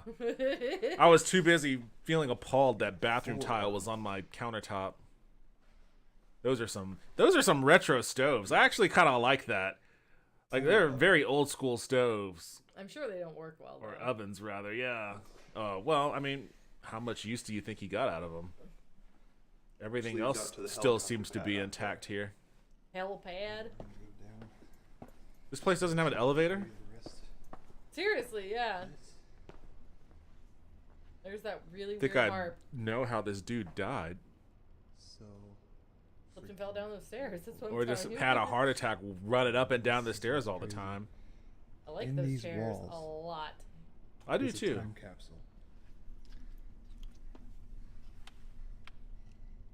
To be opened. September 3rd, 2042. Huh. Hmm. That's when you unleash Pandora's box of demons. Seriously. When's this one supposed to be This open? one's to be opened. in Oh, jeez. 2092. So we literally have. The thing is, these time capsule things, do they retain the value that they used to now that we already archive everything on the internet? I mean, yes, and no. I would say yes because it was before that. I mean, it's before all this was like recorded. So. But I mean, what do you think is gonna be in there though? I don't know. I'd be intrigued to see what they thought. I guess. I love time capsules. So I'm intrigued Okay, to see what people think was important to save. Because I feel like that is really whoa. I really like those chairs too. That is that's weird. Yeah, they look like to say the least. those little horns from like the record player. This incredible bed, you can see. Is it a waterbed? I know, seriously. It's like this. There's peacocks on this. I mean, that's a cool painting. This looks like the bedroom in Cyberpunk 2077. Look at this. You get to look out on the entire front area where people can see you sleeping in your room. How Yep. exciting. Disgusting. As everyone goes to work in their office, they get to watch you sleep. Seriously. This is absolutely incredible. This is very voyeuristic. There's not even a curtain or anything. Obviously. It's got the bathroom. What the fuck is that? Is that a mask? Yep. Oh, this place is haunted for certain. Holy Like shit. 110%. If I walked into this house and was like looking around and came across that, You'd be no like, "Nope, we're fucking gonna get shot I would murdered." still be in there. I would be like, I am out of here immediately. Like, there is a haunted death mask in this place. There is no way I'm hanging around. Mask in here. And he's just casual about it, like, there's a mask. You don't care where it came from? It's like, nah. It's like, oh, it's just one of your standard mask. It's a tiny tub. A lot of really cool features. Wait, side-by-side toilets? Is that what? Bidet. Oh, okay. So this was this was before they were merged into one. Okay, this one was called Chinatown, so be prepared, you guys. I'm Okay. sorry. Apologies already. So this is where I use the word Oriental. No! Stop with your head!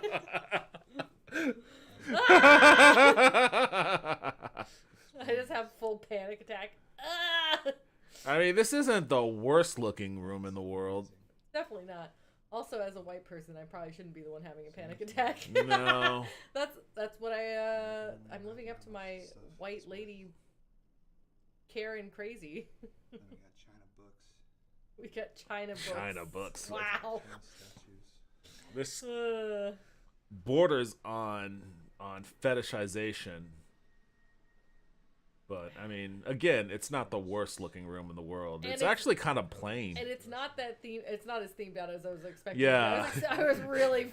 You thought it was going to be like a set piece from Big Trouble in Little China. Something like that. I was really scared. I was like, I mean, in those times, yeah. People are. Yikes. The time capsule probably has the body of the guy who made fun of the guy who built this place. You're probably right. You're probably right. That's probably what they're gonna dig up out of there. GG. I think describing the decor is actually accurate context, or using the term Oriental. Yeah, it's okay if you're using it to describe. Is that a stuffed dog? No, but the 4-poster bed is wild. It doesn't have a canopy. It's just like. Oh, yeah, that looks like an Egyptian like. That is weird. Then we have this room. Well, what's with the dog? I don't know, man. Is very beautiful in itself. No, the dog's creepy. That would be the point where I'd leave. I'd be like, no, this is haunted. The dog is weirding me out a little bit. It's so cool. This statue is just. It's just a statue. No, it's just a statue. I know, which is. I thought it was at first. I thought it was Who a puts taxidermy. A statue on a bed. Yeah, I don't know what's going on with the placement there. Is that a tiny piano? Yes, or it's something that looks like I like this weird, like lofted floating bed. That's kind of neat. It's very. Not gonna stub your toe on it. 80s of them though too. I don't know why you have the deer in the corner. That's not creepy at all. Again, that's another thing that I find creepy. I'd be like, no, thank you. This is the most outrageous, crazy, incredible mansion that we have ever been to. I mean, it's not. It's honestly like all the rooms, like they're tacky, but it's not like it's. It's not like I haven't seen a waterfall in here yet or anything, or. It doesn't play. It's just a freaking piano. It's not a piano. It's gold. Boy, it's just. Tap on a key. I want to hear it. It doesn't play. Probably not. It's just mirrors. It's just a mirror art piece. Like no one cares. These I like the benches. Very 80s benches too that they get in every bathroom are just so hilarious. Why are there 2 toilets next to each Shut up. I love you. I've never seen it separate that way before. I've only ever known the bidet in a post 2 bidet world, 2 setup world. Like I've only ever seen them merged into one. So all through the house, you're gonna see. No one cares, bro. This guy is impressed by like the weirdest stuff. I know. Check out these embroidered towels. Yet he had nothing to say about the mask. Now this is something I don't understand. Who's watering these plants? Are they fake? I don't know. I think they might be fake. They look kind of shiny. Tub is just insane. That tub is great though. That is a sizable tub. See, he said 2 toilets too. He said 2 toilets too. So but we've already come to the conclusion that this dude's a doofus. I like the Fair enough. Of all the things, well, we don't have to go back. What's don't up? worry about it. I go of all the things to not be like shocked about hit play. He didn't go. There's a phone in the bathroom. Oh yeah, there is a phone in the bathroom. Like that's something to be like, what is going on? I didn't even notice that. Well, I mean, sometimes you gotta take a call. This was in a pre-cell phone world. This is crazy. That is very I actually true. don't think this was the master. I think this was just a presidential suite. Are you gonna show us the master bedroom now? I mean, at some point, I guess. See, and then we come down the hallway a little bit, and we have. They call this the RAM room. You know what was going on in there. Why? Oh no. Oh, there's a bunch of So rams much in here. Baphomet happening right now. Seriously. This is where all the satanic rituals are happening. Yep. That I don't need. I don't like that at all. That's really creepy. No, thank you. I mean, that's kind of cool. That wardrobe of this room. I like that. So many rams. That's why I call this the RAM room. Okay, guy. Other than that, other than like the wardrobe and like some of the weird accent pieces, again, it's kind of a dull room. Yeah. Rams there, rams everywhere in here, which is incredible. It's incredible. It's not. Really? Is it incredible? There oh, we there's go. the elevator. Okay. Woo! Wait. I was about to say, if we made it through this and there wasn't an elevator, I'd be very upset. Imagine getting stuck in the elevator in this place. Where you No, take thank an you. elevator Elevator. ride up to the next floor. Have you ever been stuck in an elevator before? This is crazy. I mean, I have like a very New York elevator in my space. and Okay. You can open the door and just have it stop. So, Oh, yes. gotcha. Well, that's a But little not, different. Not for an extended period of time have I been stuck in an elevator. I got stuck in an elevator once. It was very anxiety-inducing. How long? Well, not that long, honestly, but it was still pretty anxiety. Oh my god, that kind of gave me a shiver. This is such Fear of an heights. insane mansion, but I love it so much. And we still have a lot to film, so we're gonna keep going. What we got through here is offices. That's lame looking. It's kind of a cramped office. Yeah. Some of the people that worked for the company. You know, one thing Boring. this dude hasn't like those showed chairs. off is a pool. Does this place not have a pool? No pool, no sauna. It's supposed to be on. It's a lake house. Yeah, but I Like mean, a even lake. lake houses have pools. And this will be the main office. This is where we take our board meetings in Yeah. these really uncomfortable ass chairs As you that can look see, cool. has some Yeah. cool things here. No, not really. It's got some cool things. They're not cool. It's Tony. not Just cool. keep moving. Look at how uncomfortable this chair's got. This is such an '80s desk. This dude thought. I mean, look at it. This is like His chair. right out of right out of an '80s movie. This is where RoboCop happened. Exactly. It's exactly like RoboCop. Exactly. He just shot out all the windows and it was over. A bear statue, eagle statue. This not a is bear, so bird unbelievably statues tacky. everywhere. It's like an Atlantic City casino with It's incredible. with persistent depression. Yes. Yeah. Which, I mean, that makes sense because it's also giving me Trump vibes. Beautiful. This It is place beautiful. is a time capsule. That Literally. is valid. Correct. Everything in here is from the 90s. When this place It's was not from built. the 90s, homie. I mean, like, some of it's from the 90s, but some of it's from the 80s. Yeah, some of it's from the 80s. Like, there's some hard-ass 80s vibes in here. Yeah. The fact that you get this view from the lake, and then you get. I mean, I think it was abandoned in the 90s, so therefore it is 80s. 'Cause Yeah, I think this this guy, was- again, I think this guy is a nincompoop. He doesn't know Let what me he's talking about. well, this guy is kind of a whole different level. a little bit doofusy, but let me see if there's so Evergreen Crystal Palace. I want to see actually, you know what? Plaster family. Mr. Plaster, he doesn't have his name. Let me Google. Let me do some Googling. I'm gonna do some Googling on the side here. Google. Cool. And then this area right here, just look at that. That is insane. Is it insane? Nah, bro, it's not. Just wild. Let's turn on the lights. That's the video we're watching. This is like a news report. Oh, no, never mind. Okay. Check out this bathroom. Yeah, it's based off this video, though. Yeah, I just wanted to get the guy's name. With the tub and the view. This one's got statues like all in here. Evergreen. Now, This is the shower. this painted shower? Wait, kind go of- back a little bit. It's really cool. green. The painted shower? Like, this is cool? With, like, the birds and stuff painted on the shower door?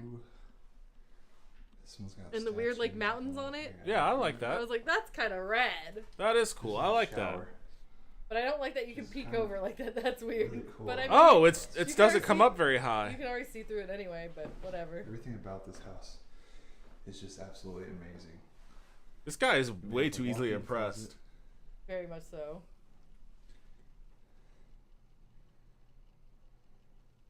This is crazy. Walk-in closet. Is this the guy? I like it. I like it. He's got the eagle next to him and everything. Robert W. Plaster was born during the Great Depression and raised in the small southwest Missouri town of Neo show. Times were tough, and he began working as a young boy to support his family. Okay, when did he pass? Doesn't say. Doesn't say. But he sold his empire in 1996. Until the time of his death in 2008. So that's again why I don't think that he built that in 1990. Because he sold his empire in 1996. There's no way. Okay, interesting. I'm like, now I'm more intrigued by this building. I'm like, when was it actually built? This guy has a foundation. Oh, okay. Let's see. So yeah, I was like, that one's just based off the video.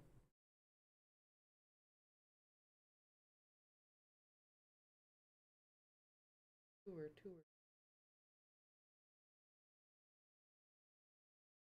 A lot of it's just the look inside. Oh man. And it's for sale. I guess it was for sale as recent as May 2021. Yeah, this dude only died in 2008, so I don't know why they keep saying. I guess he just didn't. Maybe he didn't live here, or he was just that dedicated to keeping it. It's the same caption on all the pictures, by the way. Oh, is it? Yeah. I wasn't even noticing that. I was like, what? Yeah, I don't know. I can't. Interesting. I think it's way more 80s though. I think it was decked out in the 80s. I think this dude is again a nincompoop, but I don't think he knows what he's talking about. Does this have any more information, or is this just... It's all getting the same shit from this one dude. Wow. What is going on here? 100.9, the eagle with his American flag bandana and the glasses. Sunglasses. Ta-ting. Okay. And the ta-ting is happening too. The Tri-States Classic Rock Station. All right. Oof. Well, I don't think we could find any more information on this place. It's all coming from this one video. Awesome. Which is wild that it's all coming from this one video of just like complete ignorance. And then we have these other rooms. Over here. Another room. All right, you got to show me something. Like, he keeps going to these rooms, but these rooms aren't that fancy. They're not that impressive. Like, check out these showers. he is constantly impressed by everything, but there's really nothing impressive going on. I like that he's got a telescope though. Yeah, that's kind of cool. And I like this black couch with the sexy The little accent table. Oh, okay, this room's actually kind of fun. I like this setback bed. But it's not even a king size bed. That's like a little small queen bed. It looks like a California king. No, it doesn't. Look at how big it is. But it's all stubby. It's like wide but stubby. I would get a good It's not even that wide though. Seems wide to me. Look at him that's standing next to it, and look at how much like. I would get a good. It doesn't look that big. See, look right there. I feel like he'd lie on it, and it would be short, and I feel like you could fit two people on there. Like even the pillows. Look at the pillows. I guess maybe. All right.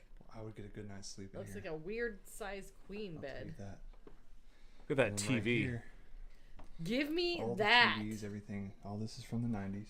Well, you can control everything you've already in told the us house that, Rob. from right here. So that is super cool. Looks like we got a little mini fridge. Yep, we got a mini fridge right here. Open it up and there's like Diet Dr. Pepper. Diet Dr. There's Pepper. the callback. We can end the stream now. Rounded it out.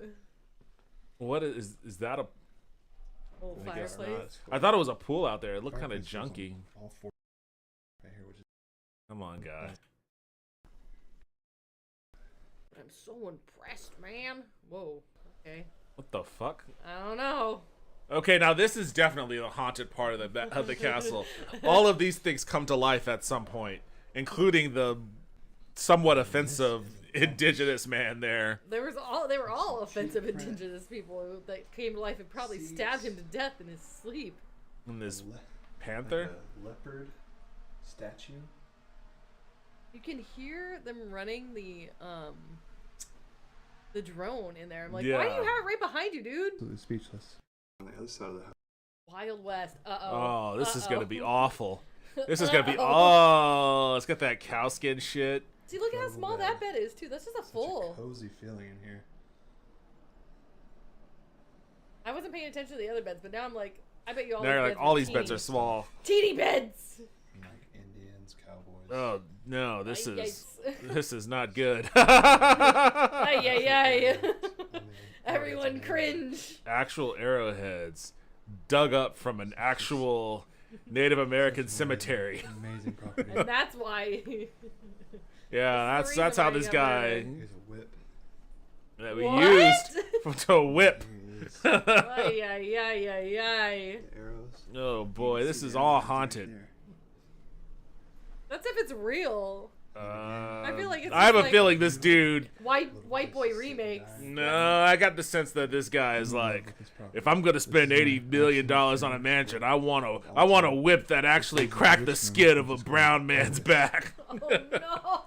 I want to know that this arrowhead tasted blood. These twin beds back to back is wildly weird. That is very weird. What the fuck is this? Statue. That table, no thank you. Little seat to do your hair, makeup, whatever. Can't even. What? It's a house for the contestants of The Apprentice. I fucking love the fact that you called him a nincompoop. Great word. It is a classic word. Yeah. And this room is probably one of my favorites. Look at how short, look how short that bed is too. That's What like is a with fainting these couch. Weird short beds. Why is this room one of his favorites? Chess. Because it got the chest set in it. It's black. I guess. In a weird statue. I like that wall piece though. That like rug wall piece. Yeah. That was weird. I guess the view's neat from this room. Place is amazing. Absolutely incredible. He's used the same fucking. Is it adverbs? Adverb, yes. Yes. He's used Or adjective, I think. Actually. Adjectives. There Adjective. we go. That has full I like those chairs too. Those chairs are cool. Yeah. The horses, what the fuck? That's terrifying. That's a demon horse. Could you imagine that looking up at that horse? Like this horse looking up at you while you're just trying to eat your cornflakes. No, thank you. God, that's horrifying. And this guy looks like he's wearing a hat. He's like, look at my hat. He's making some saucy eyes. I look fancy in this hat. The weird deer outside too. What is going on? He is obsessed with deer. There are a lot of deer in this place. This room's obviously horse themed. I like that weird lamp crystal. Oh, that's creepy too. This is all really creepy. It's incredible, not incredible. amazing. Oh, there's There the we pool. go. There's the pool. Okay, so this place does have a pool. And it's looking very like, yikes. Yeah, I guess You know- nobody's lived here but a while, but Here we are at the pool. it gets deep. Mm-hmm.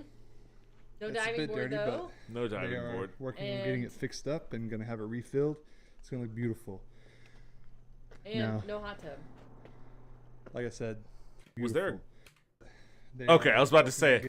There it is, right here. I was about to say, there's no grilling station out here, but no, they've got it. They've got it. It's Missouri. I know. That's why I was expecting to see it, and I would want to No. see it. Like that's a big thing for me. Like if you're gonna have Like a I pool, have a place to cook out next We're to it. given permission out here, so do not come out here. This place is a fortress. Like, yeah, camera right there, cameras up there. There's like 5 on that side. That's for when the pores come after me. I'll be able to see them coming with their fucking pitchforks. I'm like, do those cameras even work? Because they Oh, probably also look not. like they're from. It's like it's a fortress. I was like, those also Probably look like not. they're from the 80s. This guy who built this looks like he used the place to hunt humans as sport. Maybe know? maybe not that space, but all the space around it. No, correct? no, that's what it is. He invites the people. God, learn to mix your fucking music in here a little easier. He invites the people to the house, and then like after a nice dinner and a night, they go to that room and they're smoking cigars. Then he introduces the proposition to him. Like, I'm gonna give you a 10-minute head start. And then he takes out that whip and he takes out that arrowhead, and he's just like, Oh, they're gonna show the garage. oh, the 20-car garage. 20-car garage. So what'd you say? 20 plus car? Yeah. What do you want to place a bet that he's going to use the word incredible to describe this garage? I'm gonna say amazing. Amazing? I'm going to say incredible. Let's see what happens. Okay. Wait, so what do we get when we win? I have no idea. Okay. Just the joy of winning. The joy of winning? No, you're going to have to buy me a beverage of some sort. Before I leave? Yes. Okay. Or maybe next time I'm back. I might be back in February, so. Either works. I just want to get a drink out of this. Okay. In fact, if you're back in February, I'll be able to get an alcoholic one. Woo! So I say incredible, you say amazing. Yep. Yeah, so this is crazy. This He said crazy. This garage is a mansion itself. So we're gonna get out of here. Hope you guys enjoyed. He didn't show us the rest of the garage? Again, thank these people. He really for letting didn't, us did on. he? No. Boy, Van Dallas follow right there. Like 20-car garage. Here's the garage. Oops. Hold on a There's second. nothing here though. Whoa. What the fuck? Oh, What that's the? that's another abandoned house. Back again with another. Oh, exploration. okay. These ones are good So though, today- because these ones are like the '60s ones where they left all the furniture. And it's like someone just like left. It's terrifying. All right, guys. So right now, before He we doesn't get really into show the this garage, does he? Nope. That we get to I guess park you in. kind of see it there, but not what, much. I'm like, what's car? back there? Show me what's back there. Kind This of is tucks crazy. away, turns This away. garage is 8,000 square feet by itself. This garage is a mansion itself. So we're gonna get out of This here. garage Hope is a you guys mansion enjoyed. itself. And again, thank these people for letting us on. Give my boy Van Dallas follow right there. And Okay. thanks Don't out. worry, I won't. What's going on, guys? All right, well, It's there you Jeremy, go. back again with another exploration. All right. There we go. There we go. Whew, we made it. I We made know. it. Through all the '80s nostalgia that happened today. There was a lot. There was a know. lot. I wasn't expecting that. That's what happens when you invite me to things. I just bring out all the '80s nostalgia. Watched a bunch of Dr. Pepper commercials. Had this 80s mansion nostalgia going on. Found out about the dude who played the water creature in Shape of Water. There's a lot going on. It There's a lot was going on. a lot of all over the place. It was good. It was good. Thank you for coming over and coming Thanks for on. having me. I had fun. I'm glad. I've been trying to get you to stream with me for a while, but I know life takes its takes its turns. But are you planning on getting back on your stream anytime soon? I do this year for sure. This year for sure. I gotta get a little bit more with whatever's going on with my leg and figure that out, and then I think once I'm in a more stable position, because also like tonight wasn't terrible, but sitting in like a space for a long time, is not exactly ideal for it Okay. either. So you need to get up and move. Well, and then moving sucks too. So it's just this in between of like nothing works. Uh-oh. We should probably end now before something unplugs itself. I forgot that I did not bolt that to my desk. Usually that's not actually, you know what? This was a mistake. Because usually that's not an issue. I had a shelf on the back that kept my stuff on it. But for some reason it recently fell off and my shit fell to the ground. So that's a reminder, I need to bolt that back to the wall so I can actually use my standing desk. But in lieu of that, I will just reset this. And I will say, follow Dena on her Twitch channel. She's Deathwish Dena. You can also follow her on Twitter. Same, Deathwish Dena. So whenever she does return to Twitch, you'll be notified. And you'll be able to have fun times over on her channel. Hopefully, she'll invite me to her channel. Maybe. I mean, I typically do IRL stuff, so are you going to come out to LA and walk the streets with me? I've been meaning to go to LA because everybody keeps telling me that I need to go get Korean barbecue. I need to go to Koreatown. Once people find out how obsessed I am with Korean food, they're always like, "Oh, you got to go to Koreatown." I mean, but you guys have Korean barbecue out here. Oh yeah, I know, and I make my own. Actually, like, just the other night I Why made. would you have to come all the way to LA for that? I mean, there's other reasons why I'd go. Yeah. Like I've never. I think I've only flown into LAX. And then I immediately went down to visit a friend of mine in San Marcos. So I've never actually been to LA. So I would like to go and then like hang out and stuff. But also, I just want to eat delicious Korean food. There's definitely delicious Korean food. There's delicious Chinese food too. There's that too. There's a lot of delicious options. Good Italian food. Not good pizza. Not good pizza. No. Okay. Not good pizza. That's what New York's for. Jersey. And, well, at some point I'll have to go out east, too, and actually get... one thing I wanted to do, and maybe this could be an idea for an IRL stream, if you ever travel out east. I wanted to visit, like, the mob-owned Italian restaurants. That's what I want to do, because, like, ever since... I feel like they probably wouldn't want you filming in there. Well, we'd have to see. It's not like I'm going to be filming, like, any illegal activity. It would be a promo for their restaurant, if nothing else. It's True. So, but my buddy Justin told me that he went to one on accident, and he said like it was On accident. on accident. Oh. He said he never felt more threatened by the dude, but the guy was nice, but just like the way that he spoke, he was like, I don't want to, I can't do the accent. But it was like, I guess he didn't have a fork or anything when they sat down. He's like, I see you don't have any silverware. Let me rectify that situation for you. And then like he turns and he like claps over somebody. He's like, get these people their silverware. And I was like, oh my god, like I need to eat at this place immediately, like You're like, right I don't this need- very I second. don't need silverware that bad. Yeah. So like I really want to do that, but you know I want to travel more in general. So Someone wants you to play some game too, by the way, before you leave. now play Sid Meier's Pirates. You know, Pirates. Okay, I'm gonna put that on my list. I'm gonna put it on my list. Sid Meier's Pirates. Do you actually have a list going?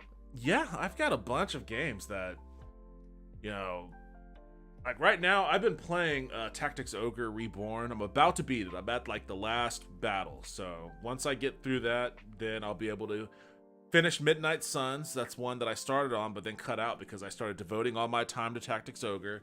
Then, you know, I've got to do a boomer shooter because I told Gabriella I'd do a boomer shooter. Shooter. I guess Duke Nukem Forever is probably what that'll end up being. Yeah. He's been asking for Sid Meier's Pirates for a while now. I know. I'm like, So- I know this one. I've seen the Pirates thing get mentioned multiple times. But Yeah. I've just been kind of like grazing through. So I've got to put that on the list there too. So, you know, I'm gonna get there. I'm gonna get there. Is Pirates a multiplayer game? It's a great question. Can you answer that for us, Loa? Also, did we just assume it was a dude? I think I always assume I people have in that. chat are dudes. Yeah, I which have is that horrible. assumption naturally. To me, like being a, this is weird, fucked up, and probably some other sort of form of patriarchy. But to me, being a dude almost seems gender neutral to me. That's valid. So Too, yeah, but in my head, I'm just like, every time someone comes in my chat, I always think it's a guy just because like it's Twitch, and I feel like there's still not enough female. That's very true. You know, representation on the platform, so I just assume. That's very, very true. Is this Yeah. Sims for pirates? I don't know. Maybe. Let me switch my view here. Sid Meier's Pirates, released in 2004 on PC. Uh-oh. This is Sims for pirates. 2004. 2004. Have you ever wanted to live the life of a pirate?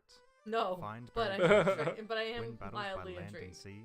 Will you retire as a respectable governor?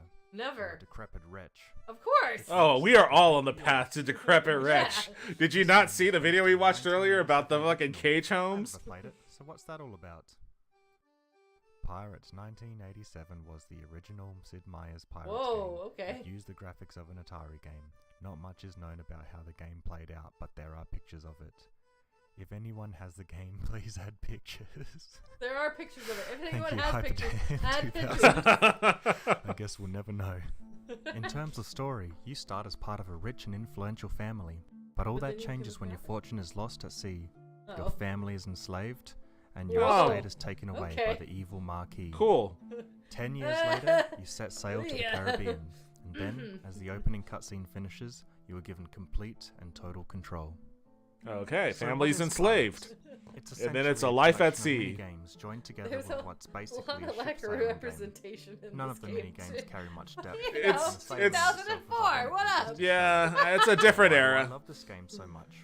Well, It's a game about enslavement of the Caribbean and everybody in its white. Models, the animations, So and even the music evoke the so swashbuckling vibe of Why? There's not a tan on any of them, too. They're all like pirates in the sun, and none of them are tan at all. Even if they're white, they'd be tan. 2004. What the fuck? Oh, okay. He's put a cat in there. I mean, it looks fun. It looks cool. Well, I was gonna say I could play The with you, but it cutscenes doesn't are all look like short, it's a colourful, and bursting multiplayer with game. character. I don't think so. You won't even mind Resource that you have to watch the same management, ones over and system over specs, and over again. controls what give me yeah, there's two scurvy. more transitions in here. Sailing. There's one, There's the other. Swordplay. Yeah, get out of the here. meta game. Now let's move on to everybody's Dancing. favorite thing. I'm sorry, I'm a resource 2-year-old management. child. What? I You didn't. have 4 Swordplay. main resources to Oh. manage. They are gold, used for purchasing upgrades, Fair goods, and enough. special items. I'm sorry. Someone. No, it's single player. Okay. Okay, single player game. Okay, well, it's on the list. But if you've got any multiplayer game that you want to, you know what? Actually, there is one that I've been wanting to. It's hard to find people to play this game with me, so at some point I want to actually.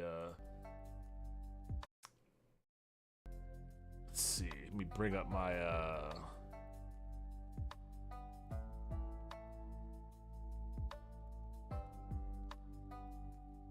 What? How is this organized? I don't know, but that Cult Major game looks interesting. Cult Major? The one that's the first one under What's New, but now it's gone because it just changed. Oh, there we go.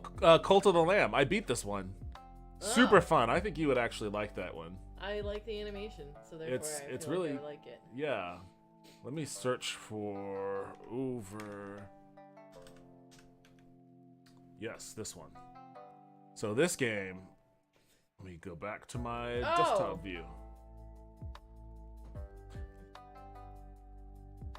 Does this have like many updates? I think so. Or isn't there something exactly like this that's not Overcooked? There are pretenders. But it's still fun to play, but it's different. This is a multiplayer one though too. This is multiplayer, yeah. Where you have to, you're basically working at a restaurant, you share tasks, you're either chopping shit or you're putting on the stove. And I've definitely played this one on stream before, and I got yelled at a lot. Oh, why'd you get yelled at? I think you can play this one on your phone also as part of like... Because you know how like you could play... Why am I thinking... I can't think of the name right now. This alien space game that was really popular during the pandemic. And Among Us. Among Us. You Yes, can play yes, Among yes. Us on your phone while people are playing on their computer also. I feel like this is one of those games where you can play it on your phone also while people Oh, play. interesting. I didn't know that. Well, I mean, I've only ever played it by myself, so if you ever want to play it, I'm always down. I might be down. I gotta reset up all my stuff in my stream room now too. Boy, vey. Well, get your stuff set up. I know. I lent it out to a bunch of people, so it's all just disconnected. Oh no. Yeah. Hey, people needed microphones. I had them. People needed lighting. I had it. So. Suki, what are you doing? Hanging out. Dad, leave me alone. All right. Tell your people good night. I'm actually gonna try to finish Tactics Ogre. Oh, never mind then. I'm But saying good night. You can say good night. Peace. All right, I'll be back in a bit.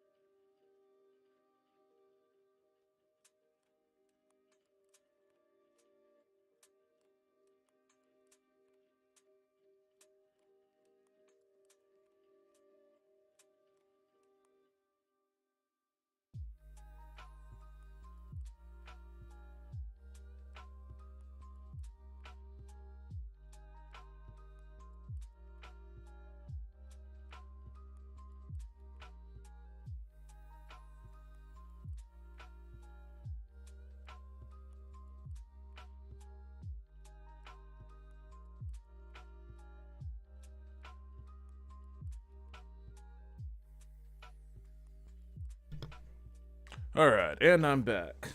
And so are the kitties. Now they feel safe and secure now. They're like, okay, the other person's gone. I think you'll enjoy the fencing and ship combat. I played it on Atari. It looks cool. I mean, it does look cool. I wonder if it'll run fine on my machine. Sometimes those older games don't launch quite right. Like, there's a compat mode you have to launch it in for older titles. And it's a real coin toss if it works or not. Like, when I bought Dark Messiah of Might and Magic, that game didn't even launch for me. I had to refund it. So hopefully it works. But I'll tackle that problem when I get there. For now, I want to finally bring my Tactics Ogre experience to an end. I'm close.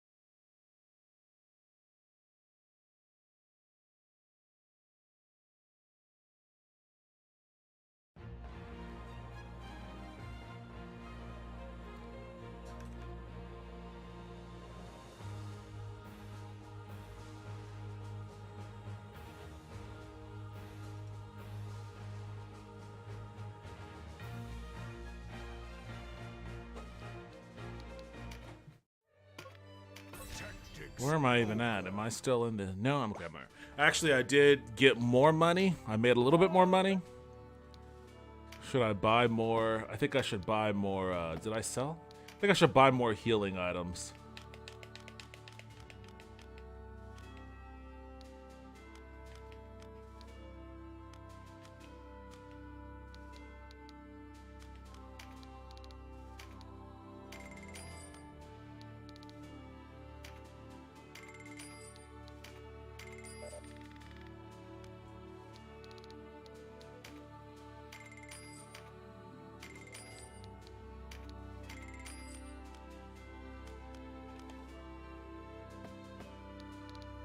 Let me first make sure that all my dudes are properly outfitted.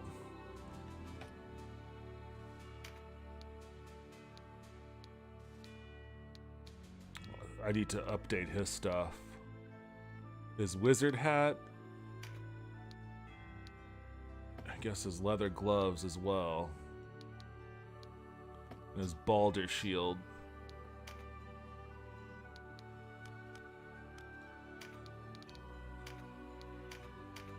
Just give the word. You sure?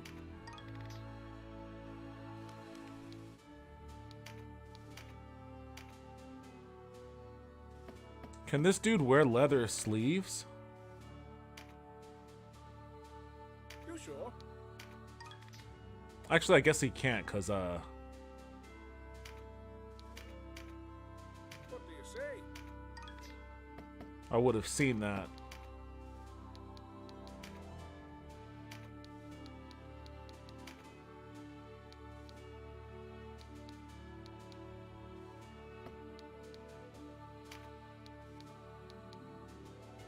Yeah, he can't wear the leather sleeves. Bummer, but whatever. I think I got all his stuff up. He's all juiced. I don't use her. But she's juiced nonetheless, other than not having a ring.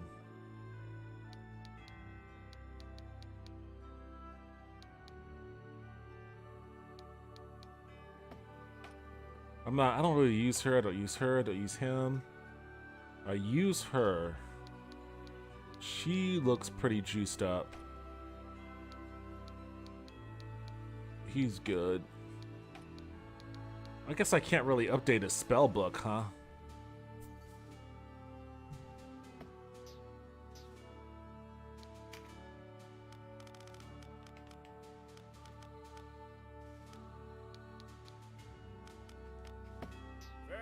Oops.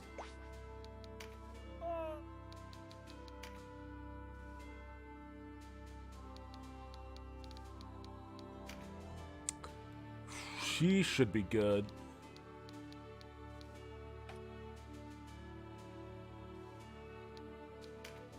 I don't know why he doesn't have something.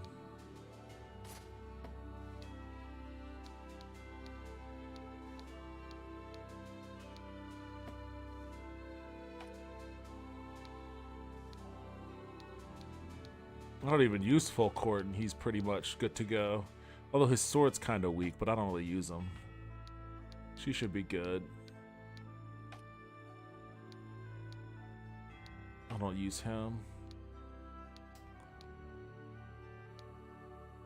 Leather leggings.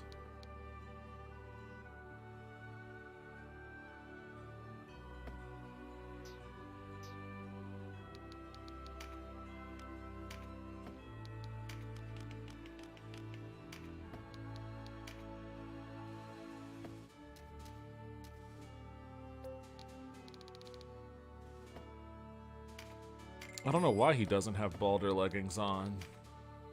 Has it been that long since I used him? No, he's level 36. I use him regularly. I just never... Wait, he can't use Balder? No, there he goes. He can use Balder leggings. Not sure why you weren't wearing those before.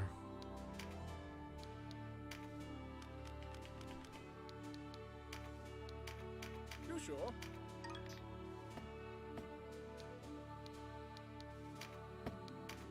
Ah, damn it, I keep doing that.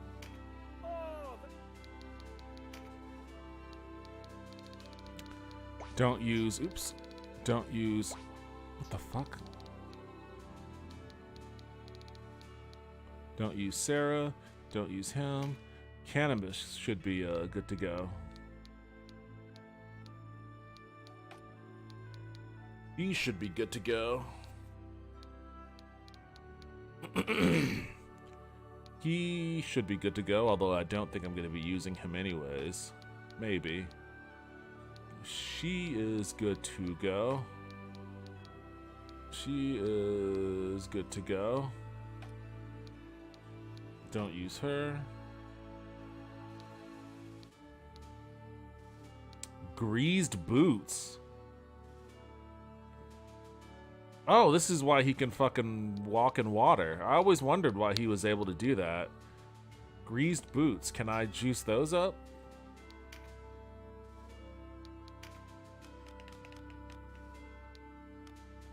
I guess not.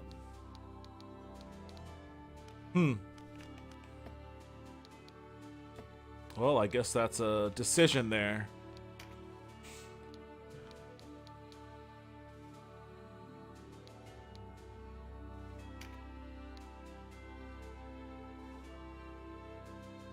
I'm gonna leave it on him.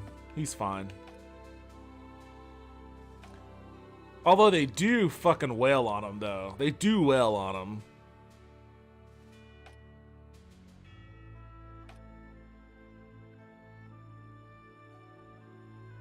I'm gonna leave him alone. I think he's good. I think he's good. Let me just buy my items and get out of here.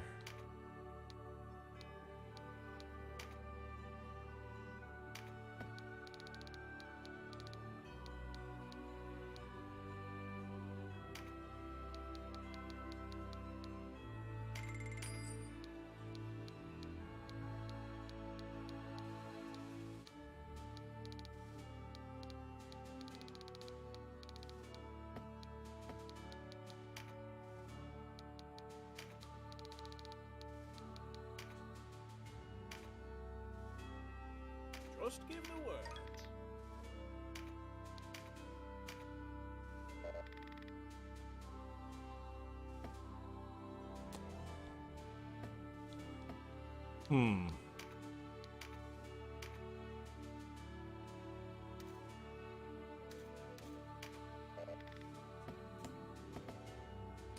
I don't have a... Wait, what's the magic seed?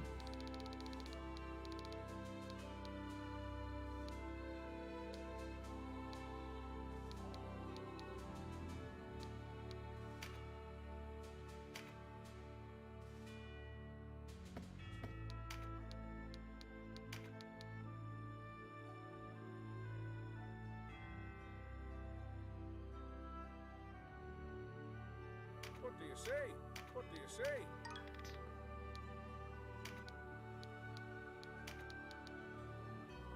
What do you say? Hell yeah. Alright, so I'm gonna have to get some magic seeds equipped on people then. Whoever has a magic leaf, I guess.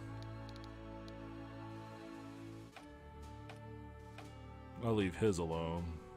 Actually, you know what? I won't leave his alone. Get yourself a seed.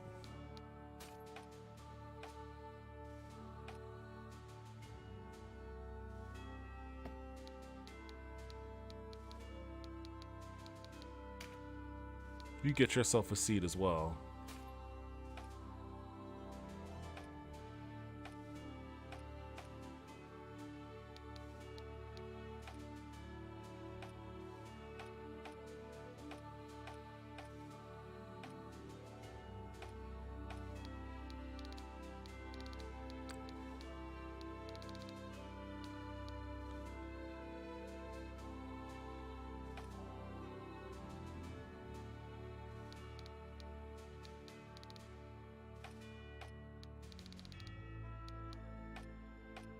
You know what? Hold on a second.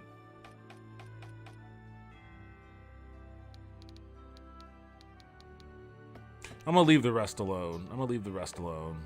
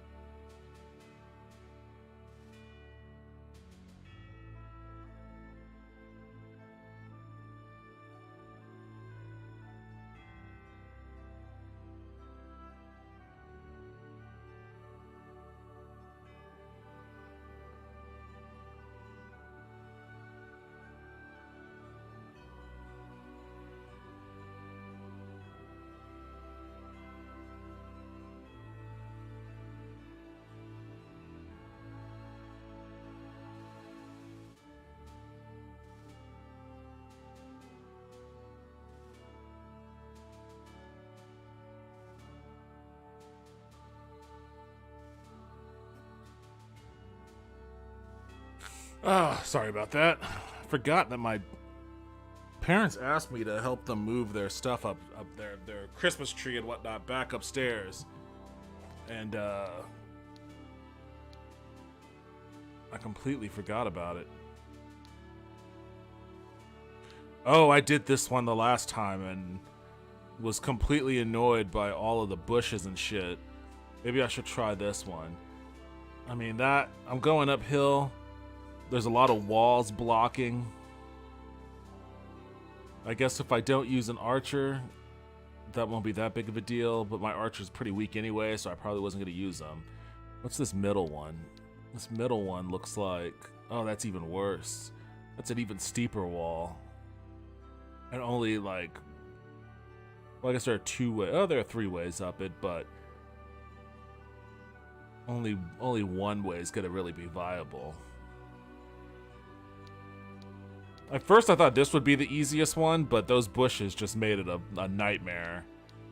I feel like, I don't know, man. I don't know. Because if they have like archers and shit and mages on the top of that castle, then they're just gonna wail on us while we struggle to get up those stairs. I'm gonna go with this one.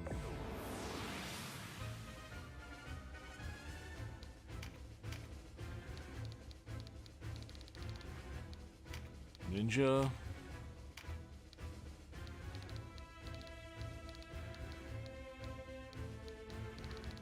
Put him.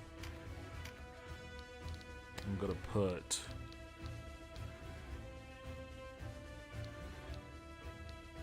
her.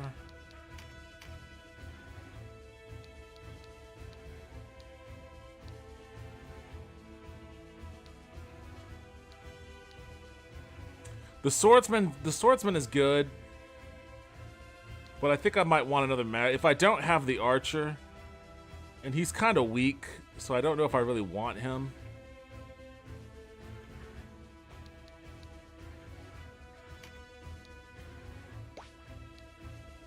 Let's scout ahead. Let's see what's going on here. Oh, there's a dragon.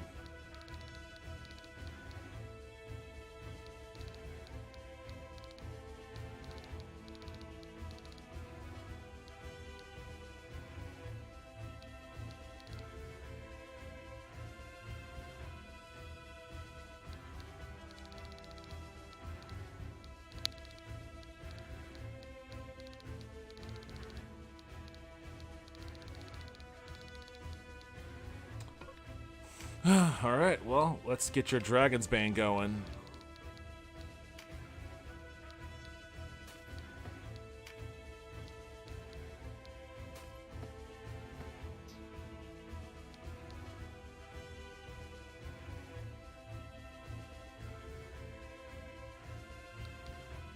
Maybe I do want the archer.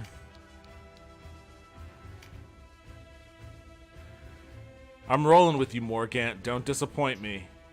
Don't disappoint me. Everybody else is cool.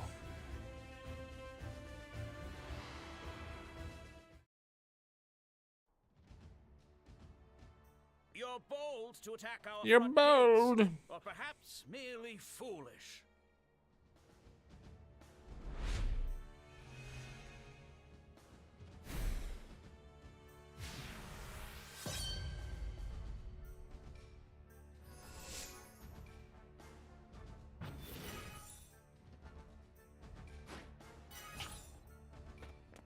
These guys are all higher level than me too, which is kind of annoying.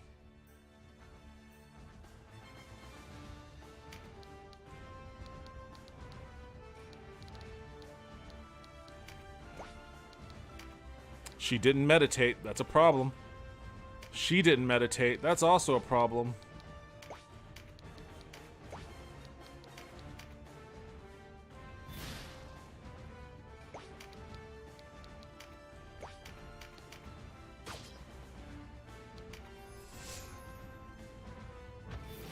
There you go. Get some meditations going.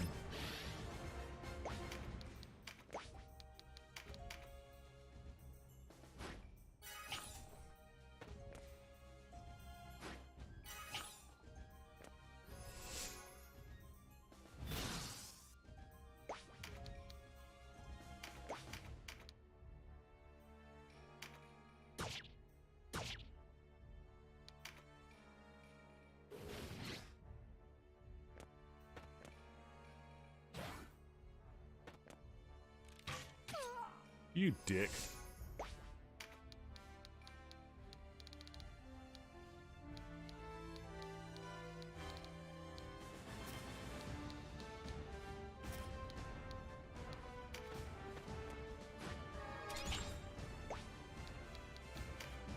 I'm really putting him out on the wire, sending him way out there by himself.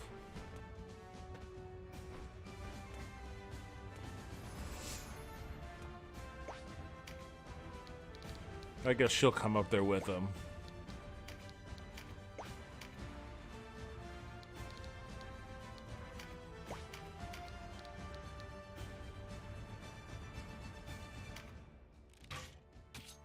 Gotta get these bushes out of here.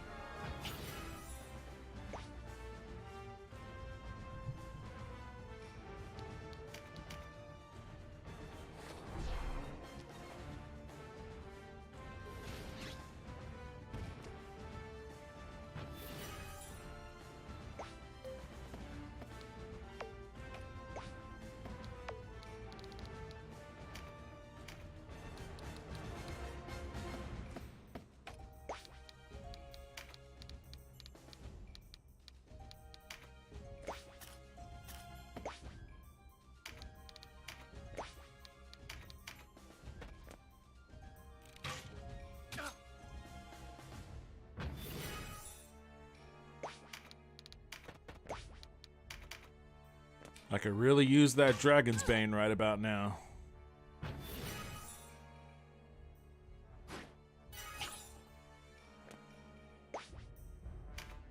She's still not meditating.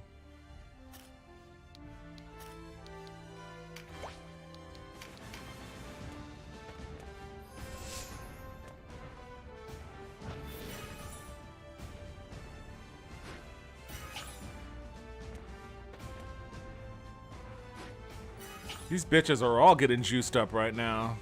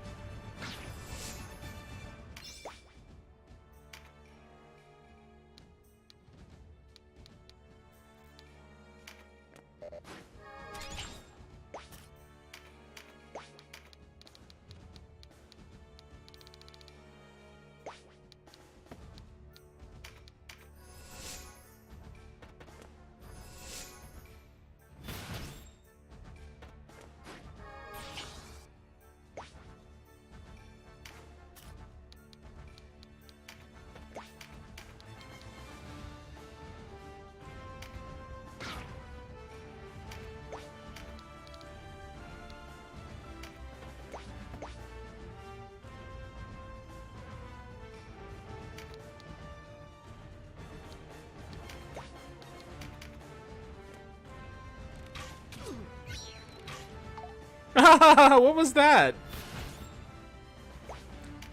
Damn, I don't want them to move outside of the range of his Dragon's Bane.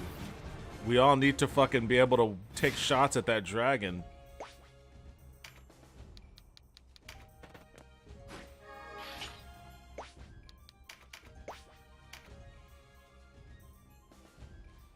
At this rate, the only people that are going to be around for it are going to be the fucking spellcasters, and it's useless for them.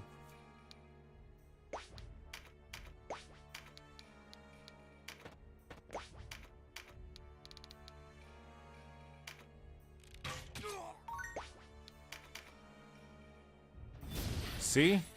Well, at least I kept 3 other melee guys around.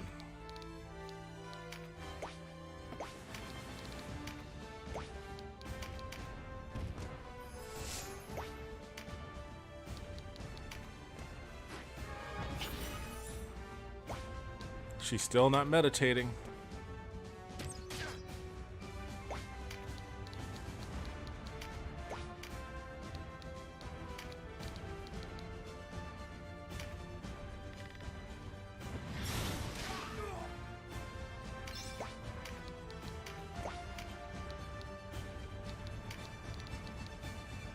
$227. $247.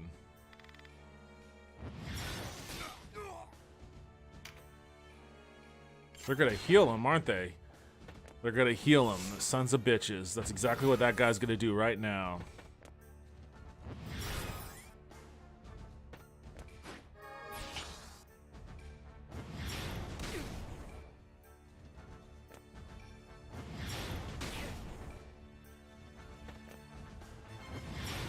Man, they really teed off on him.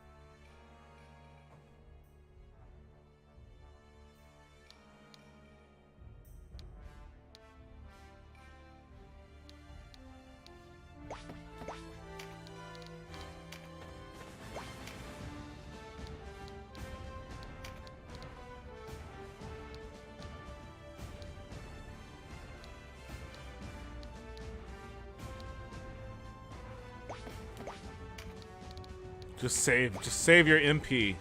You're gonna need it.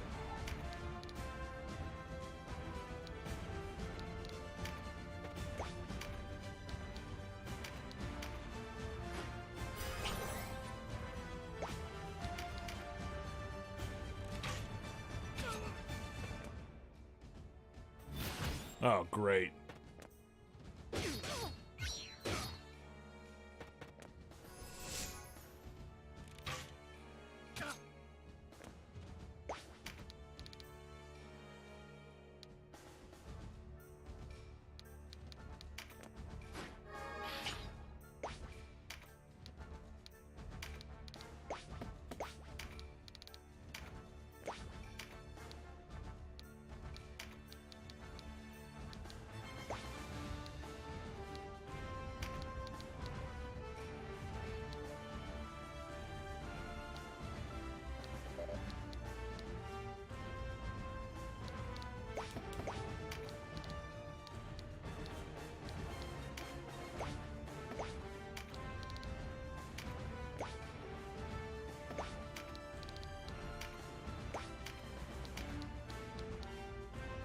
May as well.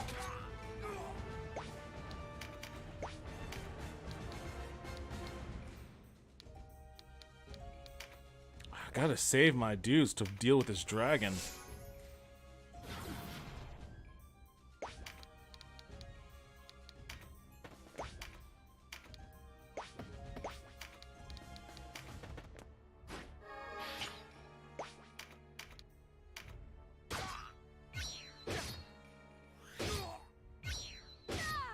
Couldn't finish him off.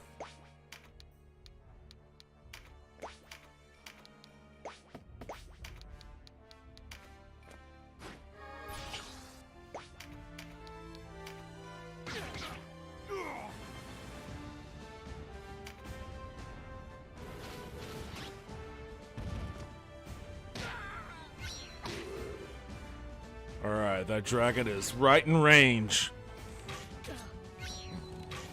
Dude, you're too weak to fire back. You're just embarrassing yourself. Perfect. Well, maybe not perfect, but close enough.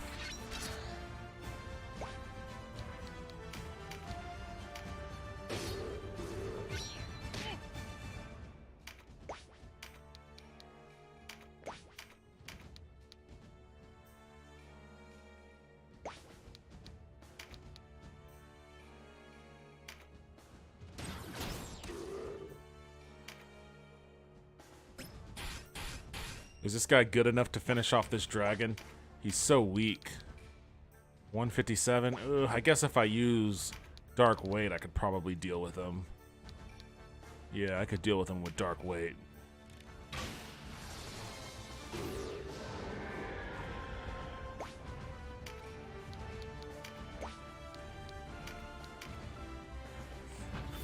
Thank God you finally decided to meditate. Who needs to be healed?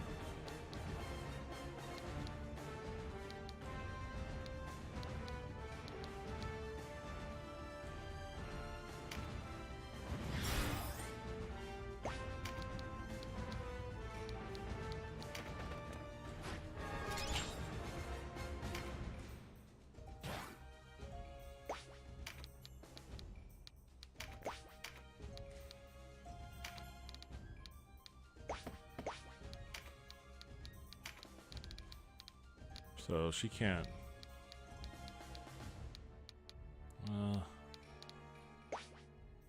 But I guess if I move up a bit, she can use one of these. 120. It's the same.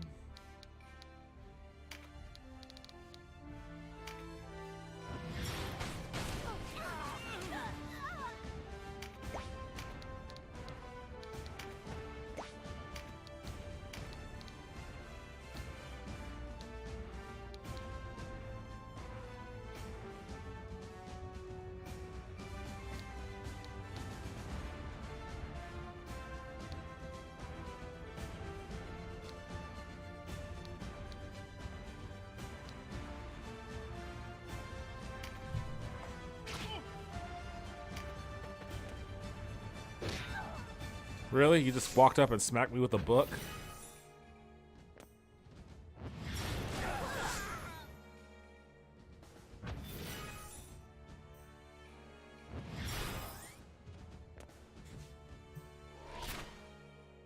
Double shot. Oh, Jesus, are you kidding me?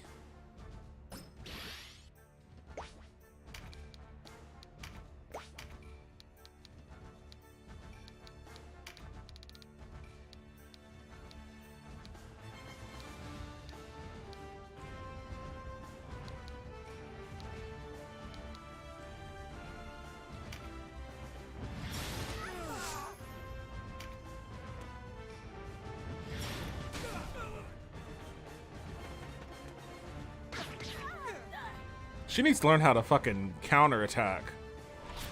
Oh, God.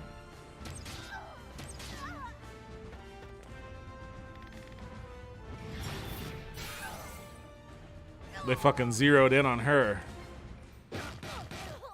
Oh, shit.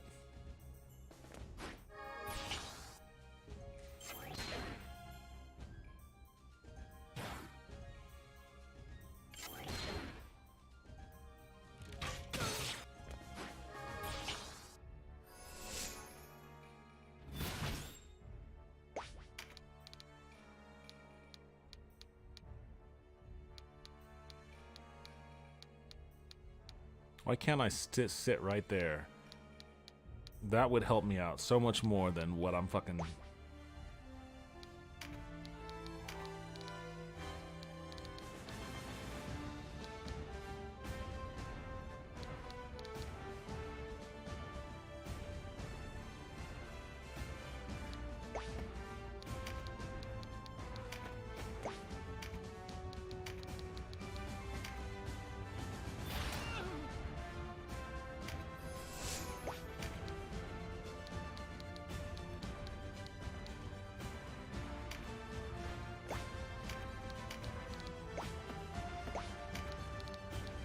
Why can't I reach?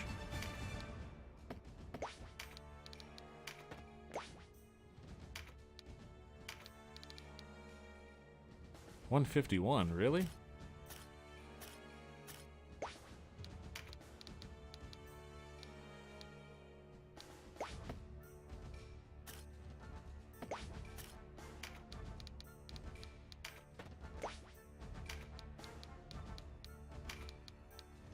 Damn it, really? He's just out of reach, just perfectly out of reach?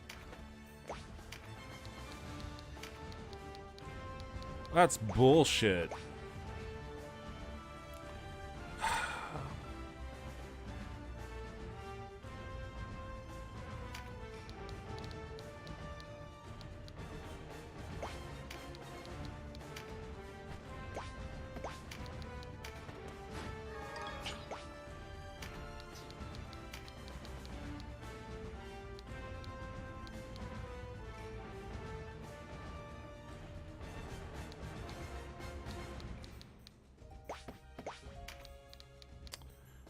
fucking wall. I gotta be right up on this wall to use this shit.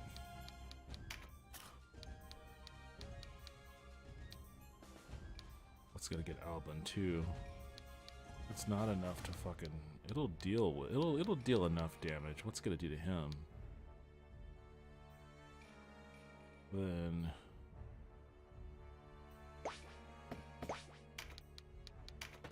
I can't accomplish that from here?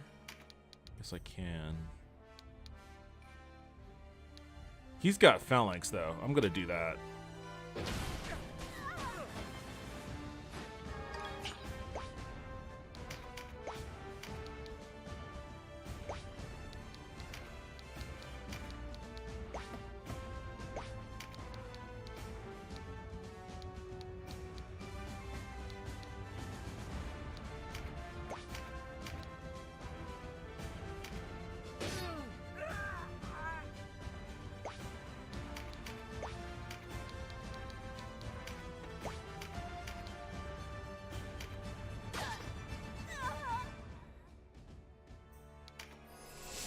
Alright, we're starting to dwindle their ranks a little.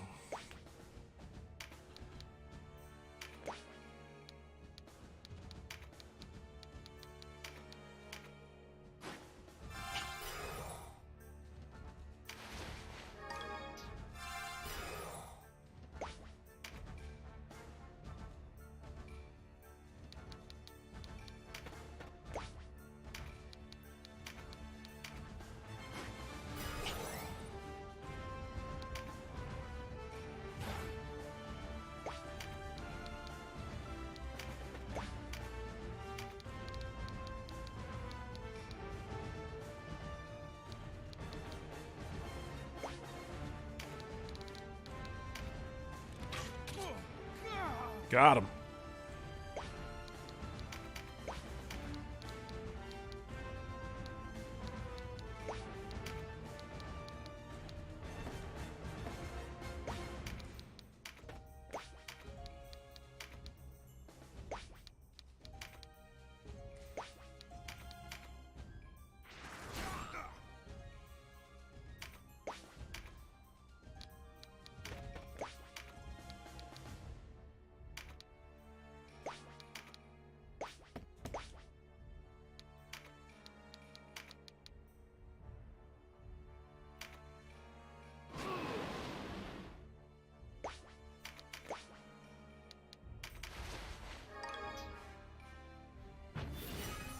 Mother's blessing.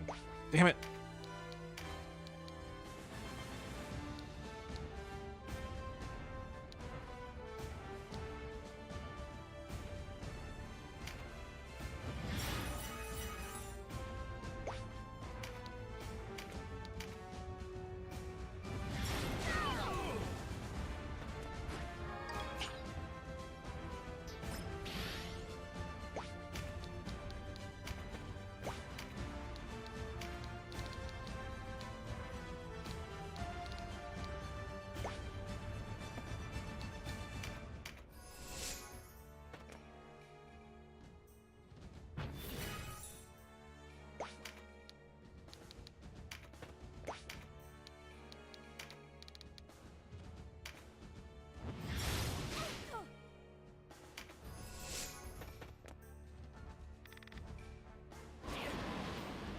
God damn, what the fuck?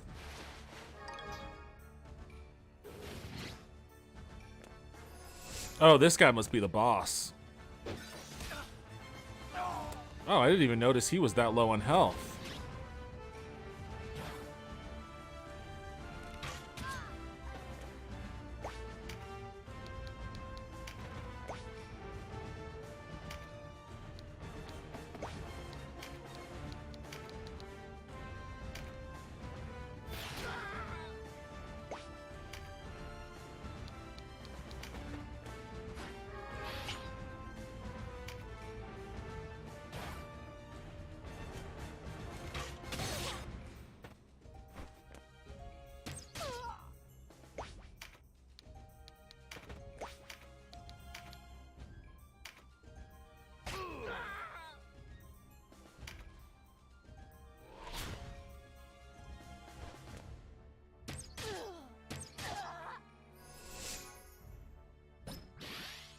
she's gonna finish this guy off.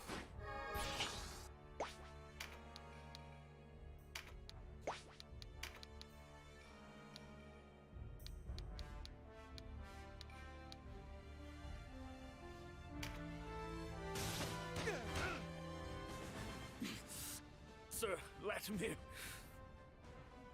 this passes to you now.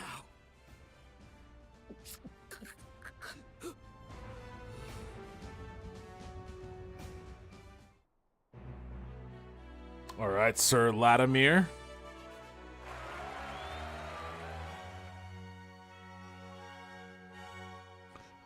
There's some sim settlements mod for Fallout 4 that makes it so the people in the settlements you make actually build on their own, and it's cool and has like an actual story, but it really highlights the fact that these settlement spots are just the worst. What do you mean by that? Like all over the Commonwealth, there are functioning factories, power plants, entire intact forges, places that you could fix up to rebuild society, but no, people choose to live in the middle of a fucking swamp with absolutely no resources nearby other than swamp scum. Completely logical. Yeah, that's just kind of the fantasy of a post-apocalypse, right? Like, obviously, you know, humans have rebuilt societies after calamitous events before. And so long as they have access to resources and the will to survive in a shared community, you know, those societies will be rebuilt again. But for the purposes of a post-apocalypse, that doesn't have the same kind of sexy luster as like the Mad Max environment of, you know, anarcho-libertarianism.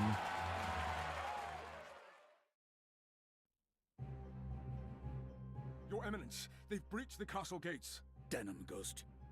Oh yeah, I saw this last time. One of the settlements is literally half a blown up house, and no, you can't sweep the massive piles of dirt off. You just have to build on top of the pile of trash. Yeah, exactly. Because if you sweep the pile of dirt off, then that gives the sort of visual impression that, you know, things aren't as bad. You can just clean up the debris, rebuild the wall, life goes on. But that's counter to the kind of aesthetic that a post-apocalyptic narrative is trying to paint. It's trying to paint this is just the world now. You live in a constant state of misery and filth. Like, there is no cleaning this up. You can't sweep this under the rug. Which obviously is just, you know, it feeds into the same kind of nihilistic worldview that, you know, makes the cynicism of the post-apocalypse sort of, you know, annoying to me now, I guess I should say. That's why I was really curious about solar punk as a genre. You've lost my trust. I hope you've not lost your nerve as well. Or do you fancy taking my city from me as a coda to losing the princess in Bernicia? Sheathe your anger, Your Excellency. It serves nothing here.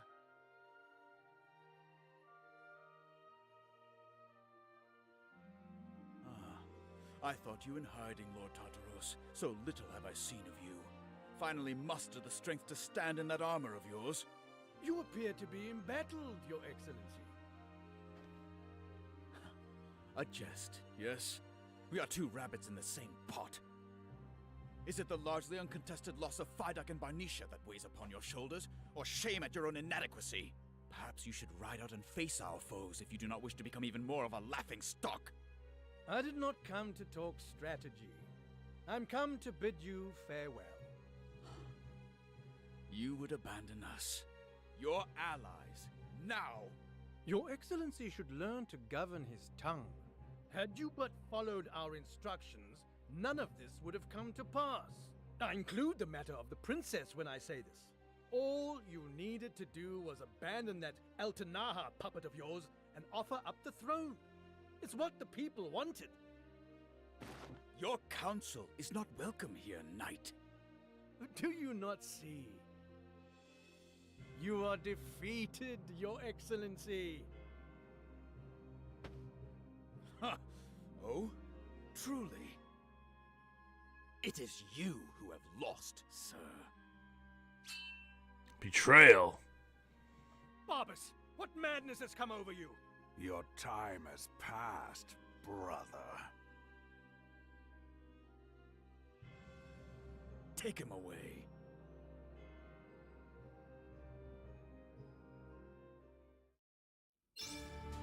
There's one mod to actually clean up the skeletons, weeds, and trash piles, but removing them reveals giant gaps in the ground.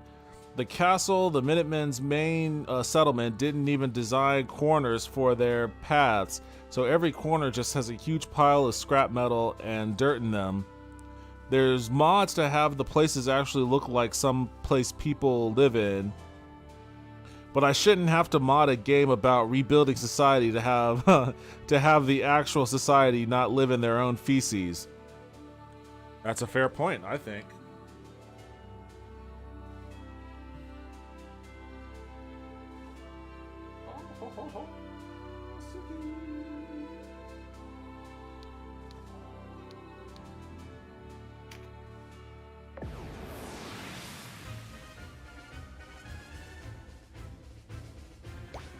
Alright, let's scout this battle. Let's see what's up ahead.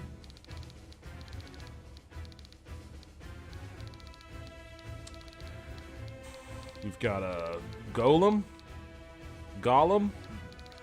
a golem, a bunch of bushes again, of course.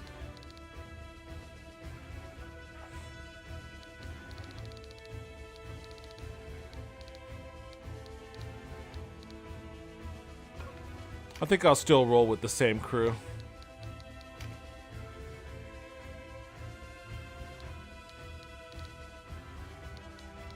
Alright, looks like we were all adequately restocked.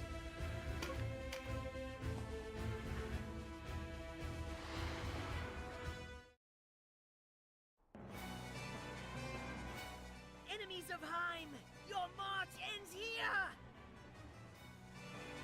Okay, that was not the voice I was expecting.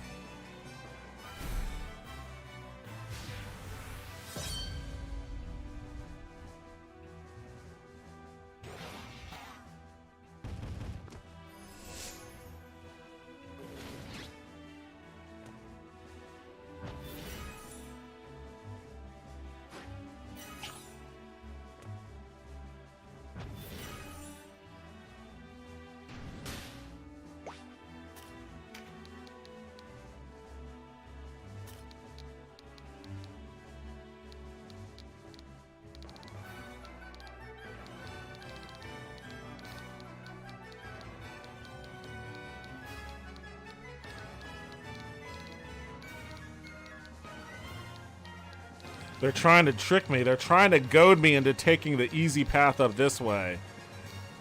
But then I'm going to get trapped in these bushes. This guy has Rampart Ore, and it's a pretty massive one. So, if I do that, he's definitely going to run over there and get us all stuck in the bushes.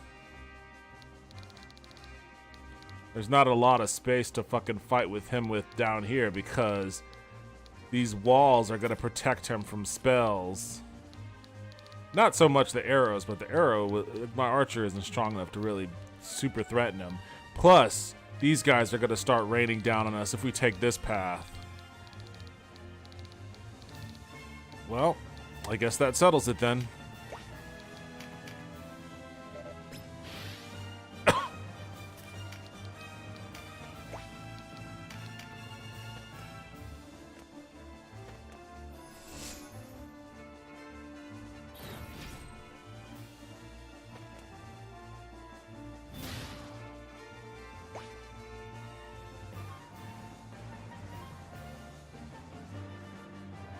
Hey, what are you doing?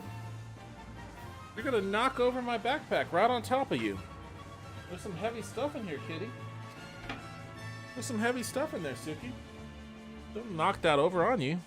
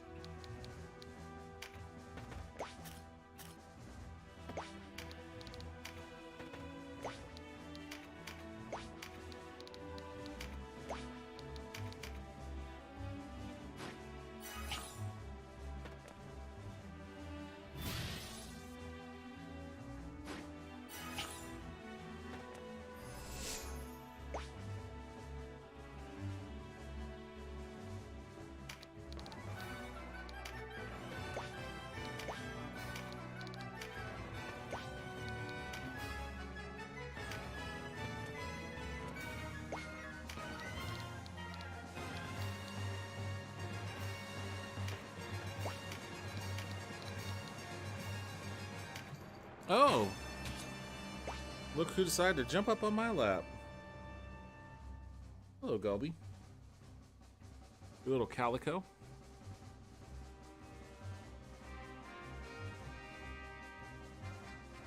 Are you telling me I've been on this too long? Yeah, I guess I have been at this almost 5 hours. Maybe I should suspend this and call it. I'm getting kind of hungry, and my cats are getting a little restless. You want me to come hang out with you? You want me to come hang out with you? Okay.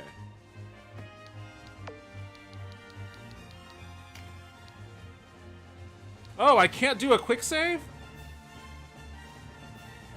God damn it. You, ow, ow, ow, ow. Okay, get off. Ugh, motherfuckers. I hate when they do shit like this.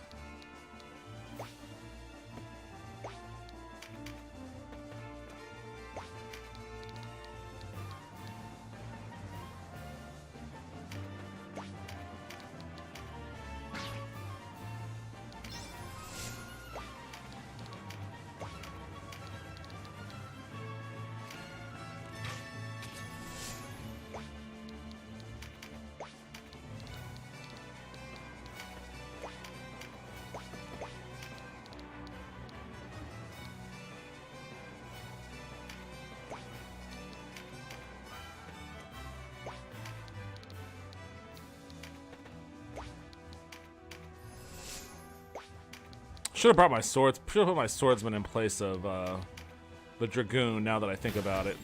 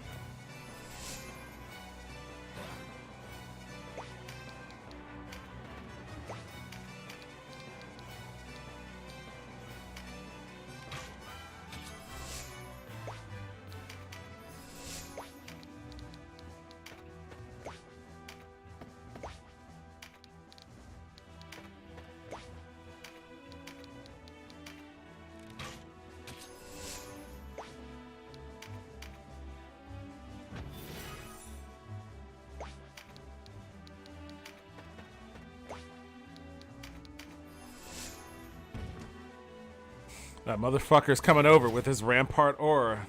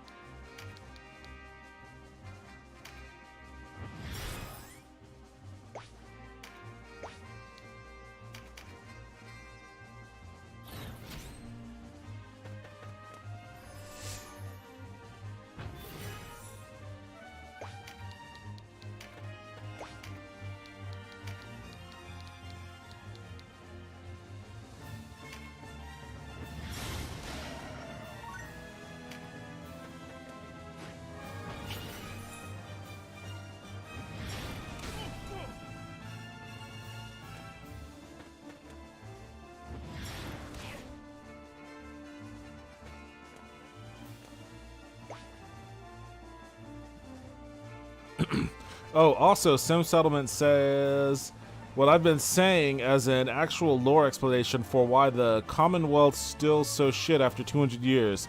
The people of the Commonwealth are genuinely some of the stupidest motherfuckers in all of post-war America. The guy presents these things called ASAM that basically tell you step by step how to build a house. And the first settler he shows it to breaks it to use the pole as a hoe. Amazing. I can't get into shit that's that cynical, to be honest with you.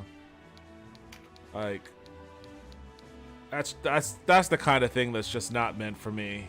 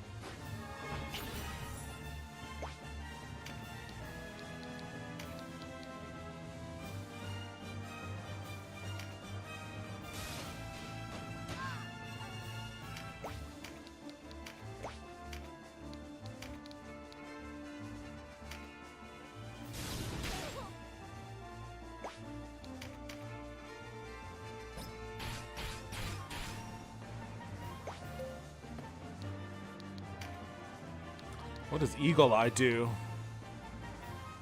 Ranged attack hit with 100% actually it cannot be deflected. Okay.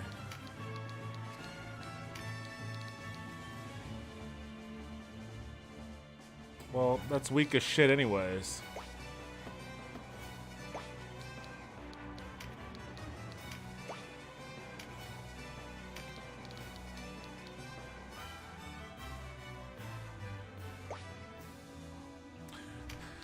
Nothing else he can do. Well, I guess he could do double shot, but what's the point if it's gonna be that weak? I may as well just save it until he could do dark whatever.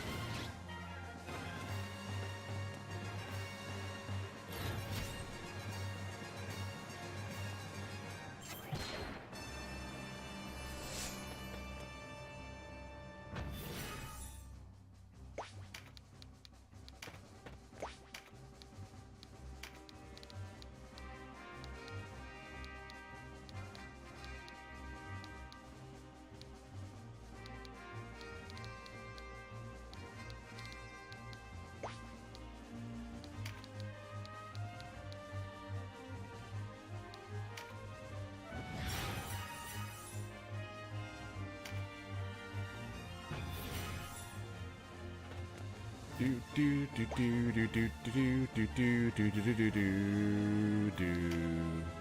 Do do do do do do do do do do do do do do do. 184, 154, 229, 208. Who do I want to hurt more? Gotta get rid of that guy.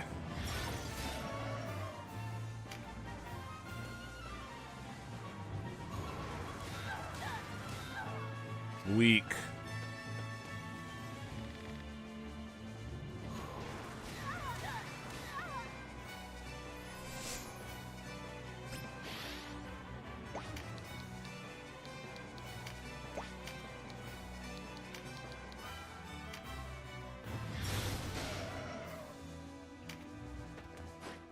Oh, he's got to get two of us.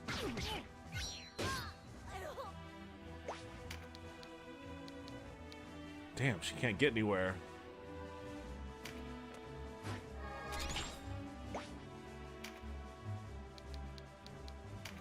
Guess she can use this.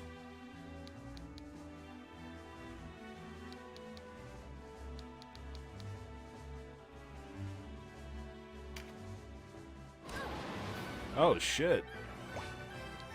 She had that pent up anger.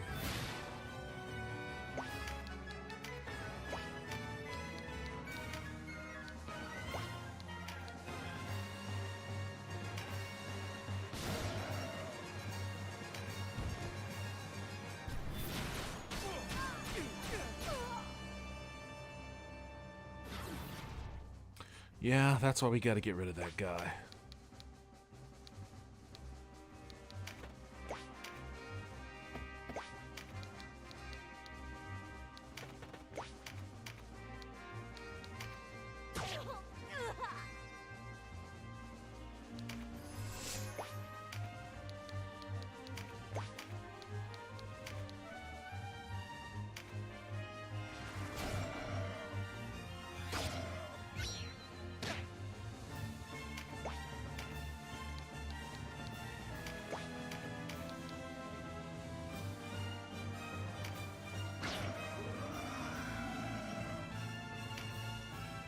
Excellent.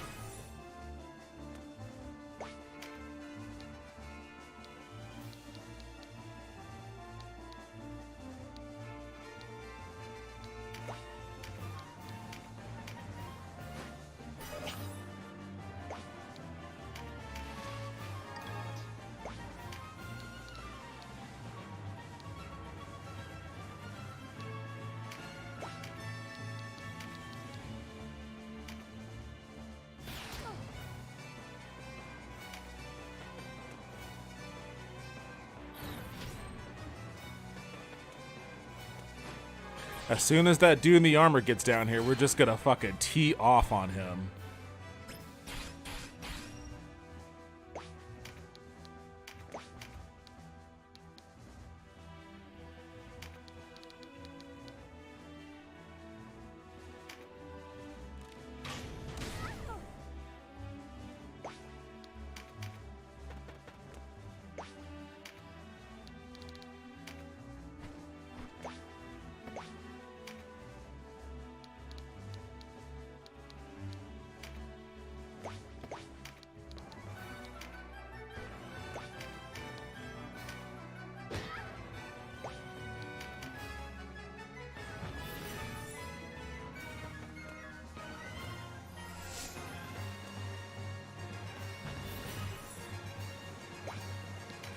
Hoping for that mother's blessing, but it just doesn't come.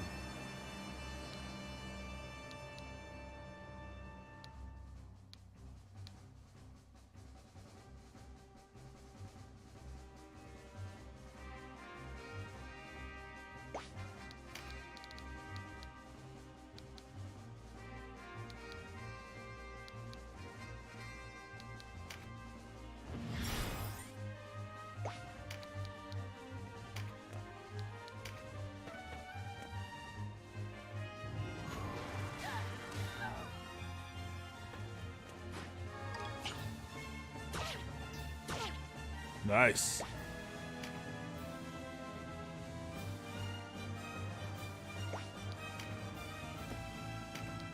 Why aren't you meditating?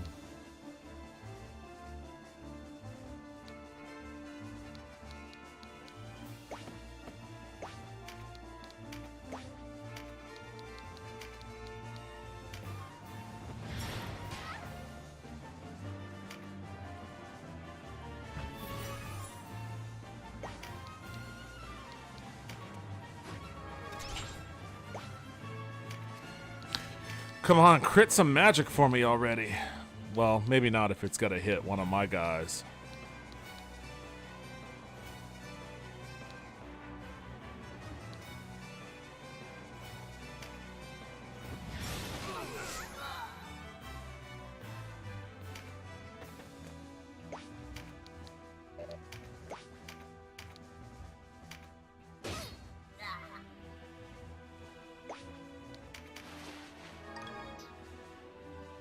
It is only a matter of time before your castle falls. Denham's such a shit talker. Lay down your sword if you value your life. Would you do the same were you the defender here? Or would honor prevent you as it does me? The Bakram will fight to the end!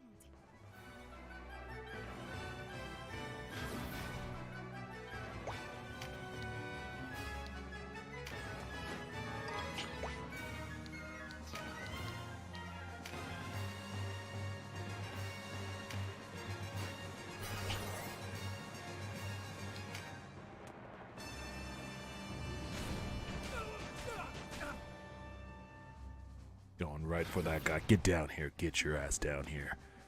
Alright, he's gonna hurt him. That's gonna probably kill him. Damn, close enough.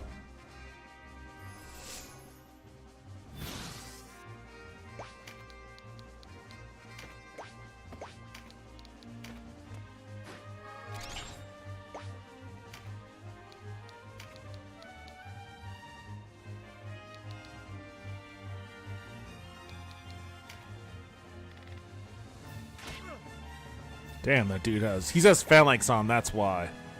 Poor choice there. Poor choice on my part.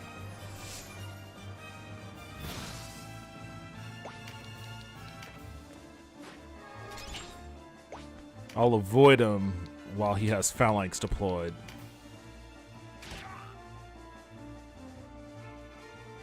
You know what? I'm not even going to do that. I'm not even going to do that. I'm not even going to do that.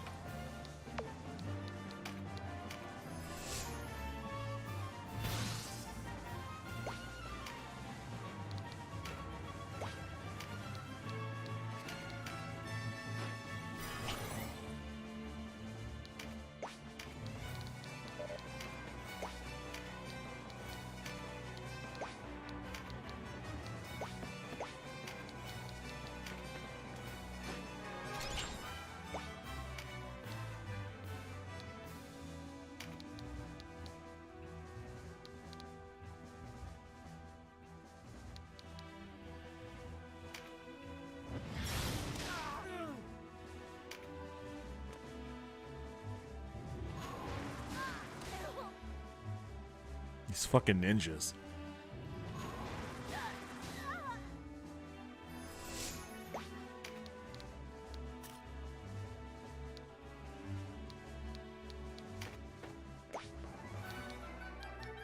Oops.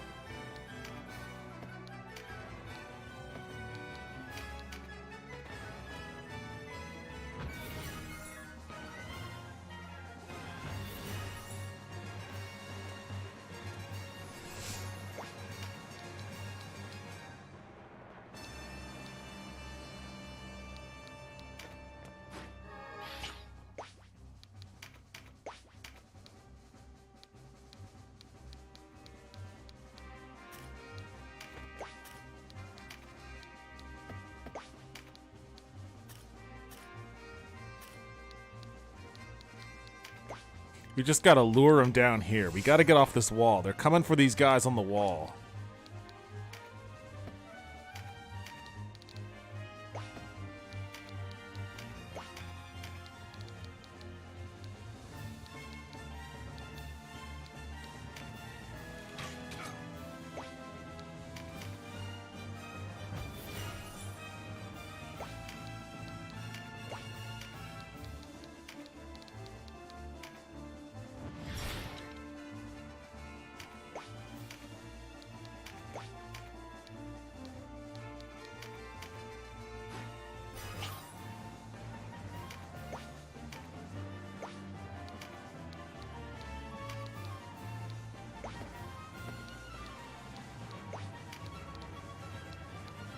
Get down off of that wall.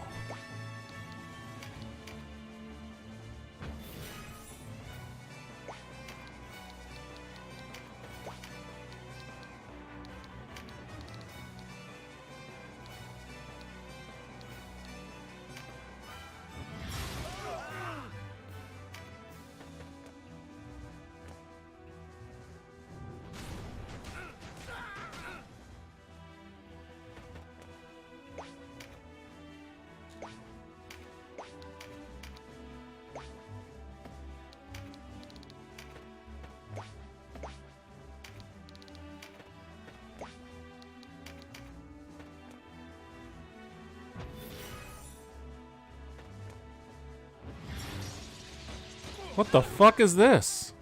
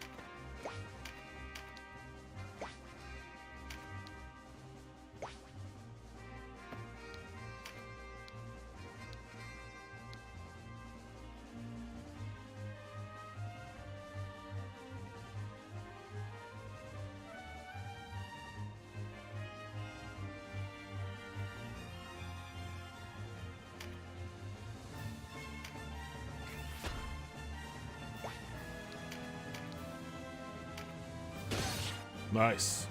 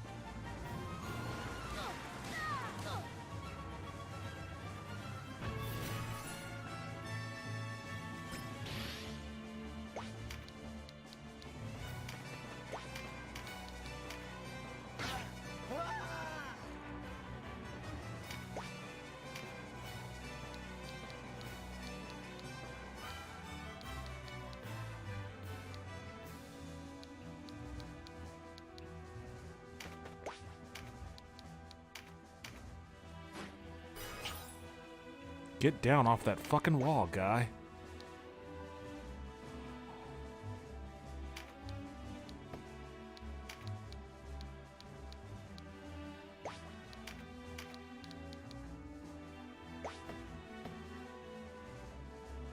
I don't even see. Oh, he's next up. Okay, he's next. What do I want you to do? Oh, you need to heal.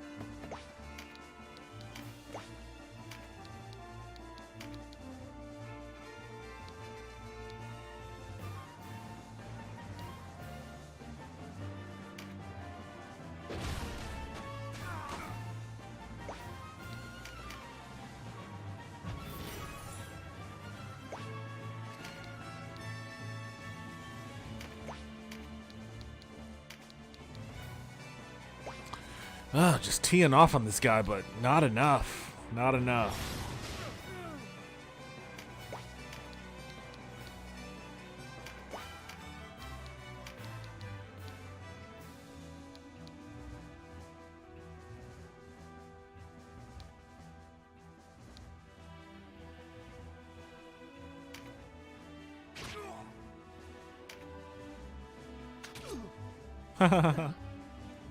Ah, damn, he silenced me. That's not good. Get over there. Get over there and fucking rack him. Rack this bitch. Alright, what's this gonna do? 336.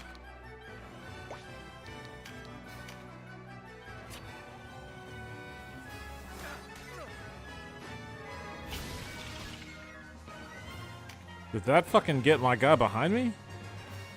How did it critical hit the guy, my ally behind me, but not this fucking dude? Although, I mean, it looks like it still hurt him. Oh, shit. That bitch is really fucking doing a number.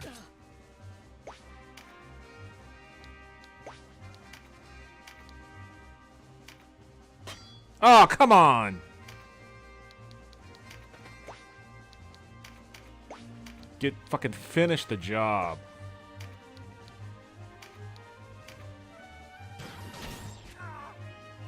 An unexpected turn.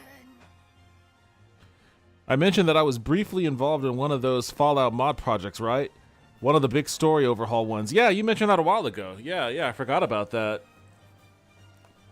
I think you mentioned that when I was in the throes of Daggerfall.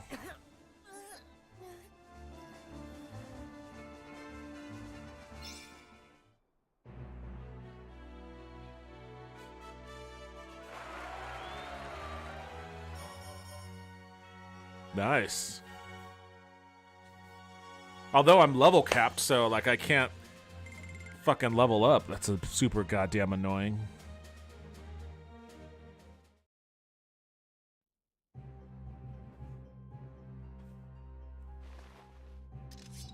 I'll be taking this. Traitorous worm! Is it not you who betrayed Lodis?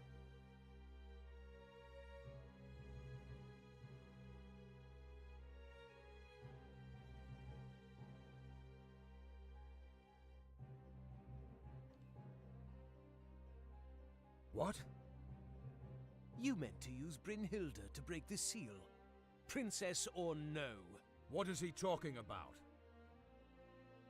This sword holds the power of the gods. No mortal seal can stand against it. Yet you had us scouring the islands for a woman long dead and an uncharitable princess. Uncharitable. Is this true, High Champion? You wanted Dorgalawa's legacy for yourself. Do you mean to mock us to death? No need. When the Almoricans find you, they'll do it for me. Are you all right, Balsifon? Honduras, how can you have any part in this? Must I spell it out for you, Volak? How I have yearned for this day. The day my mother and father, my brothers and sisters, are avenged. Still you cling to the Nildam royal house?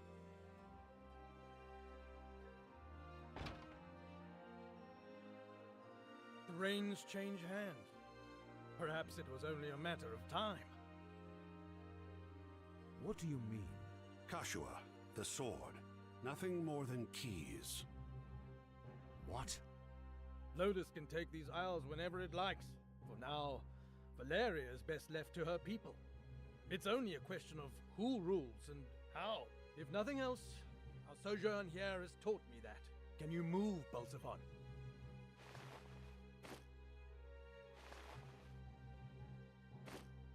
Man, they really suck at tying ropes, huh?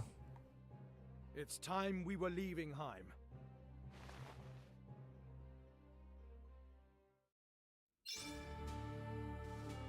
Can I save here? Okay, I can save here. Cool. Woo!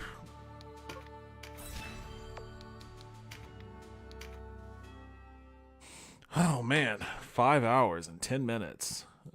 Beefy stream tonight. Let's see.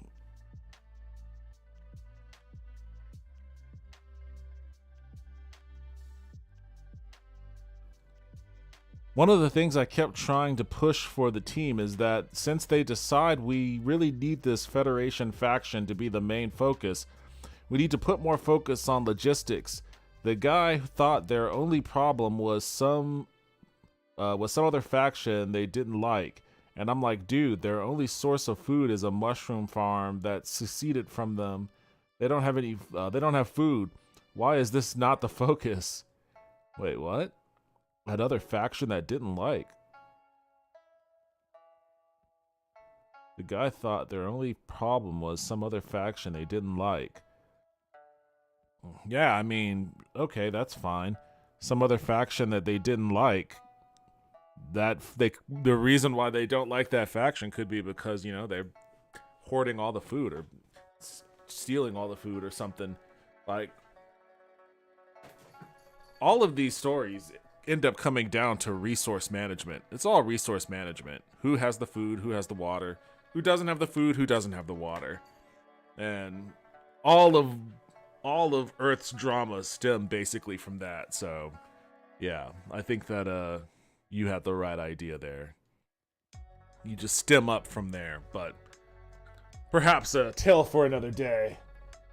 I am calling it quits for tonight. Accomplished a lot today. Man, that was an epic stream. A fitting way to start off the new year. First stream of the new year. Lots of reacts, covering some news stories. Got a guest streamer on here. Hopefully Dena returns to the streaming world sooner rather than later. And close, very close. I didn't finish. I didn't beat Tactics Ogre, but I feel like I'm maybe a battle or two away. So, all in all, good times. Good stream, good job. Thank you a lot, Toaster. Thanks for stopping by as always. Hope you have a pleasant rest of your evening. And everybody else out there, thank you for stopping by. Thank you, Loa, for stopping in. Always appreciate it. Thank you, Chillmonger, for stopping in. Always appreciated. Bianca, who was in earlier. Genetic Memory Farms, thank you for stopping in.